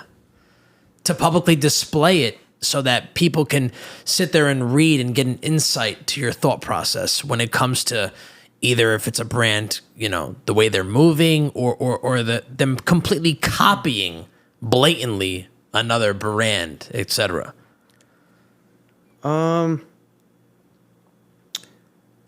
It wasn't like a moment of genius. It was an evolution of the trying to figure out what social media was. And so, like me and Steve Powers, me and Espo, The GOAT. the GOAT. He's so influential in my creative process, just because of the attitude, the approach, and when we were doing the magazine, and me and Jimmy Wentz and Kenny Mees and Max Glazer and Espo, we were all sort of bringing our own sensibilities to it. And and Espo is the general. He can really make something happen. He can like see a dream and make it happen from every angle. It doesn't mean that it's successful or not, but he can make it live. And he's really a master at making things come to life. He's remarkable. He is. He really is. And so we all had the same thing. We were graffiti dudes. We all had passions that were away from each other, but we also had this common love of commercial art. And we were all sort of bringing our own childhoods and experiences to it. And so we would run old ads in OnTheGo Magazine. It was like we had a lot of pages to fill. There was a lot of content, and we were hoping to get advertising. We weren't. We're like, let's just run old ads that we love. And we were always talking about these things, always looking at them and laughing about them. We would find ads that were just interesting, ridiculous, ludicrous. Just like what? Who would sell this product and why? Or just like something that's iconic. We never, put like something like Newport in there or anything. Yeah. But it would be that. It would be like, wow, look at this powerful thing that we appreciate from a creative standpoint, or from the fact that it just shouldn't exist. It's ridiculous. And so, as I was trying to figure out what social media was for, all of us, that first year or two, were like, what the fuck is the point of this? Yeah. And we're showing our life, and we're like, I'm going to show a meal? Like, I'm not doing that. So I just started sharing things that I like, and I would put like one line up. And as I got, I guess, engagement or something, but more so, I just started to talk more about it. There was a really short, it was almost like Twitter. There was like a short amount of characters you could put into like Instagram initially. Or maybe that's not true, but it was shorter. And so I had to kind of just keep it simple. But then I just, with every post that people responded to, I started to pontificate, and theorize and totally accurate, inaccurate. Some people getting mad, like, that has nothing to do with that. I'm like, I understand that's how you see it. I'm not saying that this was stolen from that. I'm saying that it's an uncanny parallel. Could the designer, could the artist, could the owners have just been channeling this subconsciously? We all have influences that we channel through our work, and we think it's our genius, and it's really come through the subconscious. But in some cases, it's outright theft. It's, the same as, the Menthol 10s. It's saying, hey, here's a vehicle. This is effective in getting my agenda across. And mom and pops are notorious for that. And it's brilliant, and as they should. And if it's an established corporation, you should. So I'd talk about that. And then I would talk about, accidental genius. And then I would talk about color theory and redundant. I mean, I was probably only talking about 4 different subjects over and over and over again. But it was, I would see the examples, and I would talk about, my success by association, which is, sort of like what I've coined it as. And it really was an evolution. It wasn't like, here's the platform I've been waiting for. If you really go back far enough, you can see how the posts start to evolve. And I've left them there. Pretty honest.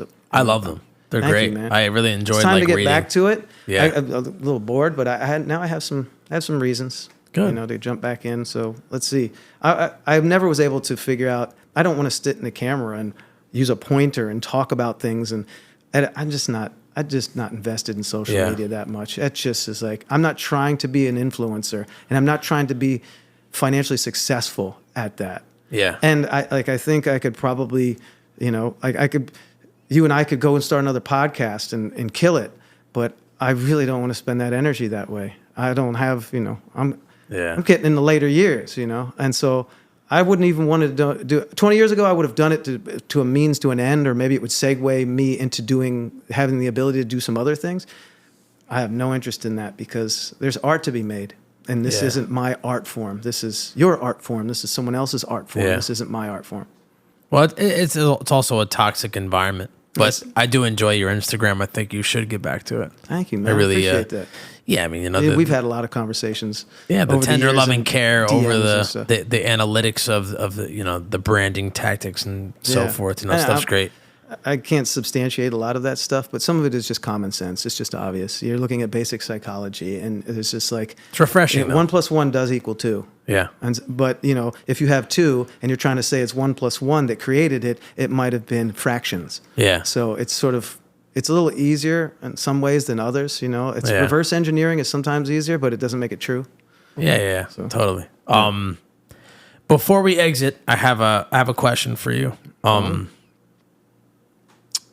To my understanding, you were cool with the late great Virgil Abloh. Yeah, I mean, cool is the way to sum it up. We weren't friends like that or anything. Yeah. But yes, So we had some good what was that conversations. like? I mean, I always thought he was an interesting man. He was a brilliant man. But I'm interested in what he was like behind closed doors. I don't know. I never spent time with him behind closed doors. Oh, so you just had conversations? No, it was. For some reason, I remember hearing that you were like kind of cool with and like close with him.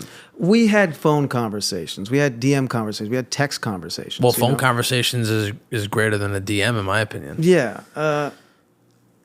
Virgil had to be guarded, because by the time I was having dialogue with Virgil, he was Virgil. He was in full illustration of his genius, of his particular type of genius, And the dialogue was because he was a student of sort of my generation, and particularly downtown New York. He understands that sort of downtown mentality that exists, and that culture, that subculture that lives in L.A., Chicago, Detroit, Philly, New York, Tokyo, Milan, Paris, London. and so forth. It's, every country has that one city, and then all the cities kind of share collectively this subculture, right? Yeah. So he's a tactician. His greatest art is his ability to not only be so archival, but to then recognize the significance of it and celebrate it, and that really was his art form. We look at the physical objects, right? So I'm now understanding who Virgil is through his accomplishments, and he is, graciously giving me flowers at different opportunities and putting me into the dialogue and the context of the things that influenced him. My God, I mean, a man who, it doesn't matter whether you like the pieces he created. It doesn't matter whether you agree, whether you feel he stole something or didn't steal anything. We all could, pick pick on people that we think should have been better or greater or something. Yeah. That doesn't matter. His greatest thing is that he was the consummate curator, that he was able to take things and translate them and put them into different contexts. And that's exactly what the Menthol 10s was. That's exactly what Nego did. That's exactly what Warhol did. These are people who, in small ways and giant ways, took things and positioned them differently. And Virgil didn't create any of the things. He didn't create the carpet. He didn't create the Air Force One. He didn't create the Jordan 1. He didn't create the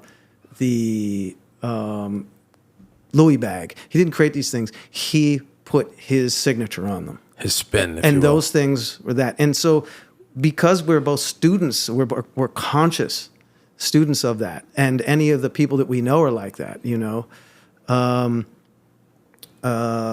We and our friends and our mutual friends who are very much of the same ilk, we kind of know, we don't have to talk about it. We can look at each other. So when I was afforded, conversations with him, and we were doing things on Clubhouse, and we were sort of holding court on other people's things. I forgot about that. We're having our own conversations. We were talking the same language that we can't always talk with everybody. He had a platform where he could talk to more people about it, but I was, I created this small piece of architecture, and it was something that influenced him, and so he forever had a certain respect for me, and I respected his accomplishments and what he did as a black man, and I mean that specifically. I'm not pandering. It's literally like he kicked down doors. He not only segued what is, to the fashion houses of the real fashion houses, trivialize our little world of sneakers and streetwear.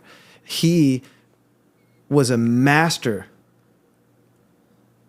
professor at taking architecture, fine art, history, the history of fashion, and combining that. He could take streetwear and sneakers and put it in that same conversation as anything fantastic, and take it to the right people and talk about it.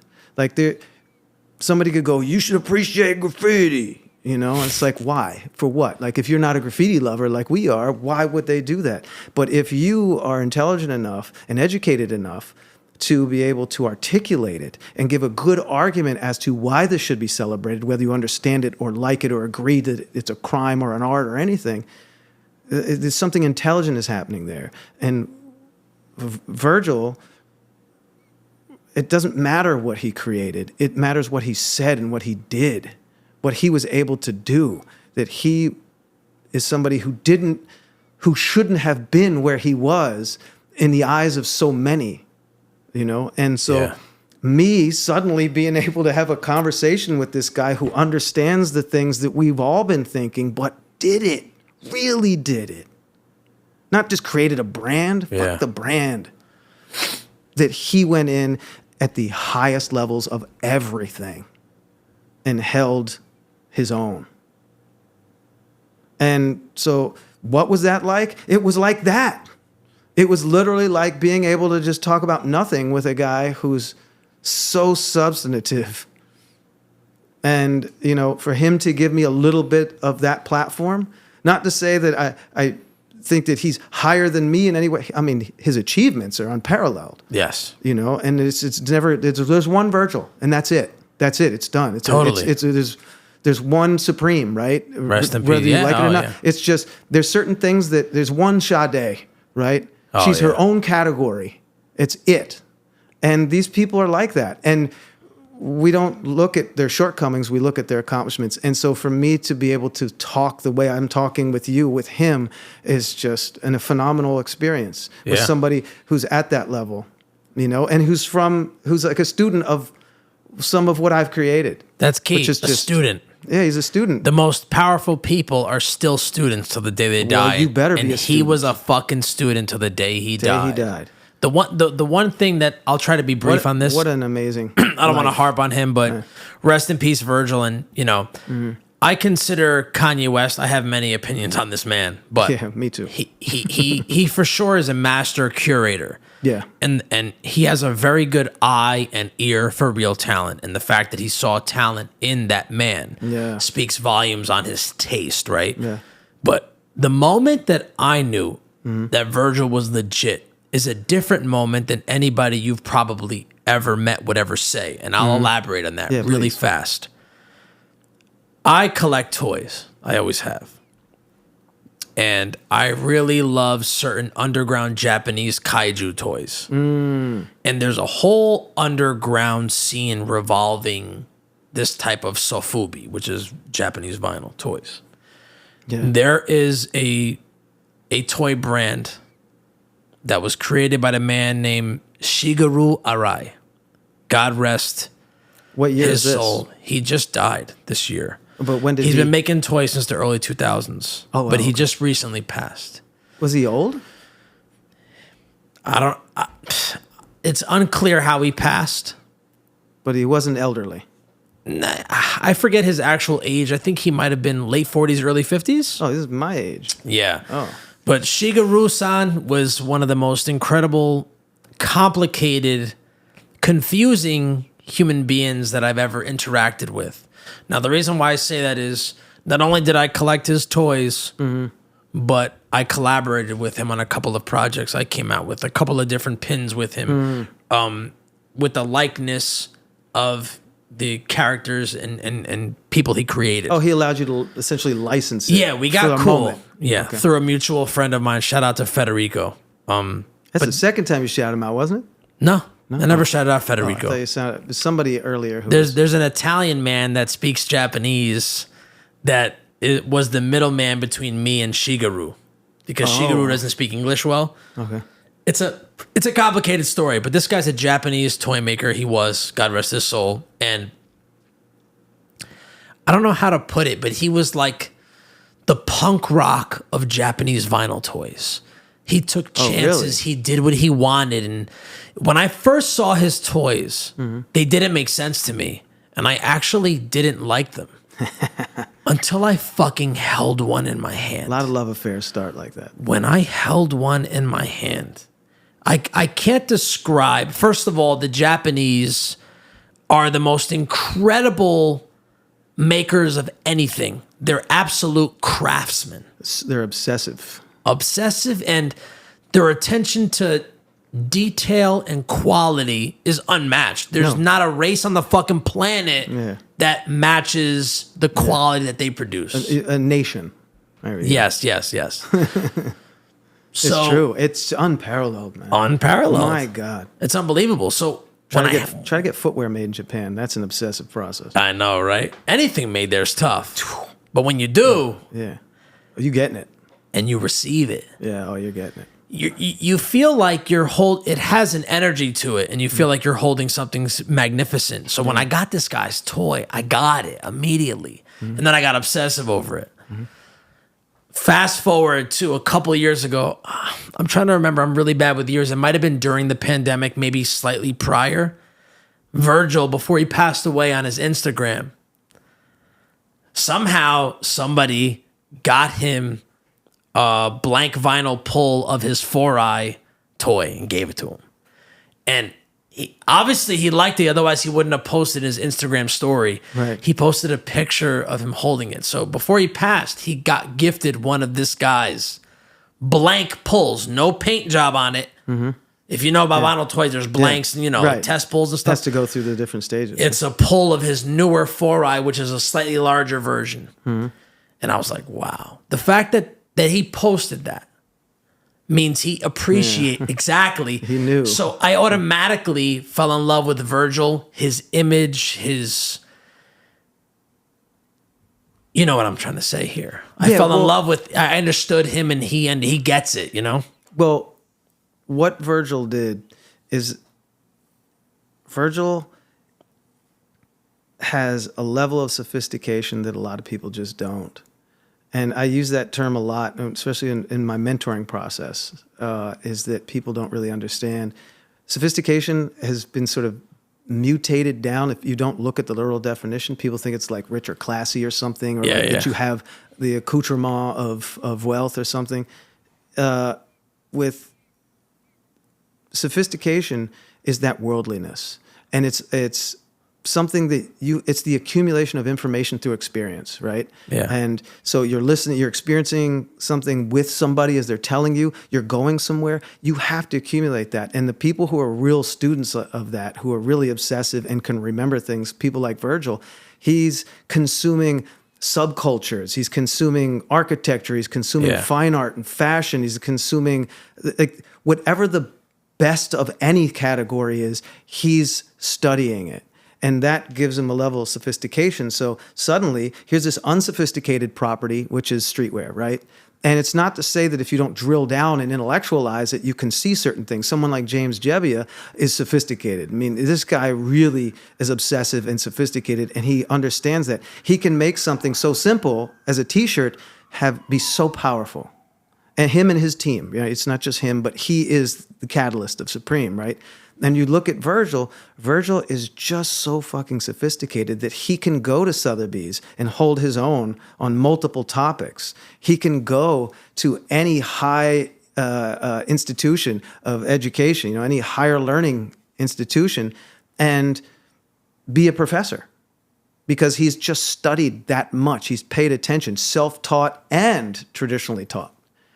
And when it comes to streetwear is sort of like the byproduct of people who might not know that stuff. They might lack that sophistication. Doesn't make them not intelligent or anything. They just don't know. Yeah. And there's elements of this in everything.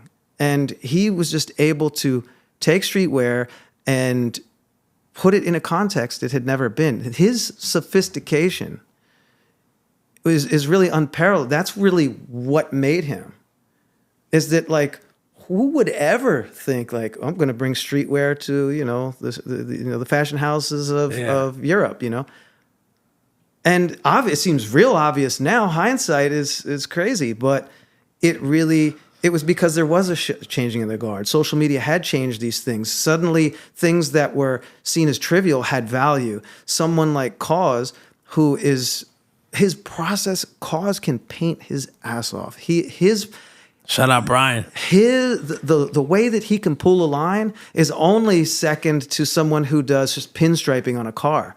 Like the way he mixes paint, the process. Brian's process is so good, so sophisticated that it looks like a computer did it. If you didn't have the sophistication to be able to recognize that this is coming from someone's hands, then you would just be like, he printed that. It's a G-clay print. It's a vinyl. It's whatever. No, he's remarkable, man. And so the subject matter doesn't matter at that point. It doesn't matter whether you like Snoopy and SpongeBob and whether you understand how he's deconstructing and putting these things back together. It doesn't really matter if you're not into an off-white hoodie. It's the sophistication of the man and his delivery process to take something that was otherwise seen as throwaway and give it so much more meaning. Nego did that same thing. He gave value to an Air Force One that it never had. And when I saw that, I was like, okay, I'm gonna do that same thing. I'm gonna take this luxury approach, but it's gonna be from an art standpoint. That this is something that you could wear. should you choose to, or you can put it on the shelf and talk about it for the rest of your life.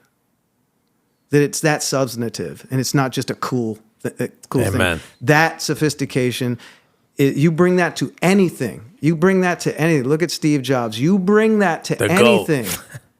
And you know, it doesn't matter whether it's a financial success. Fuck the money. Do something that matters, and the money will just come, even if it doesn't work the first time around. The Apple II, okay, they were on it, except the Mac reinvented it. Then the iMac reinvented it, you know? Yeah, totally. Sophistication, man. And so a T-shirt can be one hell of a powerful vehicle, or it could just be some dumb shit to get your brand across. Yeah. No, well said. Well, we've been here for a very long time tonight. It's been a great...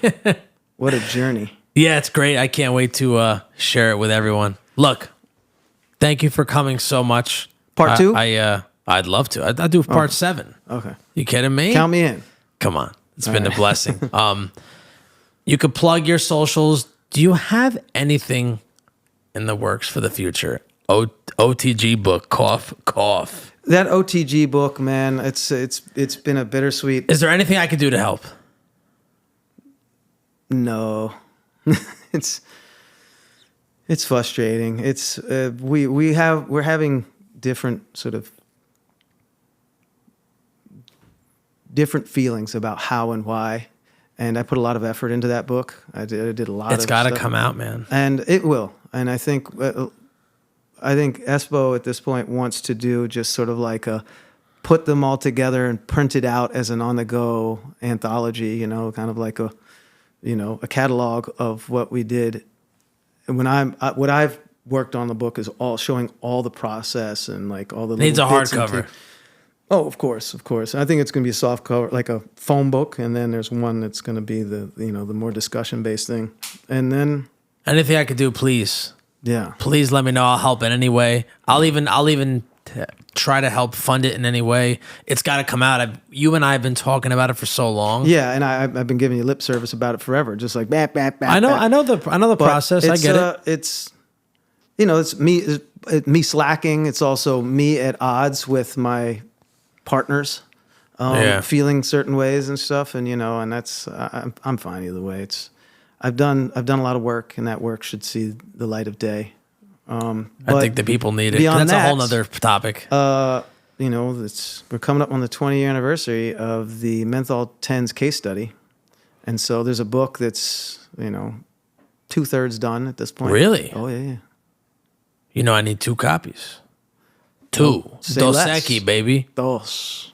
Just send me a PayPal invoice. I got you. 2. We're anything else around that is just conversation, but that's definitely happening because I've already been working on that for years now. The same slow process, but I'm excited. I like what I've created so far. I like where it's going, and a lot of what is going to be written in the book has already been written. It's things that in responding to people, in talking about it in written interview, I've already said the things that I want to say, and so I've been making notes forever. Well, let's get it, man. I mean, plug in your socials, your website if you want. I mean, no, if you find me, what is it? At Ari? Right? My Instagram is at just Ari? ARI. Your website? ARI. Website doesn't matter. If you'll figure it out. Your website is fantastic. It looks like I'm leaving it there as an archive, as just a retro. It's a retro site of a retro feel. Did you design it? Yeah, of course. It's unbelielible. Thanks, man. It looks like a retro Mac OS. It's fantastic. It's the OS that where my life changed within that OS. I've been using a Mac since it was black and white. I know you're a big fan of Mac OS. That's a whole other topic. Yeah. Anyway. Yeah, that's it. You're the fucking best. I don't have anything else to plug. Thank you so sir. Much for coming. It's been years, literally. Yeah. Years in the making. And I'm excited for everybody to hear what you have to say. Me too. I think we went some places that I haven't gone. I think everything that we talked about, I've talked about before, but not to this depth. Exactly. And not as intellectually. That's not to discredit. That was my goal. No, of course not. But our nature with one another. The problem is you've done so many interviews, so many videos. Vice did a feature on you and stuff, but I have to differentiate myself from them. Well, that illustration does that alone. So, I mean, Oh, look you at mean this thing. Yeah. My man Sean Taggart, my guy. I don't know whether he's fixing cars or picking up protection money. I don't know what that guy's doing. That's my guy, man. Listen, I love you. Hey, I love you too. I can't wait to meet again, and we'll get it. Yeah, part 2 coming soon. Part Dos Equis, baby. Thank you. Yeah, man.